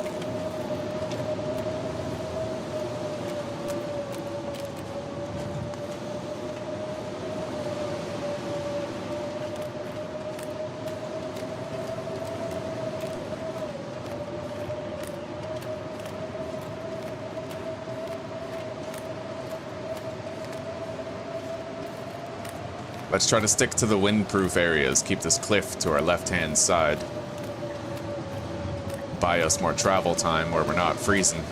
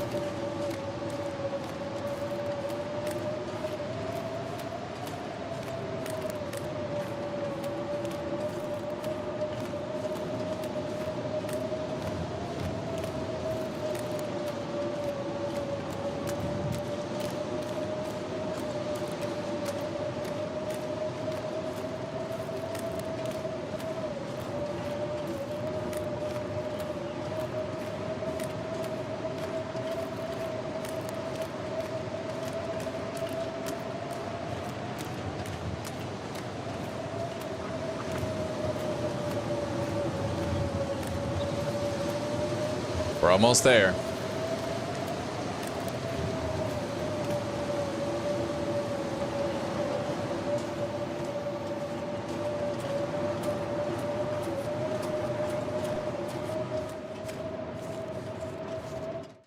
Okay.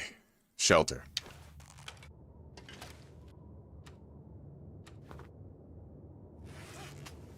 We have a 100% durability torch that we can use to get through here.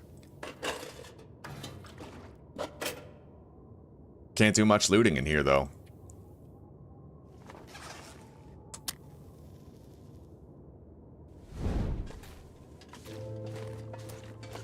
Like, we certainly can't collect coal on the way through.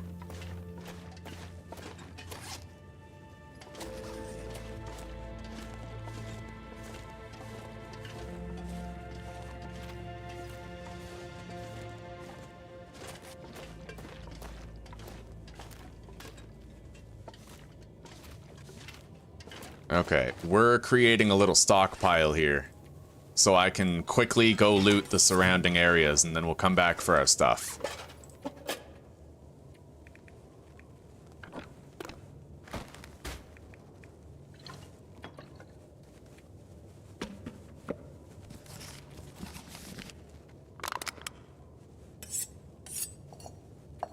Alright. I mean, as long as I'm mobile, right?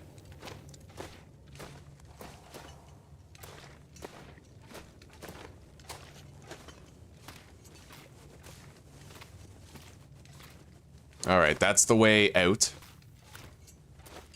So we've eliminated that path. We'll revisit that after. Let's check over here.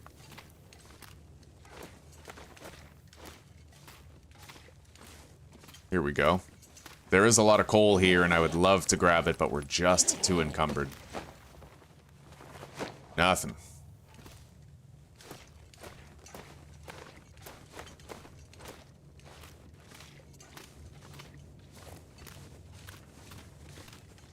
Oh, there's a setting for it now, yeah. You can toggle on Endless Night when you're in the custom sandbox settings.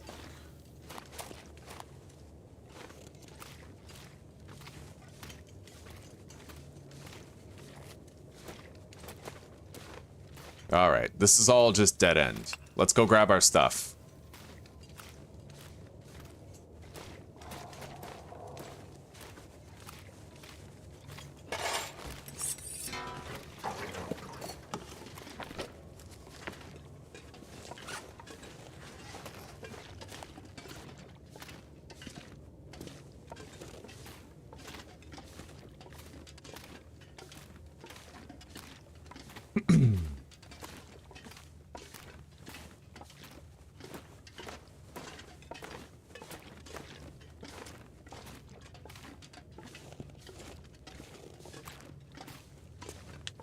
Still no lantern.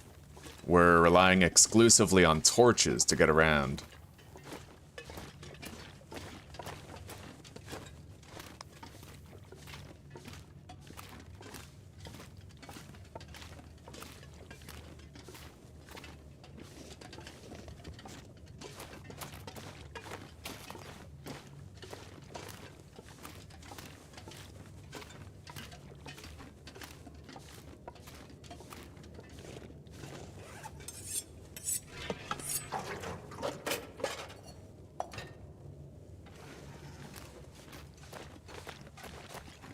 I don't see any outstanding loot over here.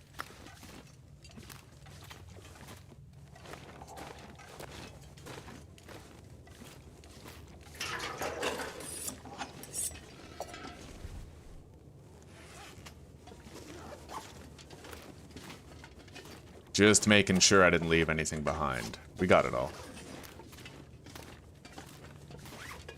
39.93 kilograms of weight carried.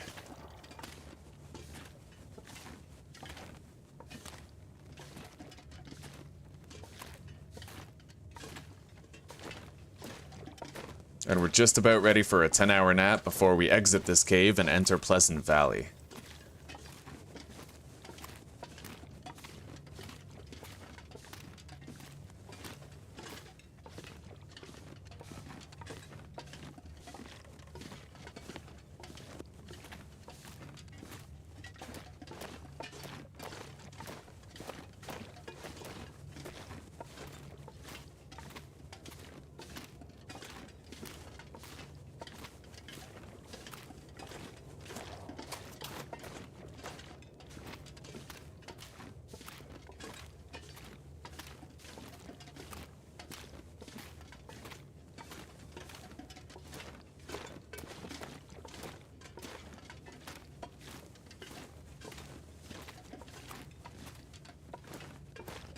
Alright, that's the exit. We sleep here.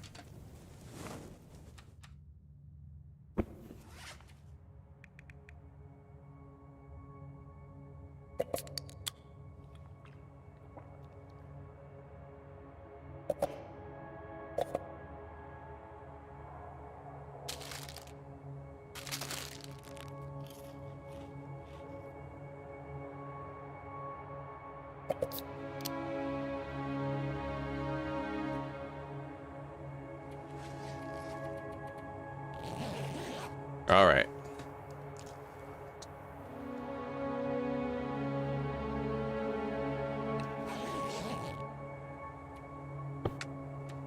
We'll be a little bit lighter now just because we have less water.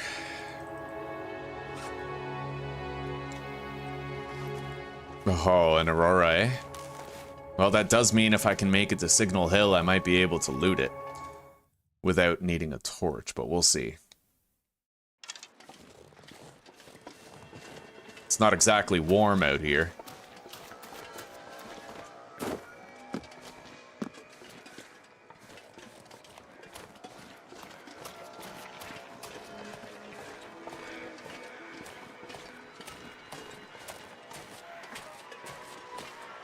There's a feather hotspot up here that I need to check. We need to try to get... We could end up getting as much as 8 feathers up here if we look carefully, so... We need more feathers. That's the bottleneck. We have 18 arrowheads and 18 arrow shafts, requiring only feathers to produce more. Of course, light to craft is an issue, but on a long enough timeline, we can create opportunities to do that.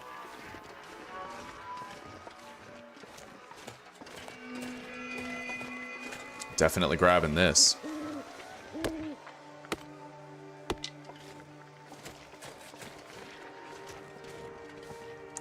Cured leather.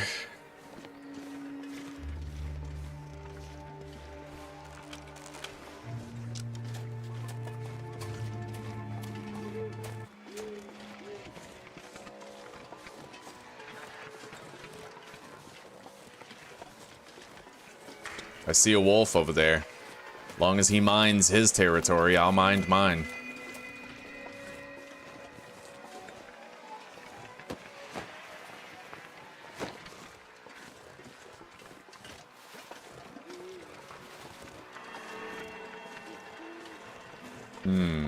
I'm noticing I'm getting far less feathers from corpses.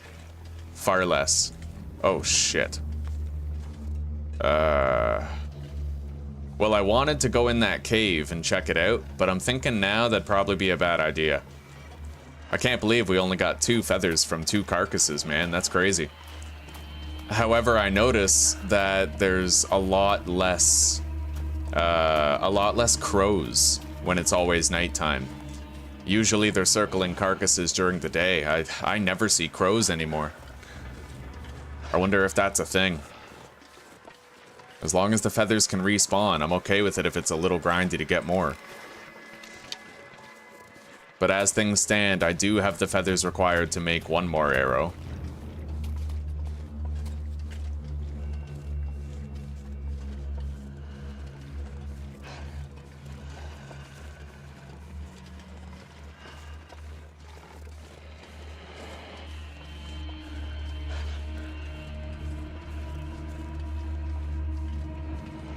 I need to be very careful about a potential wandering bear on the way to Signal Hill.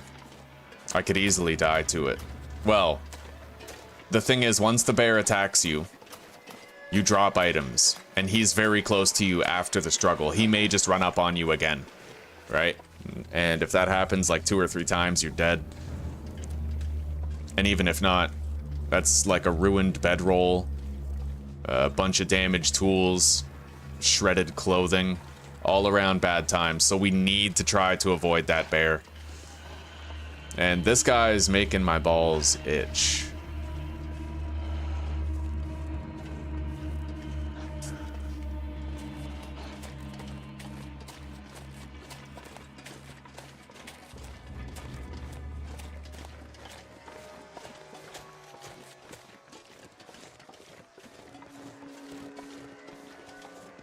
Pretty much once we get to the farmstead, I think I'll be ready to call it a day. Once we've gotten there and deposited a lot of our loot. That's going to be our most central base location. That's where we're going to be leaving the excess of a lot of stuff.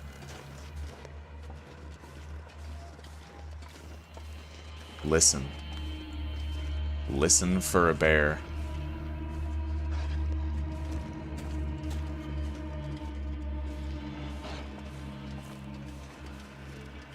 So far, no sign of one.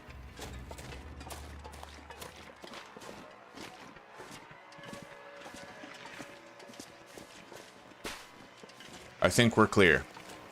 No bear right now.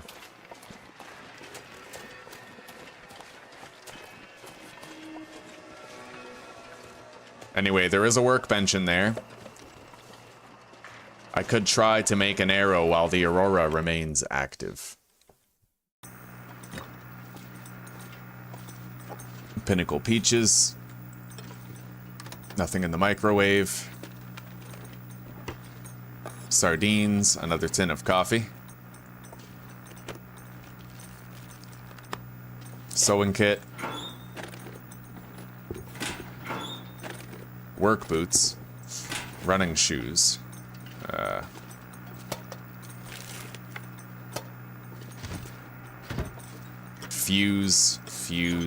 Fusion, huh? Alright.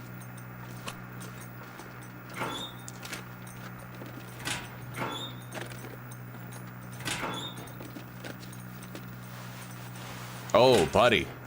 Second pair of thermal underwear, and we now have a thin wool sweater. We're just gonna wear that instead of this because it's lighter. Yeah, and we don't benefit from the wind protection rating of the festive sweater because it's an inner layer.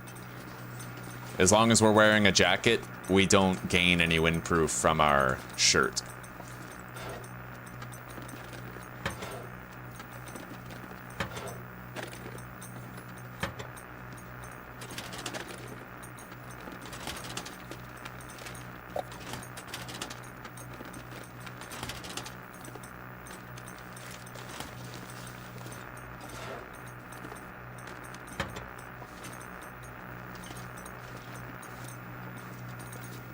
Okay, let's try. Simple arrow. Shit. So much for that. Okay. Harvest those sneakers, as well as the work boots that we got.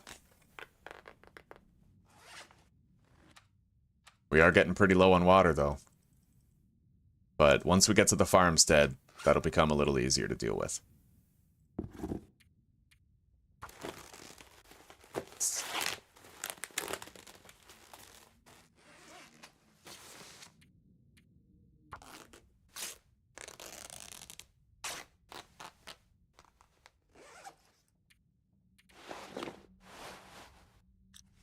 Okay.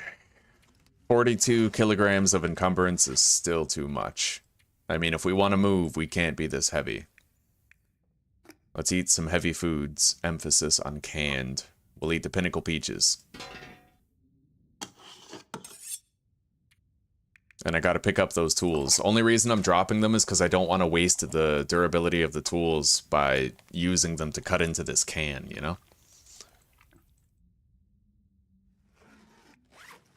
That's 4 hours of rest in calories.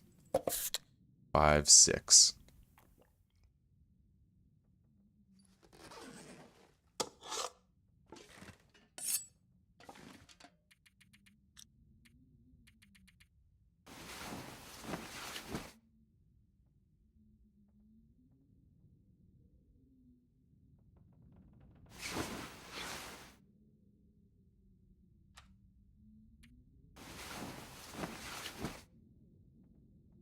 I may have to try to get to the farmstead while over encumbered. I don't like that.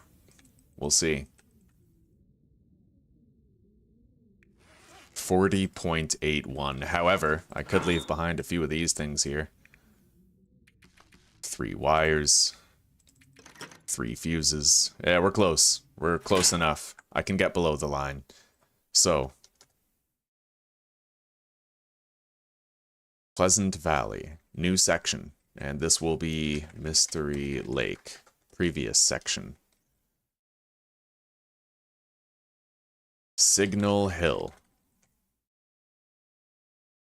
3 wires, 3 fuses, 1 battery.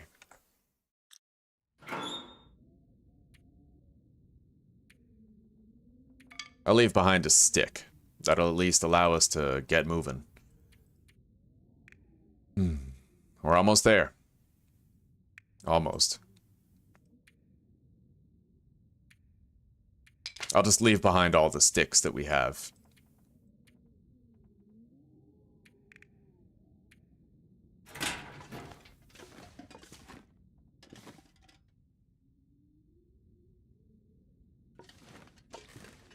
Oh, ketchup chips in the cardboard box. I'm glad I didn't miss that. Every calorie matters. Okay. Let's go. We gotta get to the farmstead.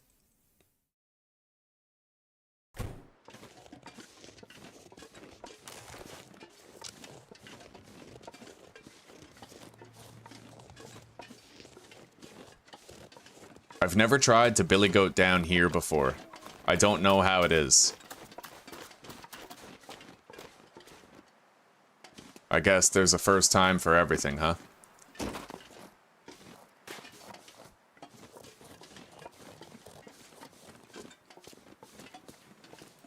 Hopefully there's no super steep drops.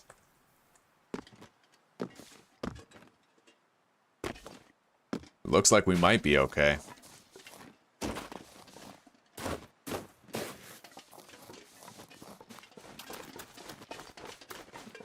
Oh yes, speed boost because we're running downhill. Even if we are 40 kilograms encumbered.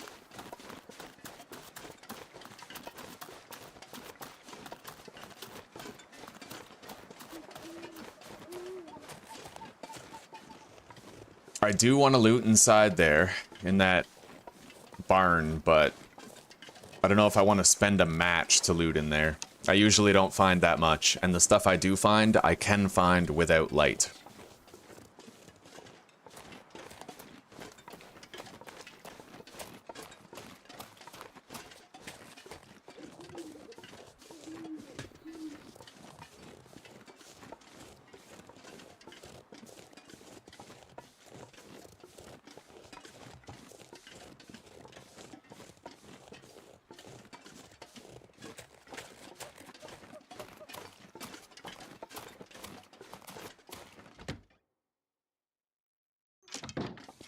Oh, there's actually decent ambient lighting in here, which I appreciate. The farmhouse itself is going to be pitch dark. Woefully difficult to get through. Although, hey, I've never tried to get through this in the dark. I don't know. Good God. Okay. Wait, what? Yeah, this might be too dark for me to do well in the dark. Head over here.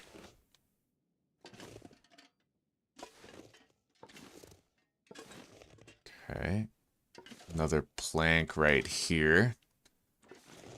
You heard it here first, folks. Too dark to do in the dark.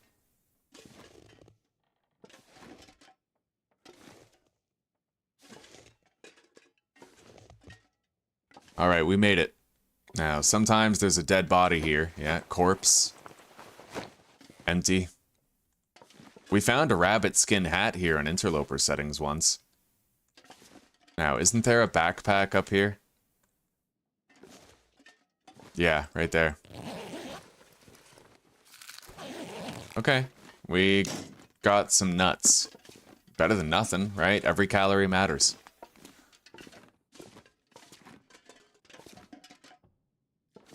A wheel.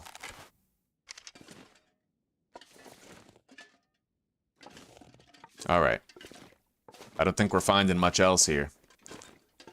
And if we were gonna find anything else there, it would, you know... I have found a rabbit skin hat in that barn before. And it was nice. But when you have a rabbit skin hat, you have to repair the rabbit skin hat. And that obviously, you know, we're very mobile at this stage of the game. No way. Yo, and Aurora just started. Okay. Looks like I might not need light to loot the farmstead here.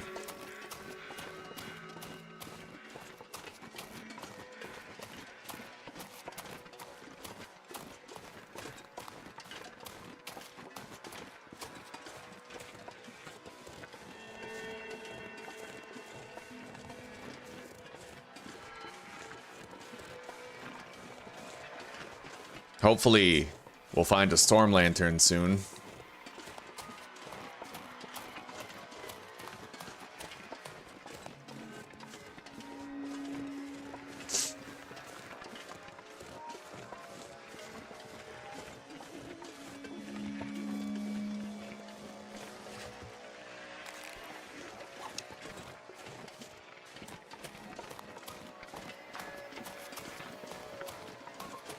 First order of business, let's deposit as much as we can into the farmstead fridge. We'll be more mobile for the rest of the searching that we want to do. And hopefully this is a nice, long Aurora.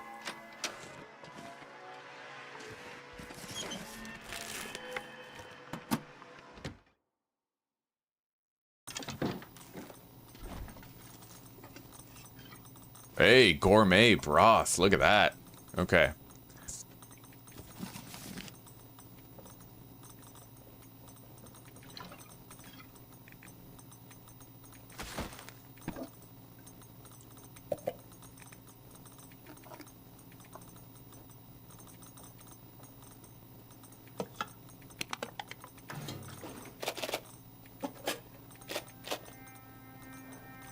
Much lighter on our feet now.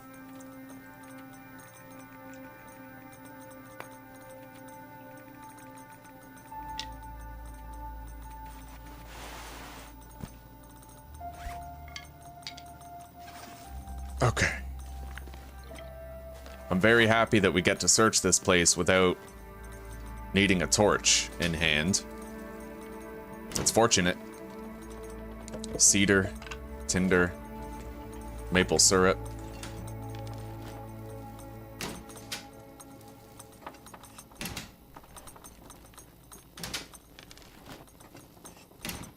Bonus points if I find a lantern in here somewhere. Salt. Sewing kit.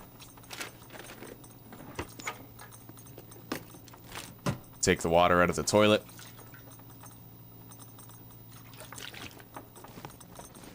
A third tin of coffee. Very nice. Some stuff will still be too dark to see.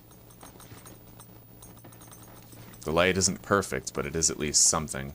Don't need the firearm cleaning kit whatsoever. Not detecting anything on the shelf.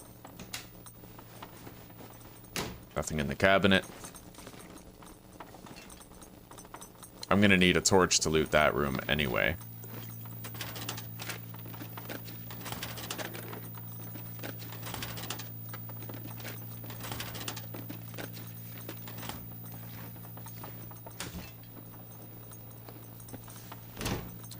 Pair of wool socks.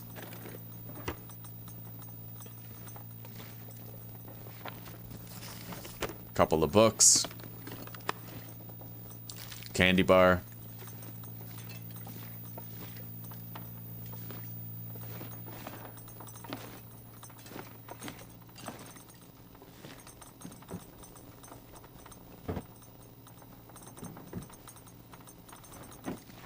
Ketchup chips.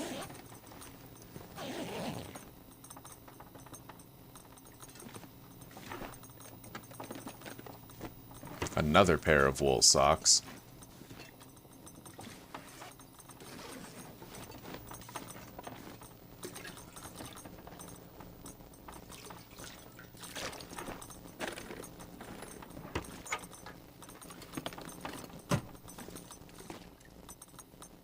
Okay.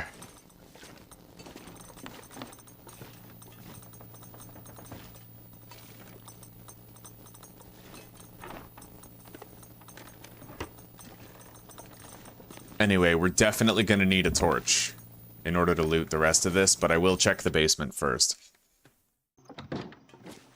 The electrical lighting is not infallible. Isn't there like a potato sack down here? I don't know. Oh, yeah. Hang on. Got a pixel hunt.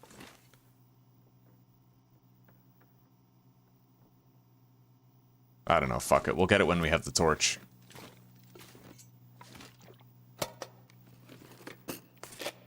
Sewing kit. Fuse.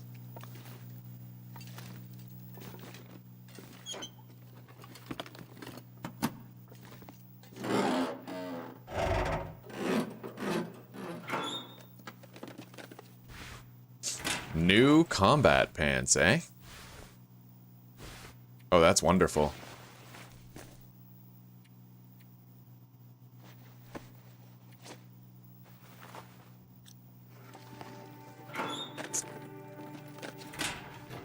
All right.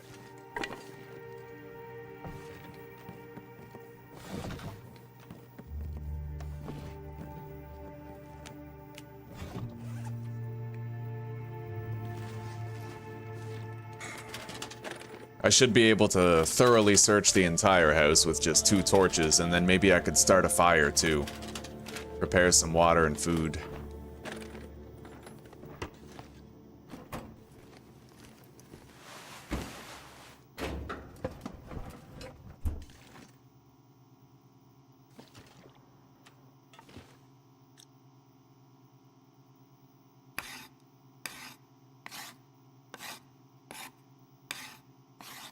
Good.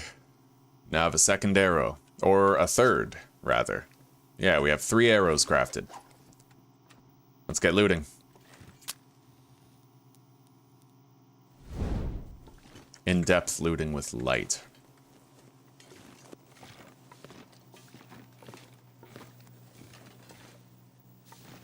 Got some wires. Whetstone. Salt. Extremely heavy. Kinda wish I didn't have to take it, but alas I do. I'll leave it upstairs. Oh god. Let's get the potato sack on our way up.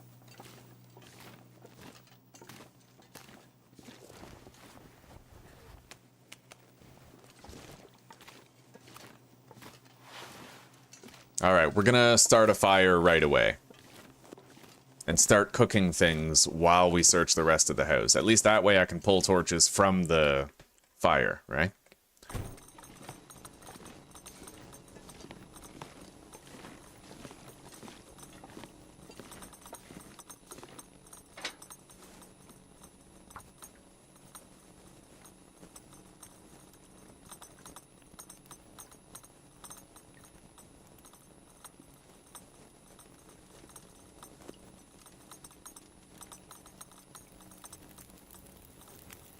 Okay. Hey, more flour. Good. We need it. We have 3 cooking books.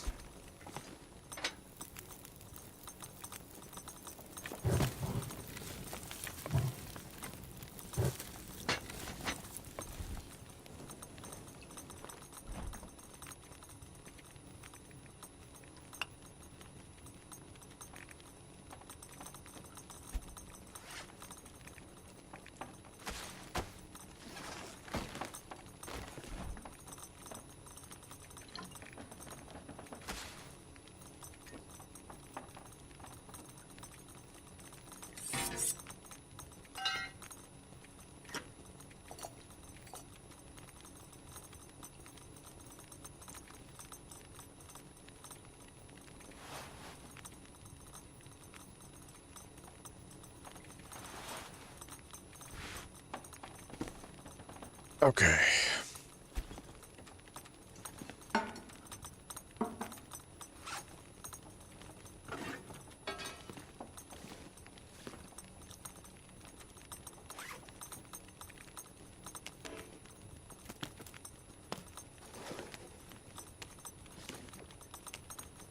Start cooking the potatoes.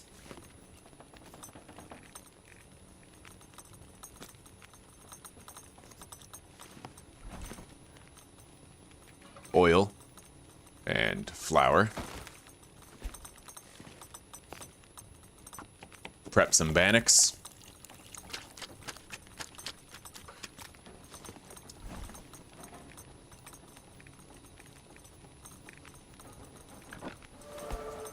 Cooking level 3, not bad.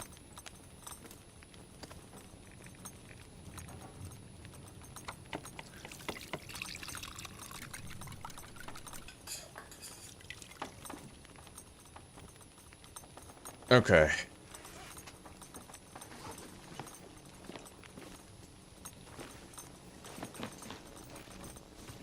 Cotton toque. A book.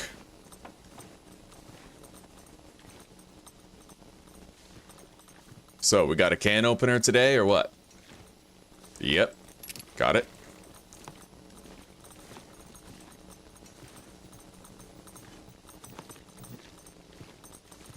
Don't need the film. Even when I get the camera, I usually don't use it. Another book. Already looted that.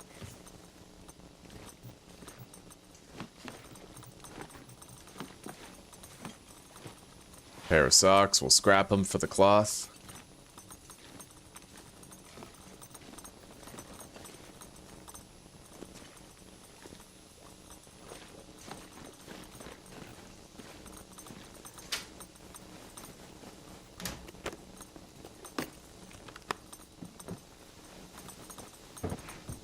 We don't have long before the first cooking order is all done. Painkillers.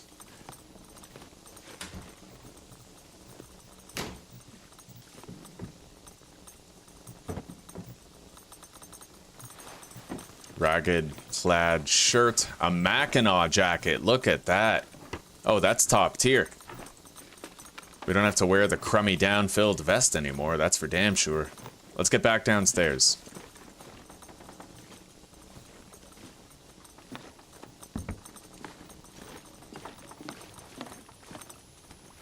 Got the bannocks, potatoes done, porridge.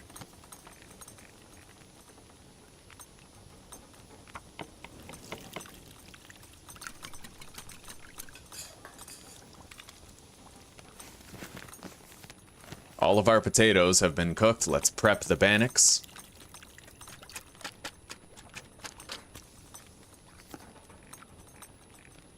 More porridge.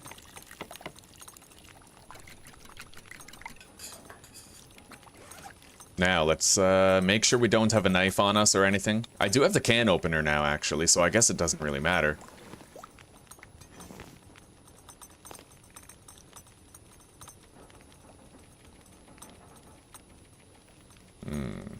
I gotta go quite fucking far to get to the canned food. But we'll get cooking experience for cooking the canned food, too. It's important. Can't cook dog food.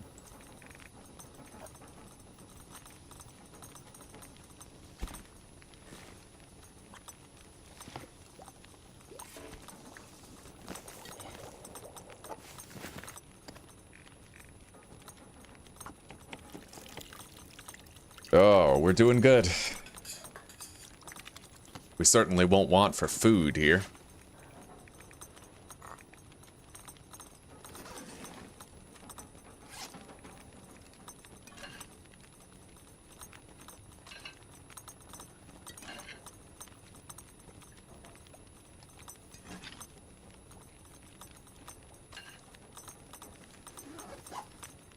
We're gonna use this as an opportunity to really rest, to get a lot of health back, pretty much top it up.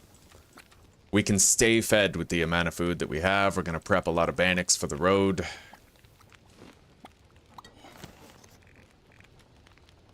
And we're training our cooking all the while. This is great cooking experience gain.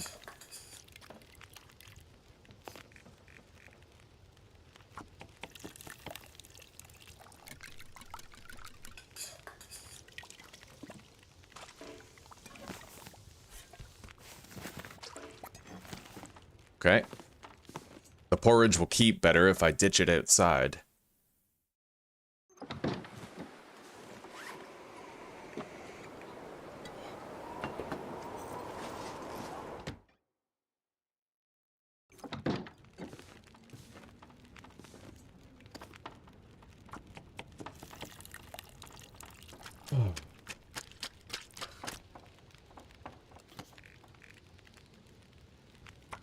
We have 2 more servings of porridge that we can make.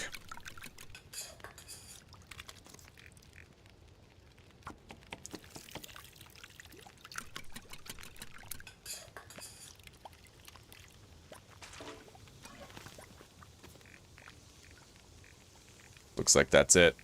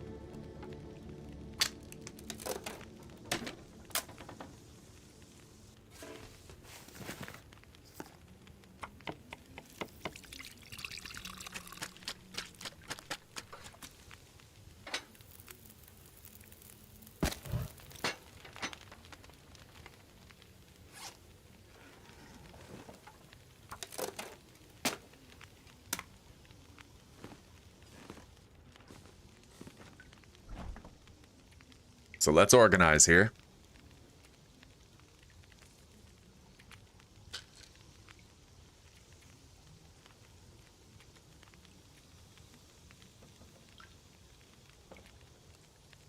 Mackinac jacket. Man, that is awesome. Definitely gonna wear it.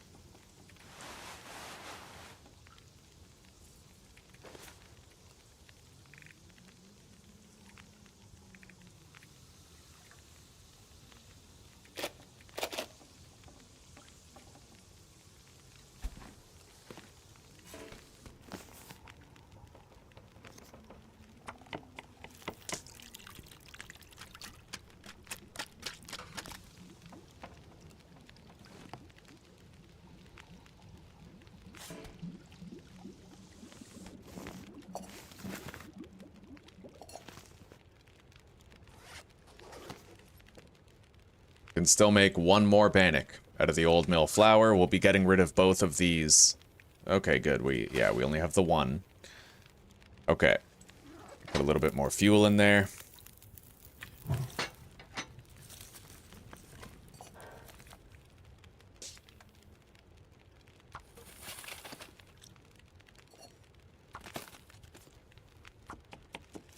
And I think we still have a sack of flour available if we want to make more bannocks.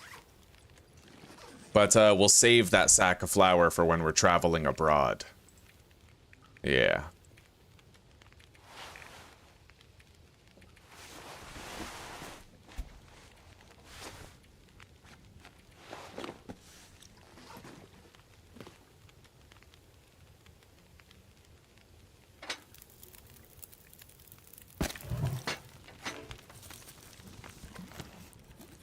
Looks like that's it. We did great.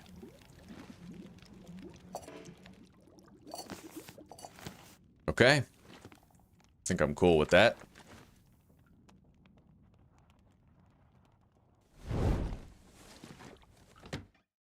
I'll craft a new mint condition torch if I need one later.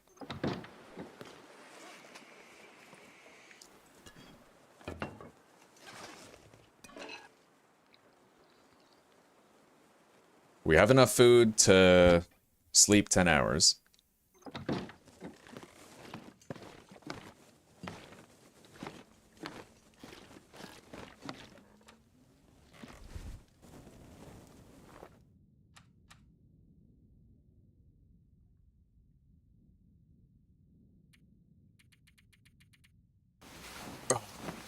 What a productive day.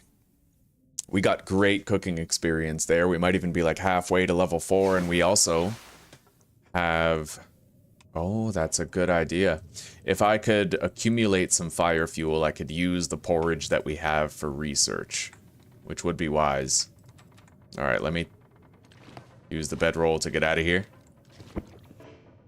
Requires hatchet to break down, eh?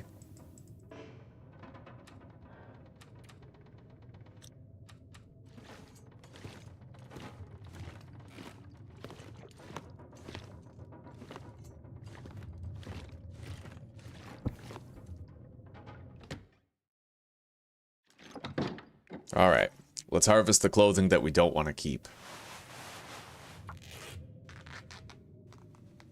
We have 3 cooking books that we would be wise to research. The faster we get to level 5 cooking, the faster I can live on any hunted animal, whether it's a predator or not. If we can cook the parasites out of food, it helps us for the rest of the game. And the earlier in the game we can get it, the better.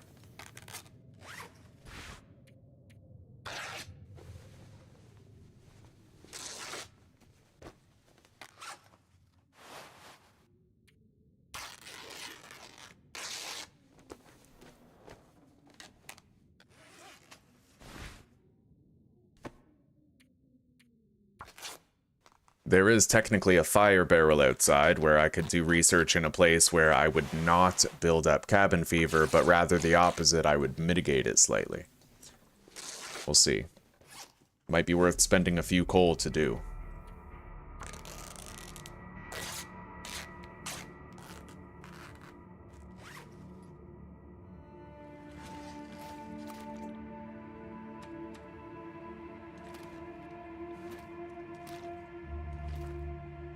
Where the hell have I gotten to?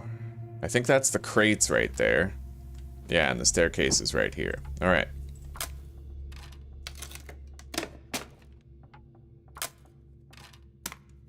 Well, we need wood.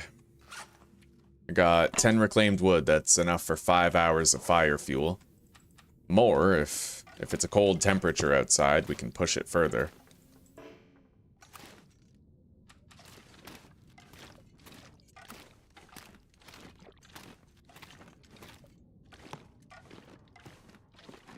I think there might be some more crates here.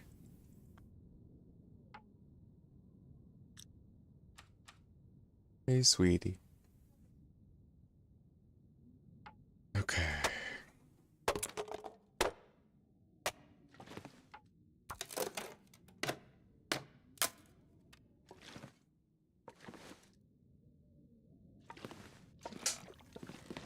Not really seeing any more crates, though. I think we got them all. What's up, sweetie pie? I know it's late for coffee. Sure. Yeah, sounds good. Thanks, sweetie pie. Yeah.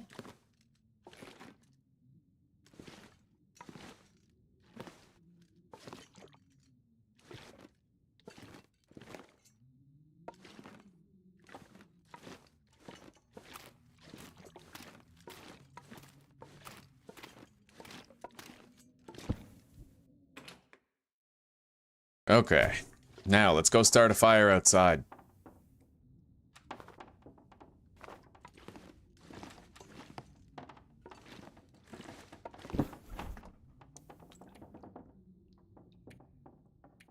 Take those. Grab the broth.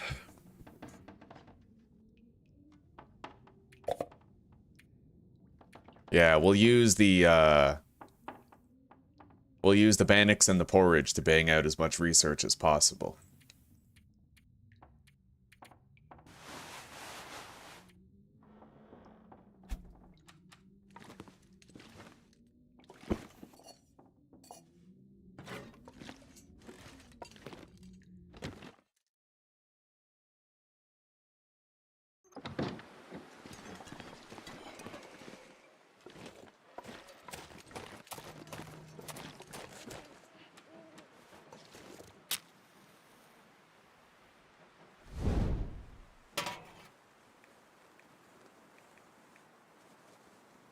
Damn, 55% chance to start the fire with the reclaimed wood. It's far from favorable. Let's see if it works.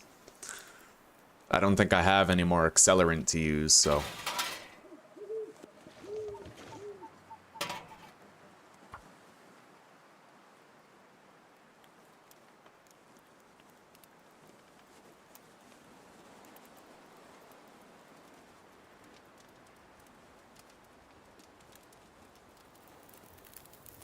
Beautiful. Looks like we got it this time.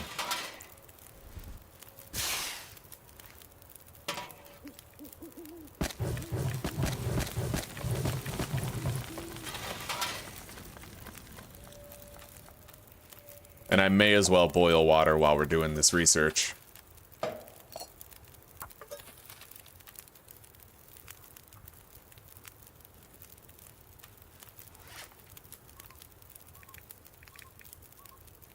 The porridge is still in pretty good condition. Let's eat these bannocks. I don't know what the food poison chance is on a bannock, or if there even is one, but we're gonna hope that we're gonna be just fine.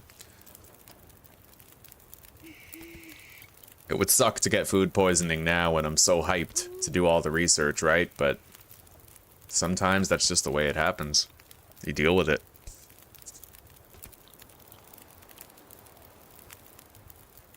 Alright, that's a good amount of calories for a good amount of research. Let's get started.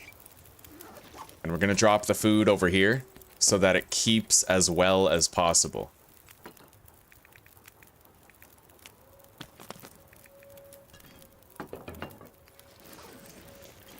Alright. I can do 2 hours of research right now.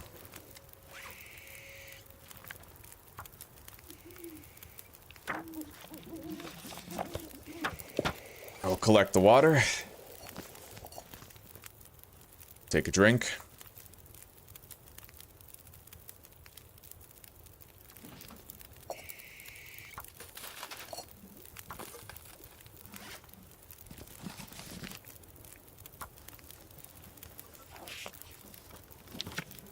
We got an Aurora.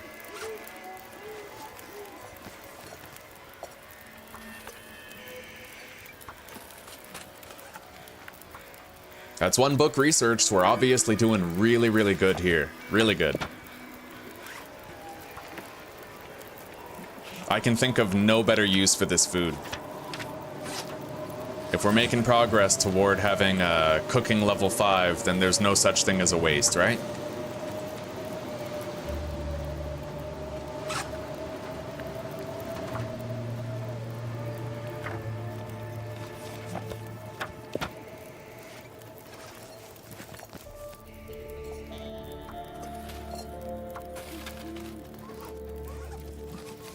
Okay, that's 2 cooking books researched, guys. And since we got to the farmstead, we've gone from level 2 cooking to level 4.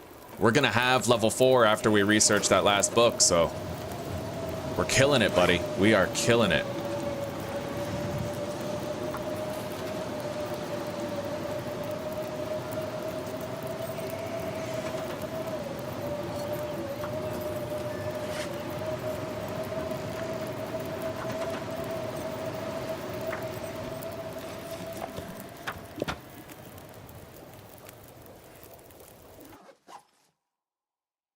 I have not made fire-hardened arrows yet, no.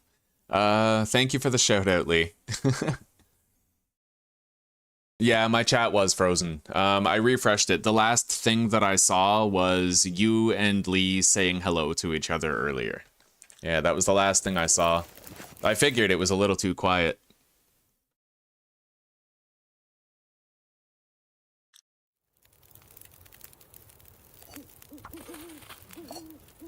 We did wonderfully here. Totally leverage this to our complete advantage. Okay. Oh god, I'm very encumbered though.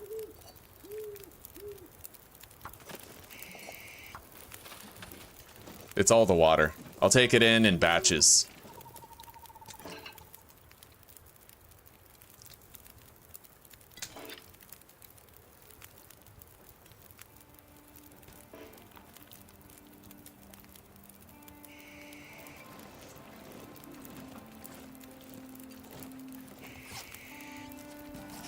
Oh, buddy, this is beautiful. And spending 15 hours out here researching this and making water has made it so cabin fever is not a problem for a good long time.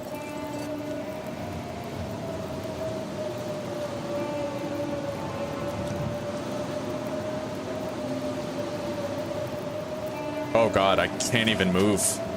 Yeah, we have too much water. Let's drop a bunch. We'll take it in batches so it's safer that way, you know?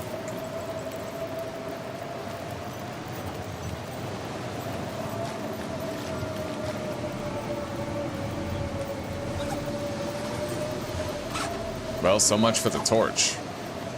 But we're alright. Hey, Mary, thanks again. Helping us out every day. Welcome to the pack, Cerise and Michael. And the other three of you, especially Chezzy. You guys welcome back. Wonderful. Thank you very much, Mary. You know we appreciate you. Alright, let's put our water in here, at least. God, how much can we... We had 30 liters. We have to try to fit as much as possible in there.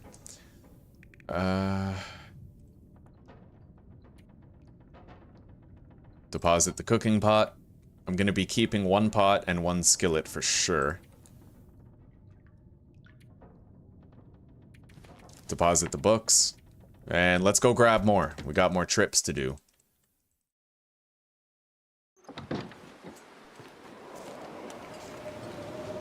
I still have to repair my clothing.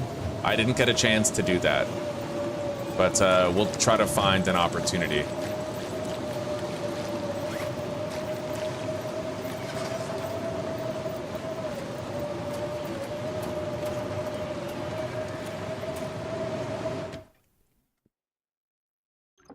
The Queen has struck again indeed.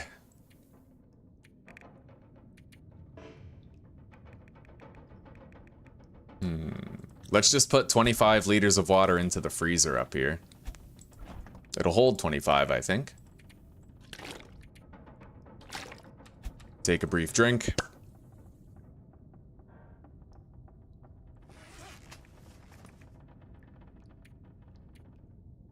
Okay, head back outside. This is very dangerous, obviously, but we're almost done.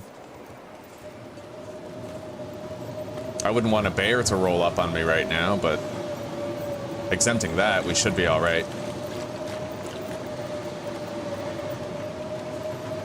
Alright.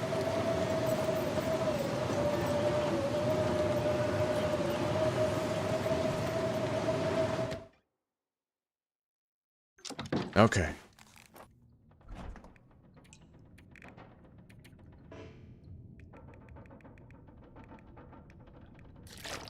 Okay, we got 20 liters of water in this freezer. A centralized base indeed. So let's just fill our belly with all the perishable food that we still have.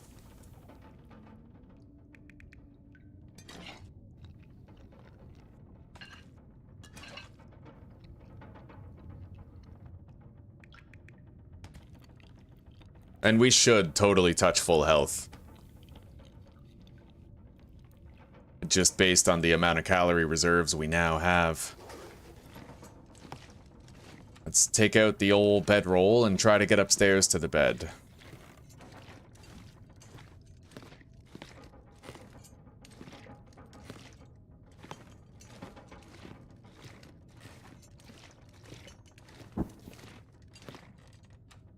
Oh yes, we did so good. Researching 3 books like that, outside no less.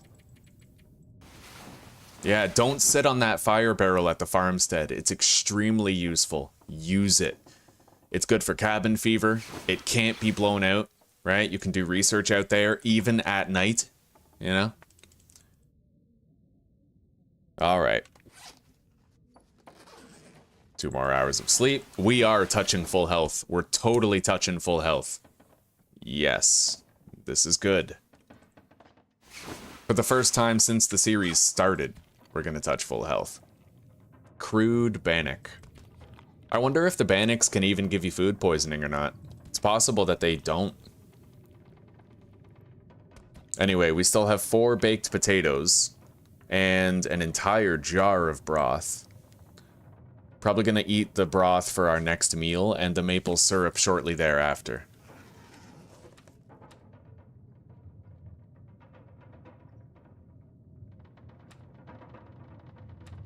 I would love to have a storm lantern, but so far we just haven't gotten lucky enough to get one.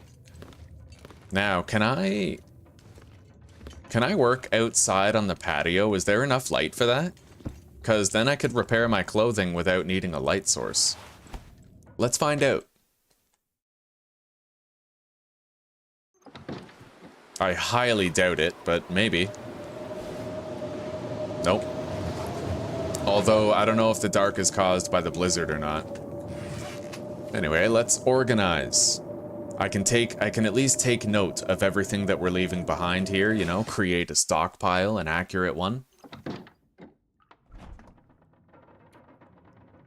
So we have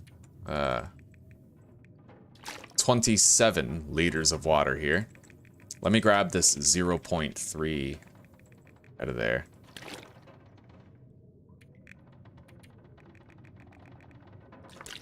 Okay, 28 liters of water.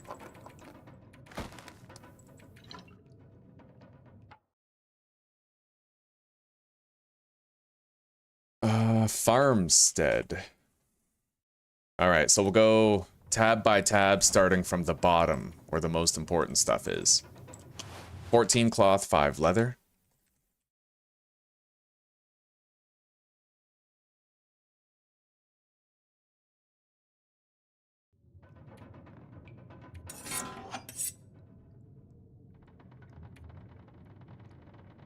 We'll leave the lantern fuel here, I suppose.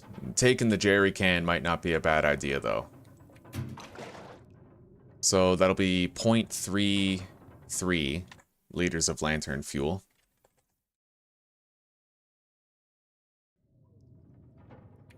Five sewing kits and 3 whetstones. As well as 1 simple tools with a wire, a fuse, a pry bar. I can scrap this one.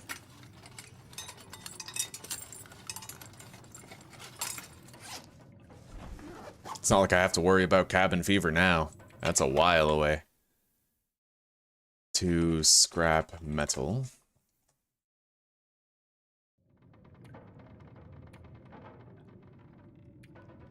One cooking pot. 1 wire and 1 fuse. Wait, 1 cooking pot, 16 arrowheads. 16 arrow shafts. 1 wire, 1 fuse.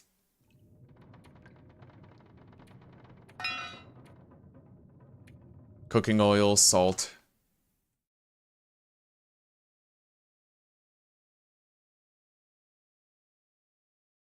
$10-kilogram salt bag on the counter. 6 painkillers, 3 books, and 5 coal.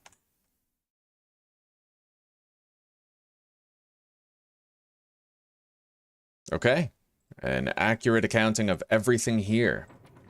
But as long as that blizzard rages, I probably can't get much done. I would love to repair my clothing. We obviously have a brand new Mackinac jacket that could use a little TLC, but for the moment, can't really do it. Not unless I want to start another fire, but even then, I only have 3 books worth of fuel. That would burn up quick. How do I spend my time otherwise? Well, I can craft a brand new mint condition torch, I suppose. Oh, and we have a maple sapling here. Okay, got it.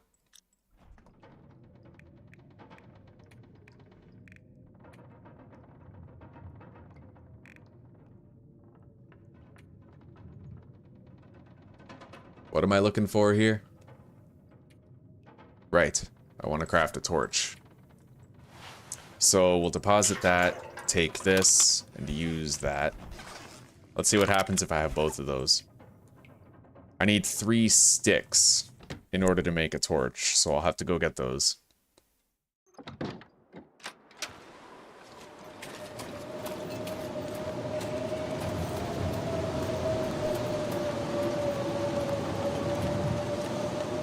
Pry bar.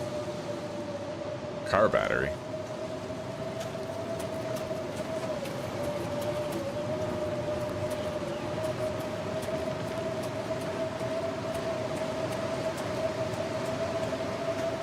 Should be able to find 3 sticks here. At least in the past, I always could. I only need 1 stick because I can scrap my weaker torches to get 2 sticks back. Looks like, okay, here we go. We got what we need. Let's get back to the farmstead before I get turned around and lost.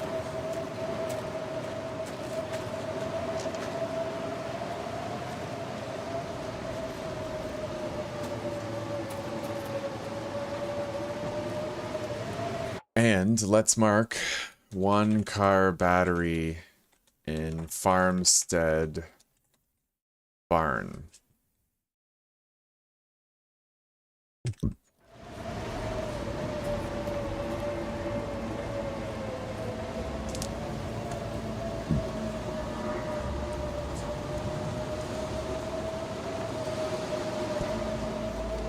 Oh, what a day. What a phenomenal day. We did great. I'm almost level 4 in cooking. Almost. We gotta be like right on the cusp of it.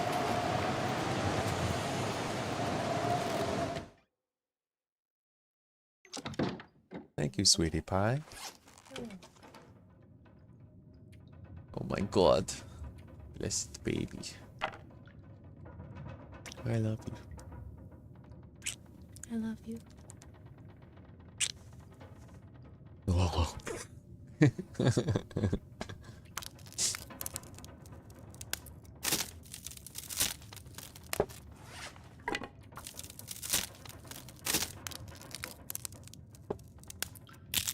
Okay.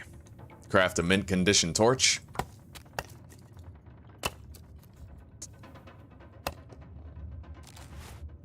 It looks like it used the smaller bottle first, so now all that we're left with is this bottle. Let's harvest this pry bar. Oh, okay, the blizzard is over. I can at least attempt a repair on my clothing now, and I have 28 liters of water here.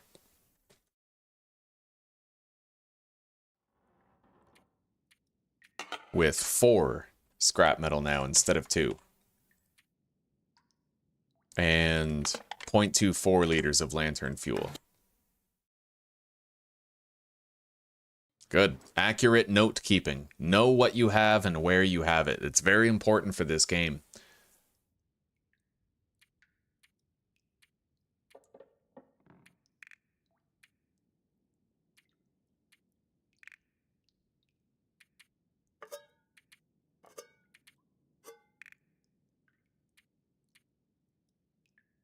Grab some cloth and leather, and we'll try to do repairs outside, but it is not likely that I'll be able to. I don't know how this works. You see, it's so dark. I don't know. Oh my god, it works. No way. Yo, that's sick. This place has the warmth of inside, but the light of outside. I can't believe that. Shit, if we keep failing the repairs on the Mackinac, that's gonna hurt. 2 cloth each. But it looks like we made it. Now, I need a new sewing kit. That's awesome though, eh guys? If you're out there on the patio, you can use the moonlight to work, but it's just as warm as being inside the house. That's awesome. That is incredible.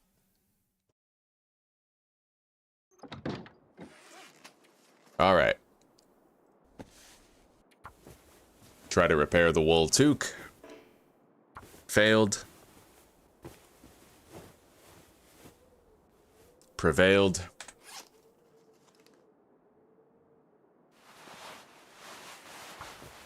Try to repair the thermal underwear. We'll be a lot warmer now. That Mackinac jacket has really changed the game for us. And we got mending level 2. Which means we now have a higher success rate. I think you need mending level 4 to never fail. But you need level 3 to have like a 5% chance of failing. Very important to try and get level 3 mending before you're repairing your animal hide clothing. But our clothes are looking good. We've done well here.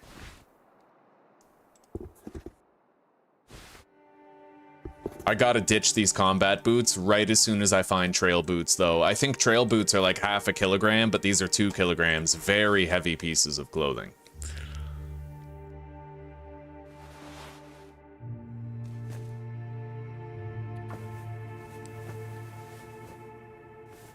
Okay. We're much warmer now. Beautiful. Our clothing rating is 18 degrees of warmth with 5 degrees of wind protection.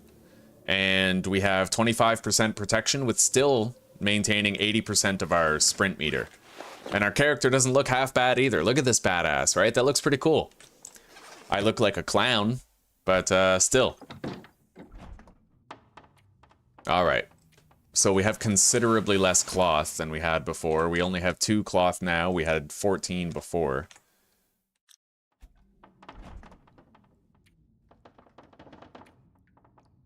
I have a cooking pot, skillet, can opener, everything vital.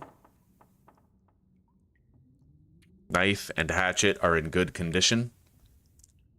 We have surplus food on us. We have 3 tins of coffee left here and 5 cups on me.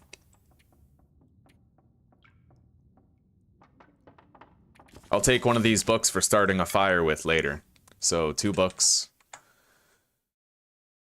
Not 3. Oh, we did so wonderfully today, guys. This is awesome, dude. We did our forge run. We have a Mackinaw jacket, decent clothing, almost level 4 in cooking. We have level 2 fire starting, level 2 in mending. Guys, we're killing it. I don't like this, though. I'm worried that as I keep on visiting places, it's going to cause my game to crash. I'm hoping that this won't get so full of text that it just causes the file to get corrupted or something, you know? I do, however, like that we get to see our condition range. That means that the lowest my condition has ever been is 48%. All right. Why do I have an archery level? Have I shot something? Oh, that's from crafting arrows. Makes sense. Okay. Anyway, let's save the game. And I think, guys, that I'm going to be starting a brand new series today in a game that I'm kind of fond of called Dismantle. It's not overly difficult, but it's colorful, it's fun, the progression is great, kind of like Raft, right? Raft is very difficult when you first get started, but it kind of mellows out after a while. Dismantle does not have a permadeath option, though, I think. But it should still be at least a good time. Maybe you guys could check it out with me. Come chill for a bit, huh? But regarding this stream, thank you very much for hanging out with me here. Sharing this adventure with you guys means the world to me, because every single time that we've done a new long dark adventure, it's gotten harder. I know a lot of you were here when I was doing vanilla Interloper. And then a lot of you were here during Harderloper. And then we developed an even harder Harderloper, and now here we are with Endless Night Harderloper. You guys have been there for a lot of journeys, and I'm really looking forward to continuing this one.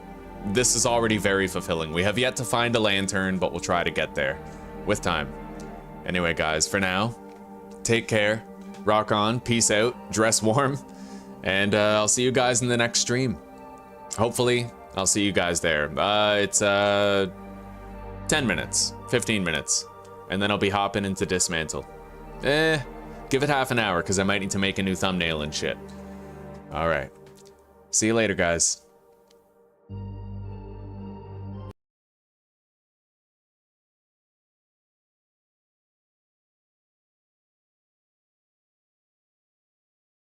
And Mary, thank you again for the gifted membership. Seriously.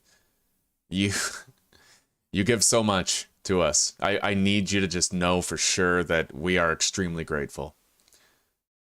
All right. Later, guys.